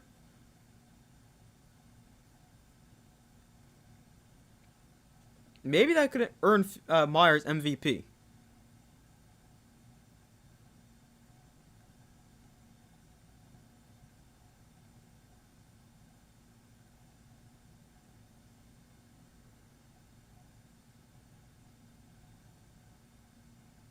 Yeah, Myers now has the record for most field goals made in a single Super Bowl game with 5. Breaks the tie of 4 players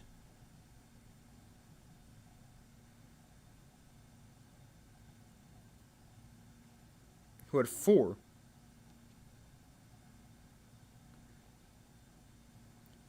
(15 of 22 by the kicker. Yeah, I mean, it is.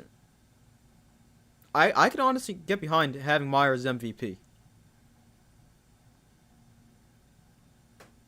I don't think it actually happens, but I mean, he set a Super Bowl record in field goals. He has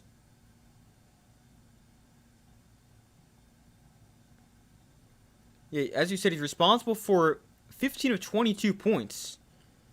I can get behind him for MVP. I mean, technically, he's even responsible for 16 because he kicked the extra point.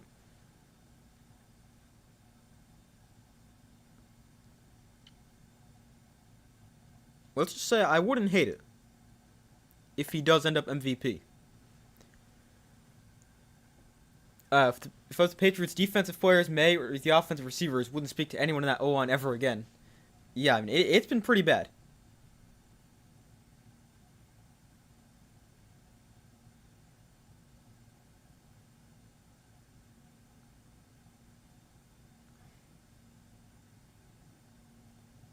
I mean, still technically doable here. 2-score game, 5:35 to go. It's possible.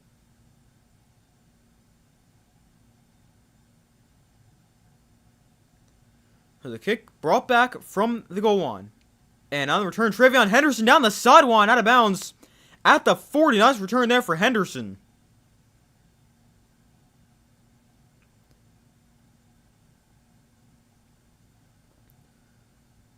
So 5:29 to go. You're down 15, so you're going to need a touchdown and You're going to need a touchdown and then a touchdown and a 2-point conversion.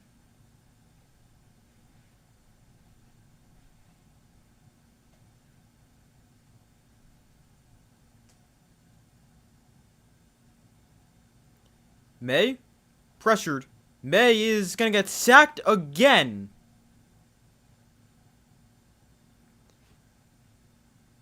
Byron Murphy with the sack. That is his second of the day. Maybe he's got a case for MVP. 2 sacks and a fumble recovered.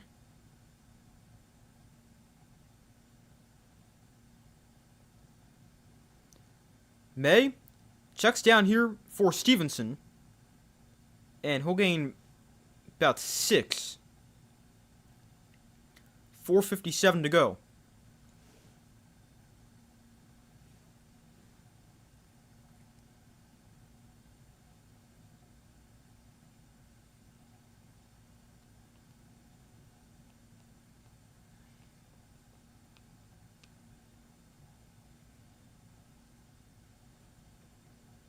So 3rd and 8.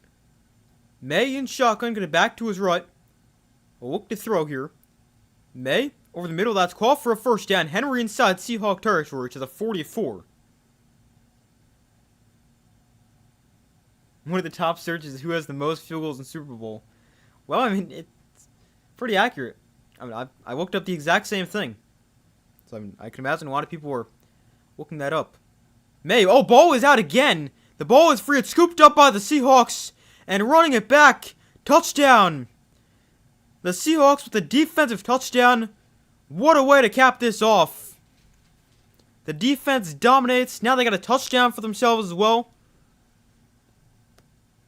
About to be 29-7.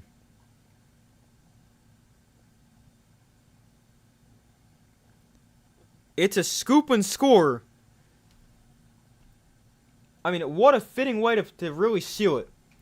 A strip sack for Drake May. The defense with another sack. A touchdown for the defense.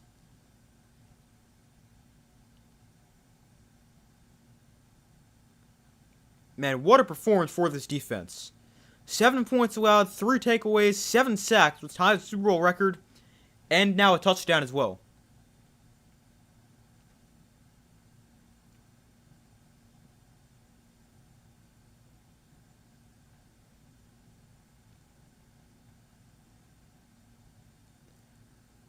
And the extra point for Myers is good. 29-7. What a performance for this defense.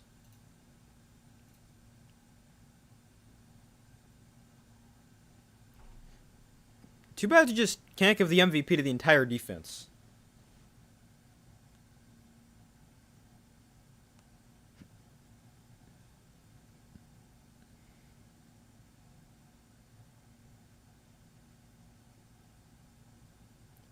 Witherspoon knocked it out, then it tipped right into the hands.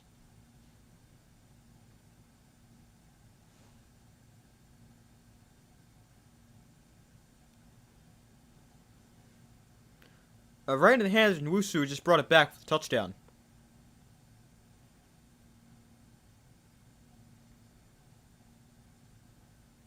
May being a Panthers fan, him attending Super Bowl 50 as a fan, during that 24-10 loss by the Panthers, just some juju voodoo on him. Yeah, I mean,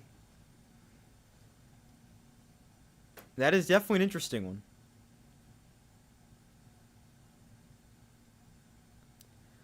So 29-7. The kick is away, and it's touchback, but there's a flag down.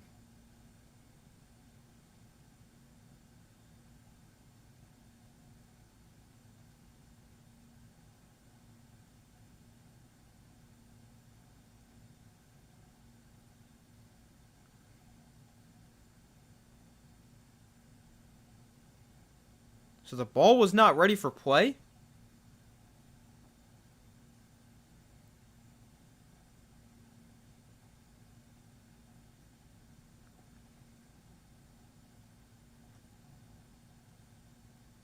And Jason Myers also has the most points by a kicker in Super Bowl history, with 17, 5 field goals and 2 extra points.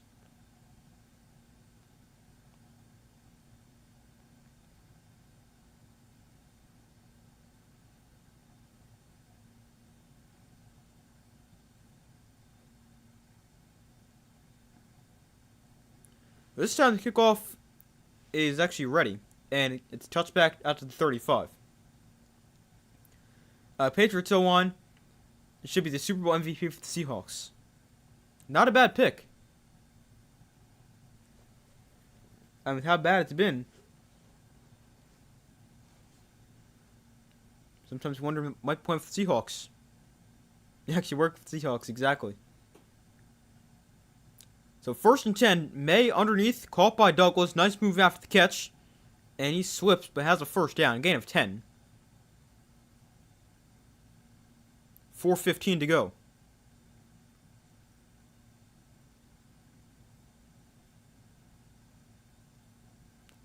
May, underneath, Douglas again.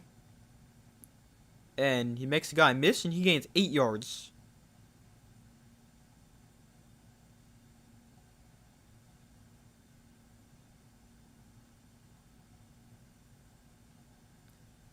So 2nd and 2, May to throw again, 3:45 to go. Here's a throw outside that is caught by Hooper, and he's out of bounds with 3:42 to go. After picking up a first down.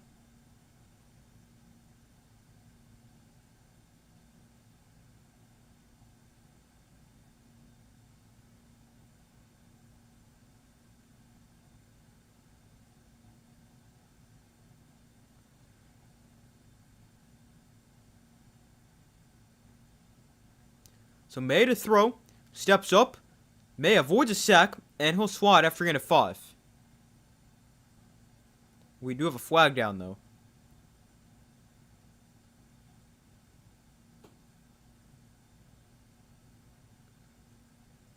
.336. Oh, excuse me. Bit my tongue. 3:36 to go. We've got a flag. It's a holding call against the Patriots. Goes against the center, Garrett Bradbury.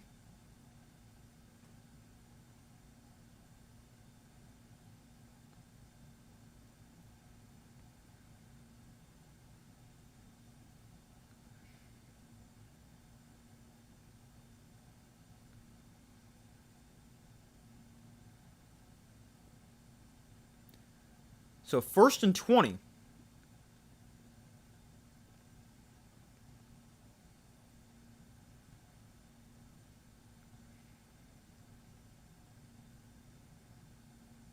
From their own 49. May gonna look to throw. Has time, just checks down to Stevenson, makes the catch. And Stevenson's out of bounds at the Seahawk 44. So a gain of 7.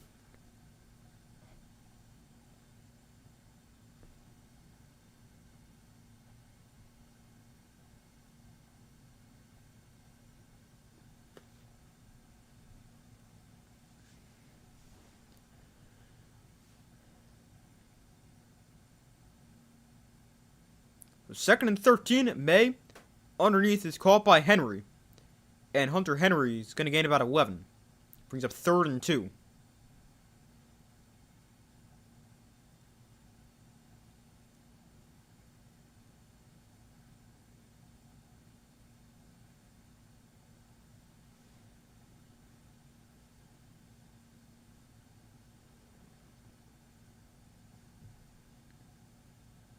So 3rd and 2, May looks to throw, steps up, and throws deep downfield. That is caught by Diggs, takes a big hit, but holds onto the ball at the 8-yard line for first down, 1st and goal, Patriots.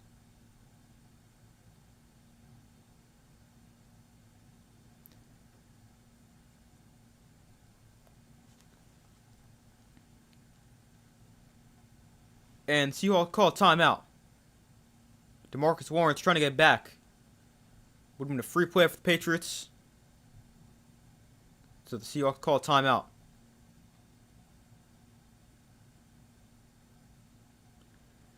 Oh, well, great stream. I'm glad I turned the game off at the start of halftime. From casual listening to your stream, have a great night. Thank you for watching. I'm glad you enjoyed the stream, though. You might not necessarily have enjoyed the game. But, yeah, thank you for watching. Have a good rest of your night as well.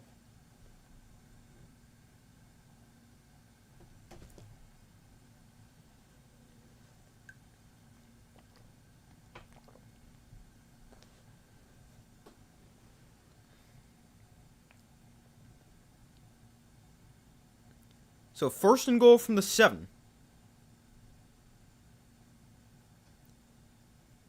May throws end zone. It is incomplete.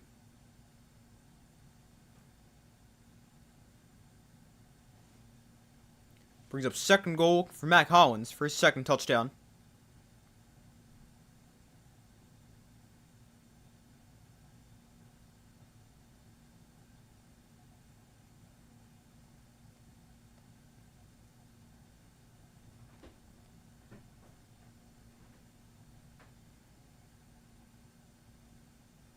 I think the most exciting part of this game is who gets MVP.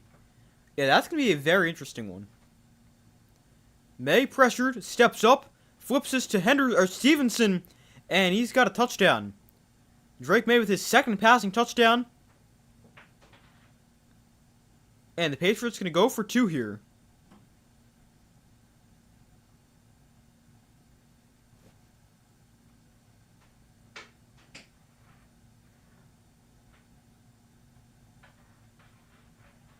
And did Stevenson catch this?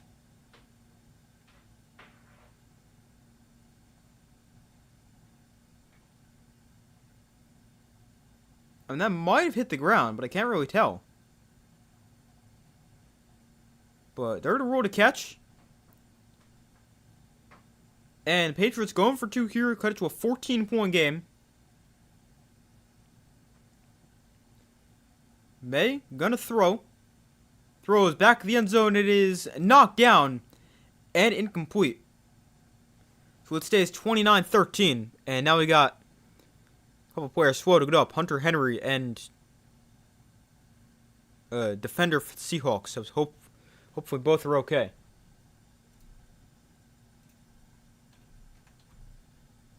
But it'll stay 29-13.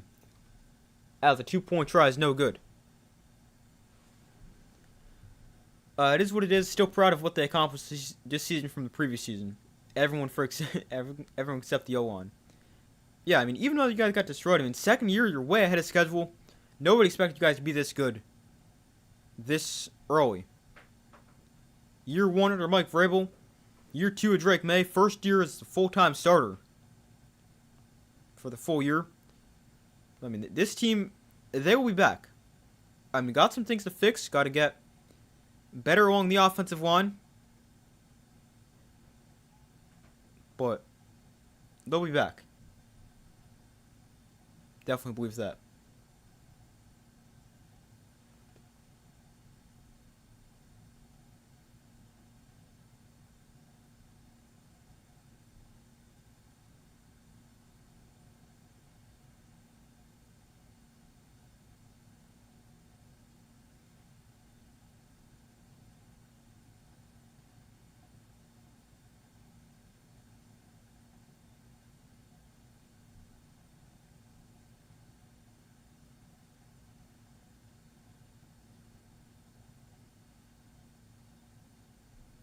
But the Patriots going to go onside kick here, try to get the ball back with 2:21 to go.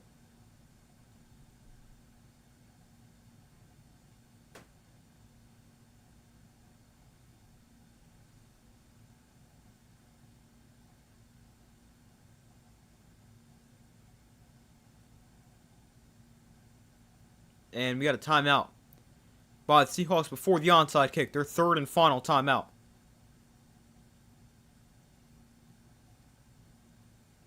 $2:21 to go.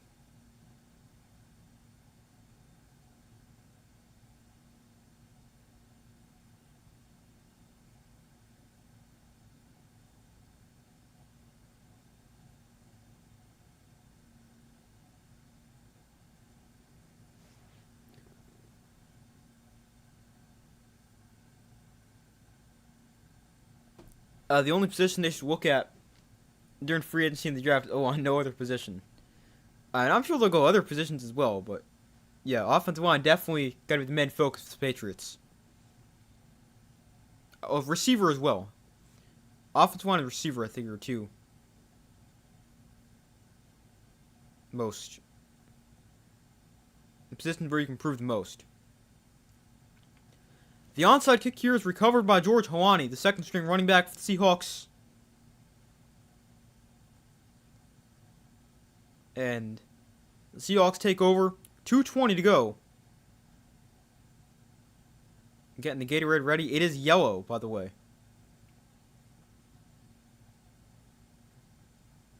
It is yellow Gatorade for the Seahawks.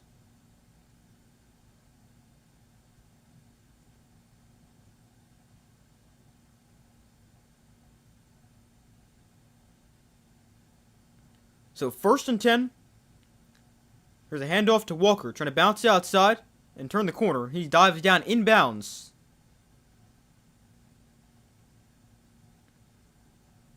After getting about 3. And the Patriots call their second timeout with 2:14 to go.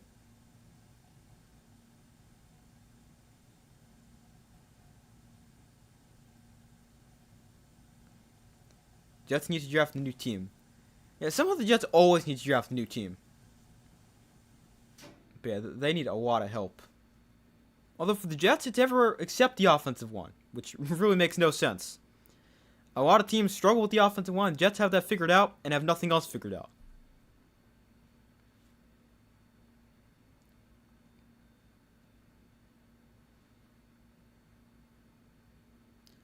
Second and 7. Darnold just slides down. I'm not sure what happened there.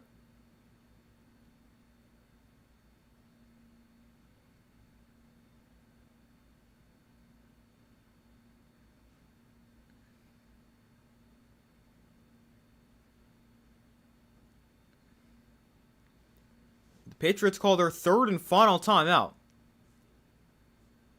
with 2:10 to go.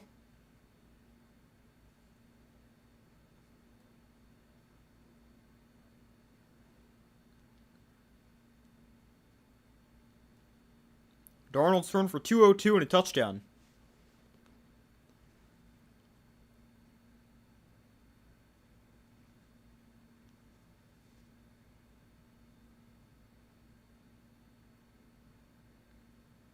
With 3rd and 13. Handoff. Here's Walker up the middle. Walker breaking free. Kenneth Walker. Goodbye. Touchdown Seahawks. Oh, wait a minute. There's a flag. Walker with touchdown. He locks up MVP if it stands. But there's a flag down. And it's going to come back. They call it against center Jake Sundell. Wow.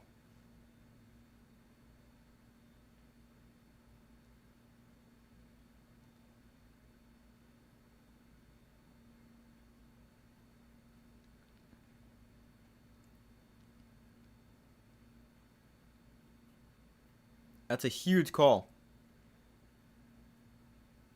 I mean, not like it's going to really impact the game too much, but wipes off another touchdown there for Walker.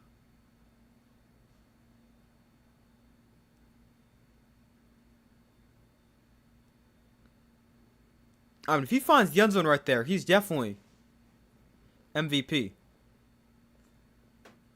They go to him here on 3rd and 23, and this time he's got no space. And he stopped at the line of scrimmage. And that brings us to the 2-minute warning.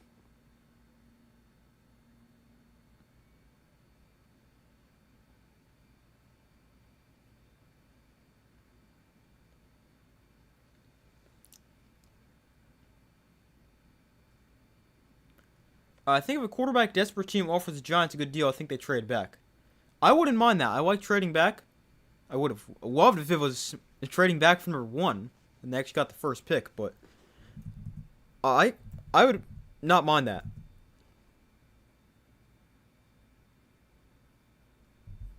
Get some more draft capital. Can still get a good player.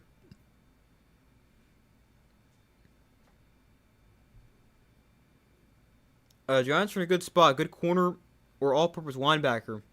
Help the defense greatly. Offense is not bad. Yeah, that's why I want to spend this first-round pick on defense. Because I mean, the offense, it's right there. I want to spend it on defense. Like I mean, I've said this before. I wish there was an elite corner in this draft, but there's just not.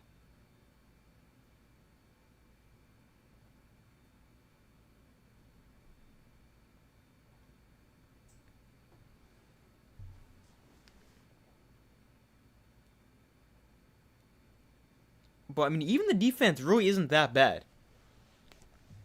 It was really just defensive coordinator Shane Bowen, who was just the worst defensive coordinator apparently, like, ever. I saw this stat. Let me see if I can find it. The Giants were, like, 31st in some kind of stat. Oh, here we go. The Giants were a top 10 defense in EPA per play once they fired Shane Bowen and Charlie Bowen took over the defense. When they had Shane Bowen, they were 31st in EPA per play.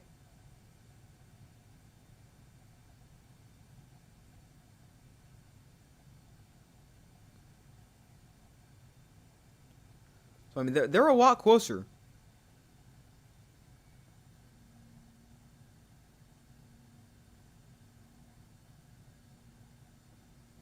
Especially defensively than you might think. You can still get downs if you trade back. Can you, though? I mean, I don't really know how far he'll be available. Like, I know safety's not the most valuable position, but I feel like you're also going to get teams who are going to want to take him just because of how good he is.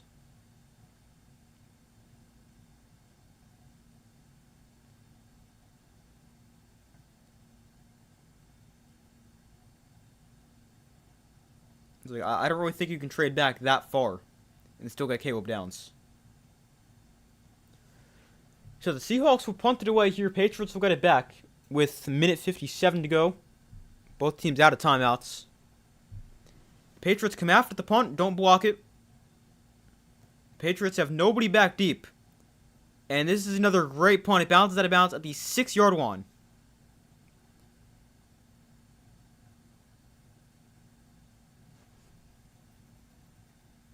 But another great punt. And maybe we should just give this guy MVP. I mean, he's been so good today.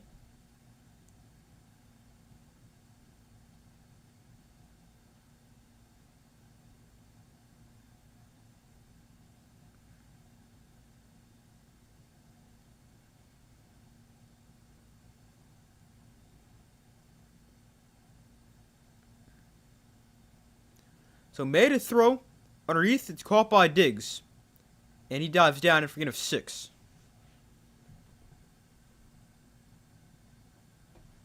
Pats need restructuring the offseason. Yeah, I mean, especially the offensive line. But overall, I think they're a pretty solid team. They'll be back. Maybe not the Super Bowl next year, but they'll be right back in contention very soon.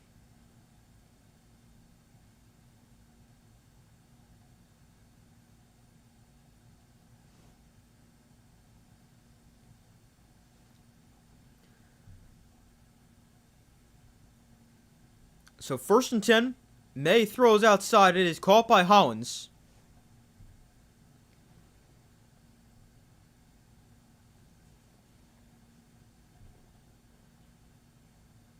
.55 seconds to go. Made a throw again. He steps up and gets sacked. A flag is down.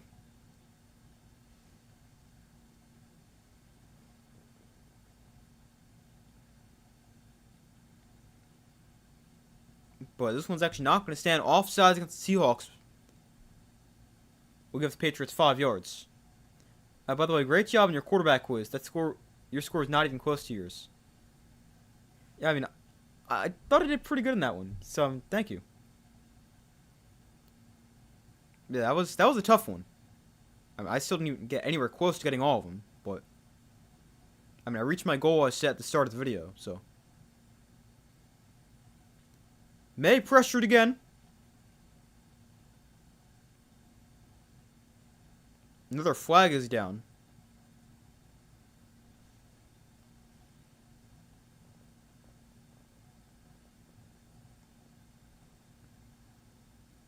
Equal contact here.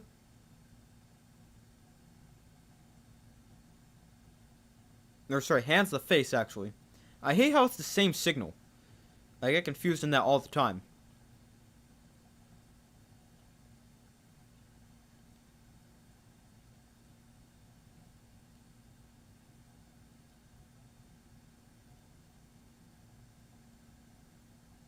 If the Pats have another good draft, I think they will. They'll in the playoffs for sure. Yeah, definitely. Here's Douglas with a nice spin move after the catch, and a gain of 9 on the play.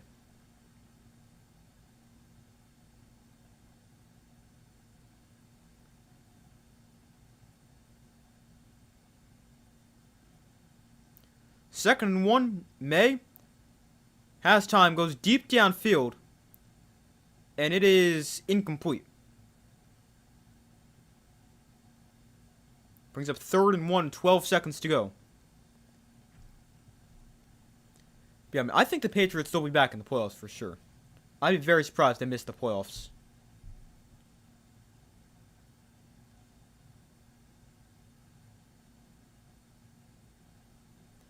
Mike Macdonald will be the 3rd youngest coach to win a Super Bowl at 38 years old.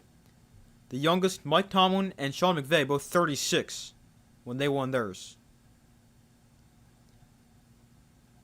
Here's a screen for Henderson. And Travion Henderson still on his feet. He's taken down at the 29, and that will do it. Final score is 29-13. And the Seahawks beat the Patriots and win the Super Bowl. They win Super Bowl 60. It is their 2nd Super Bowl win in franchise history, and they get revenge for Super Bowl 49.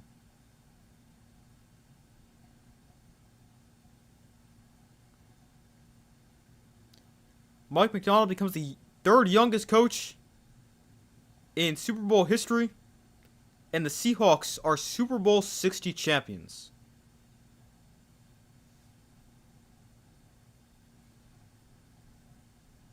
I mean, what a performance for the Seahawks.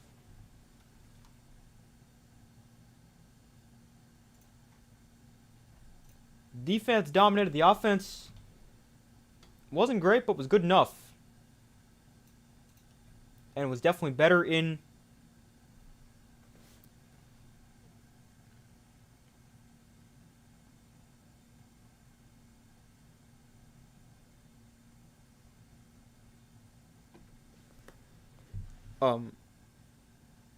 better in the second half.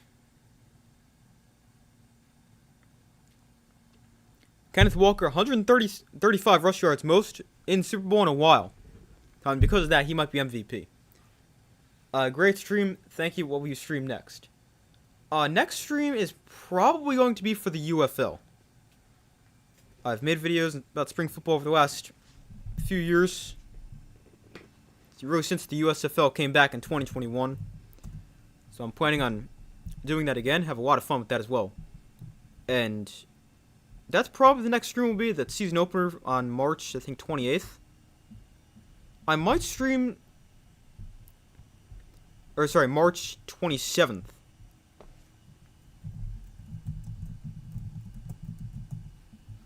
Yeah, March 27th, 8 o'clock is next and guaranteed stream. There's a chance I'll do a stream for, like,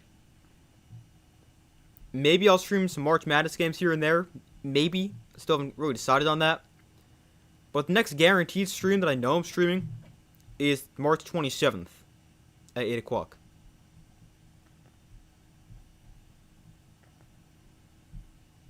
But yeah, I still got a lot more videos on the way. Got a lot of now off-season videos to do for the NFL. I'm going to do grading of a head coaching hire at some point. That'll probably be this week. Hopefully probably Tuesday. I'm going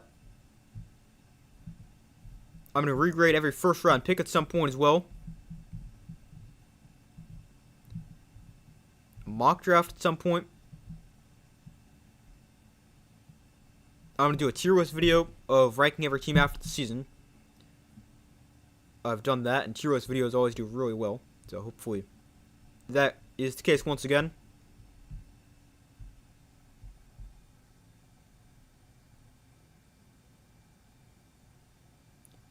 But yeah, I still got a lot of videos on the way. But as far as the stream goes, probably definitely the 27th for March, maybe sooner. Not really sure. So that was a long way to answer your question. But sorry about that.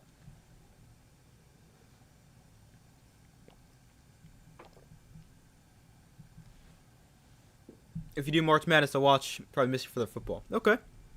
Yeah, I know not everyone loves spring football. I mean, I love football, so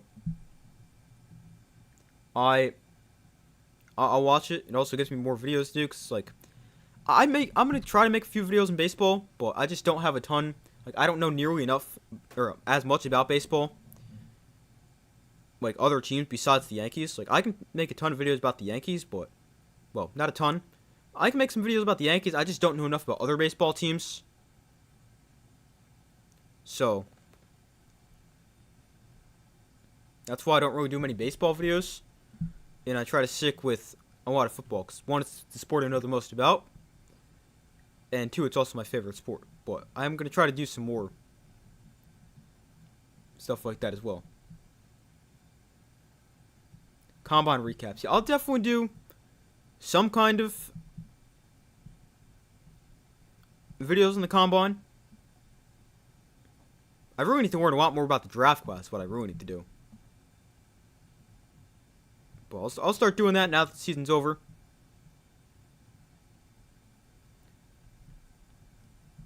It's probably not hard at all. I mean, as far as making videos on it goes, like it's definitely like it's not the toughest in the world. I just don't know enough about all the other teams besides the Yankees. Because obviously I'm a Yankees fan. If you don't know that.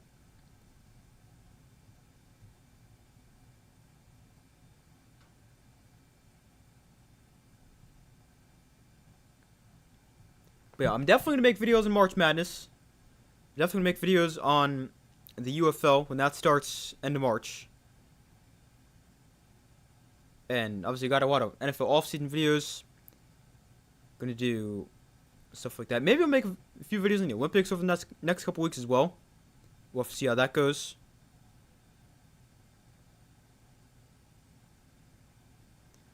And I'm also gonna do some more of those Sporkle quizzes.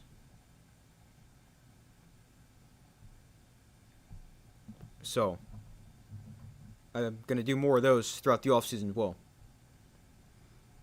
Because I mean, those are ones where I like to make because they're a lot of fun to make, and they're also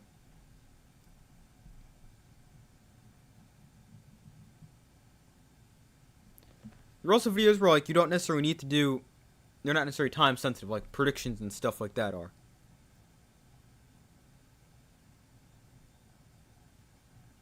Like, if I make a video trying to name every college football team, that's not necessarily, like, it has to be done this day at this time. Whereas predictions, like, if they're a few days old, that's not really going to work.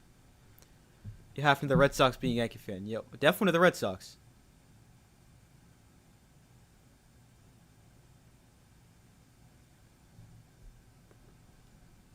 But, yeah, that's kind of the plan with videos moving forward.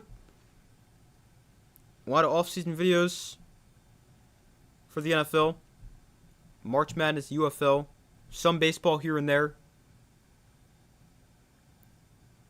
I mean, baseball is also hard to make videos about because, like, I don't really know. Obviously, I said I don't know a ton about each team, but it's also tough because there's not necessarily a ton that goes on. Like, there's 162 games in a season, so like obviously not as much. One game doesn't mean as much. And like it's just not really enough to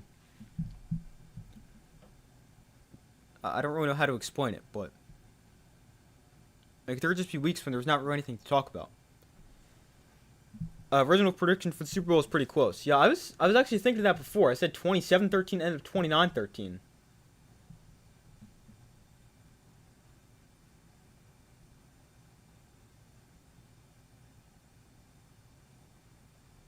Yeah, it wasn't that far off.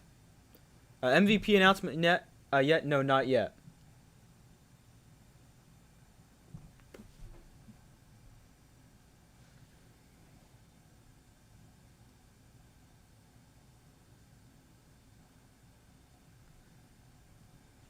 But I'm gonna stay on until we get an MVP announcement. My vote would go for Kenneth Walker.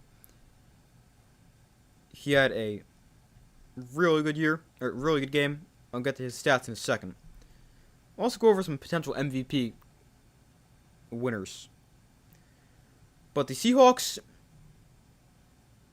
are the Super Bowl champs. Obviously, they'll open the season at home on Thursday night. And potential opponents, the Patriots, a rematch. Then the Rams, Cardinals, 49ers, Chiefs, Chargers, Cowboys, Giants, or Bears. So that'll be the season opening games. Somebody in Seattle.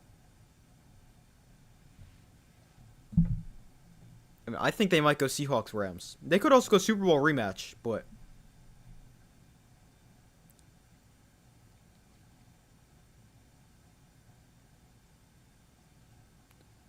I don't really think they would do that early in the year.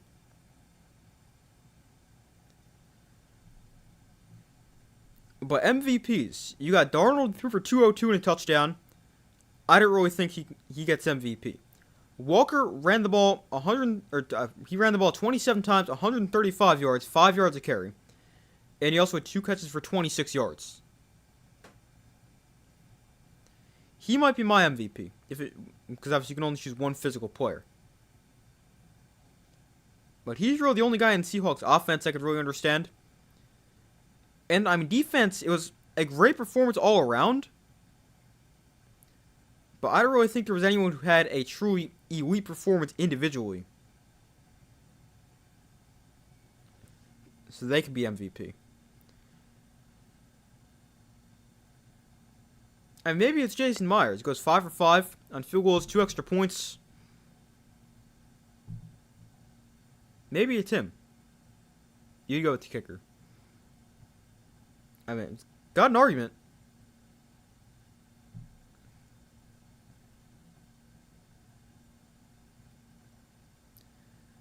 I would go Kenneth Walker. Dark side defense for MVP. I mean, that's the thing. Like, he's just that good.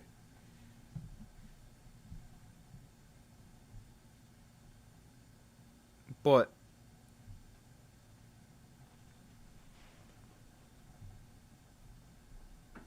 like, it's got to be one player for the defense.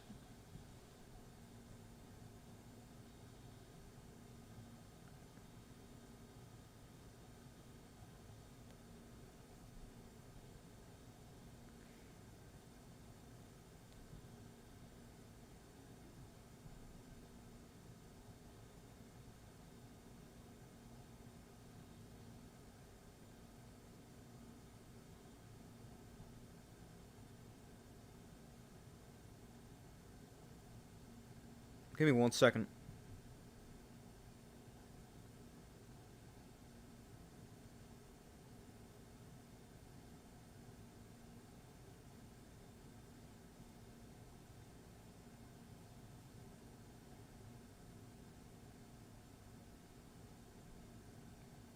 But they're going to present the Super Bowl trophy and announce MVP when they come back from commercials, so we'll wait a few more minutes.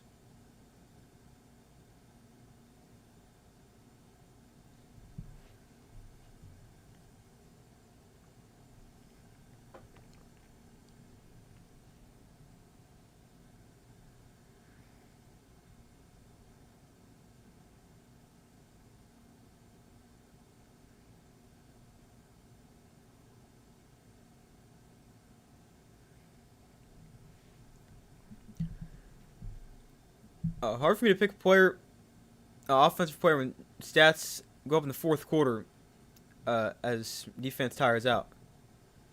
That's why I kind of like Walker for MVP. Because, I mean, yeah, he had a great fourth quarter as well, but he was great all throughout the game. Like, second quarter, he ran for 78 yards. Third quarter, 10 yards. Fourth quarter, 31 yards. That's why I kind of like him for MVP. Because he really stood out, especially in the second quarter. But I mean, I also understand not loving a offensive player for MVP. I mean, last year it was like the similar situation. Jalen Hurts ended up getting MVP. And he didn't even have like that good of a game. He had 221 yards, 2 touchdowns, an interception.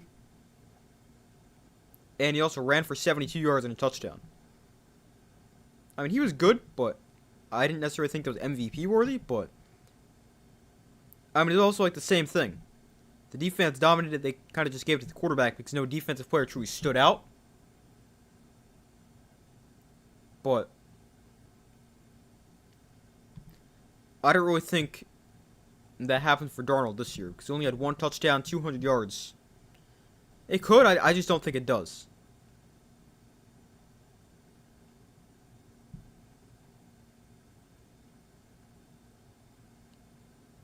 Marcus Lawrence MVP to piss off Cowboys fans.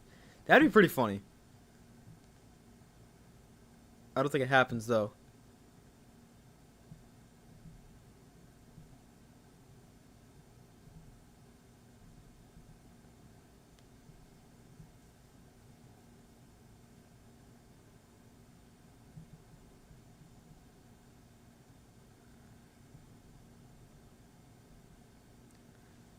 Alright, here we go. Super Bowl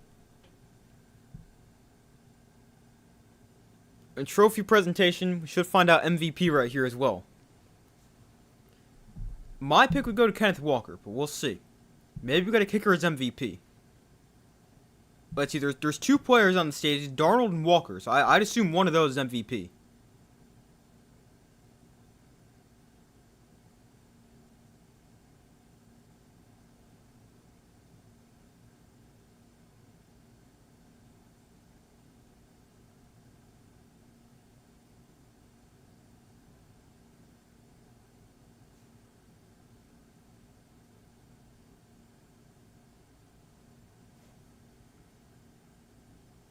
But let's see.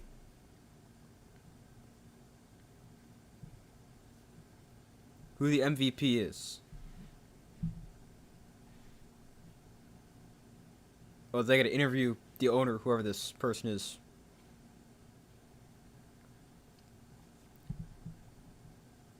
But the Seahawks are Super Bowl champs as they beat the Patriots 29-13. What a performance. I mean, who expected the Seahawks to be here from where they were at the start of the season? Like, I picked them to go, like... I gotta look it up. I don't even remember.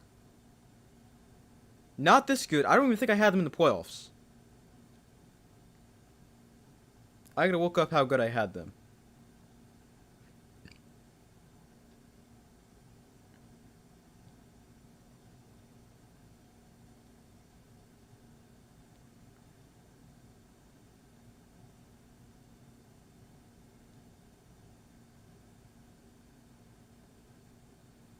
Let's see. I picked the Seahawks to go. I had them 8-9. I didn't even have them with a winning record, and they ended up winning the Super Bowl. And the Patriots, I had them 7-10. So I had both Super Bowl teams with losing records. How about that?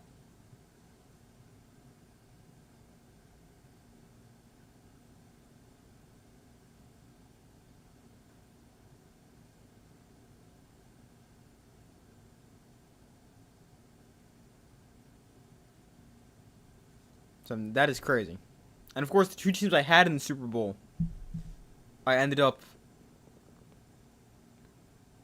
missing the playoff with the what's it called? The Lions and Ravens. Great commentator. Good work with bad predictions. Yeah, my predictions this year definitely were not great. But I'm glad you enjoyed the commentary, so appreciate that. Although I also don't really think anyone expected this season to play out the way it did.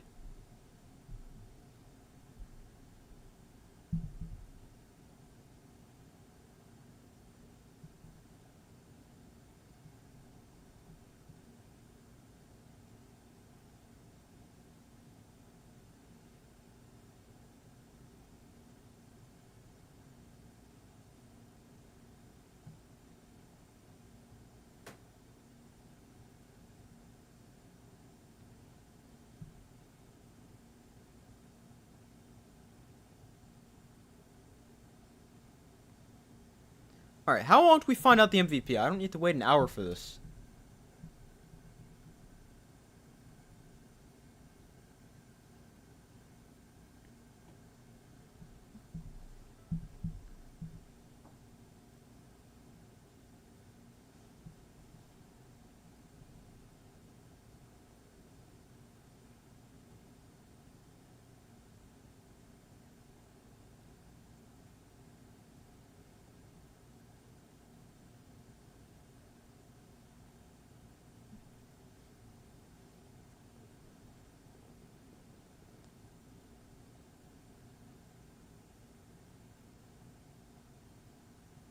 So the Super Bowl MVP is Kenneth Walker. So Kenneth Walker is Super Bowl MVP. Well deserved. He had a great game.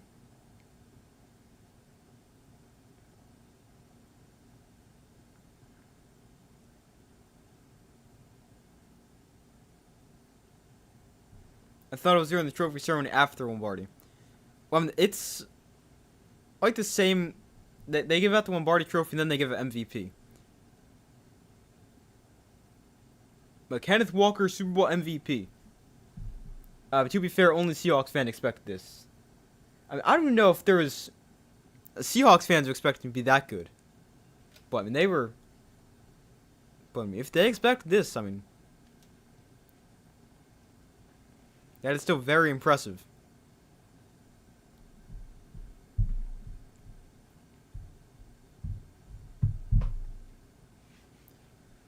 But Kenneth Walker, Super Bowl MVP, he had 161 total yards.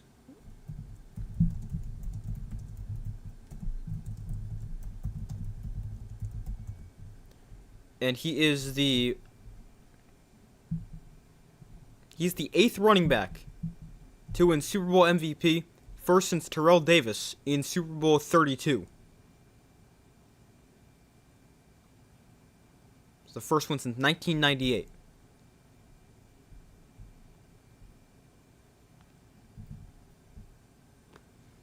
Kicker gets no love. I mean, I think if this game stayed lower scoring, it probably could have been kicker, but I think once the scoring started to pick up a little bit, even though Kenneth Walker didn't find the end zone, they kind of devalued what the kicker did just a little bit.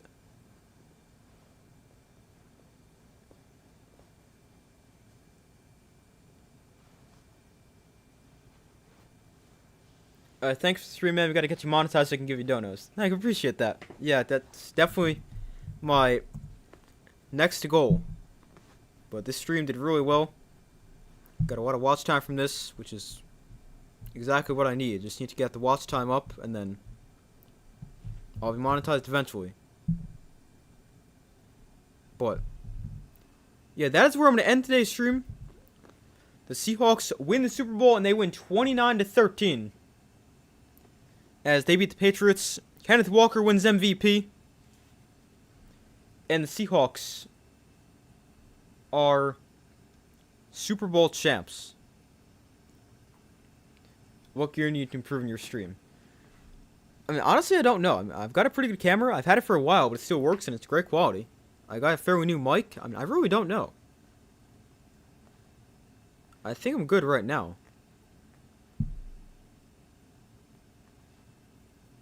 But I'm really not sure.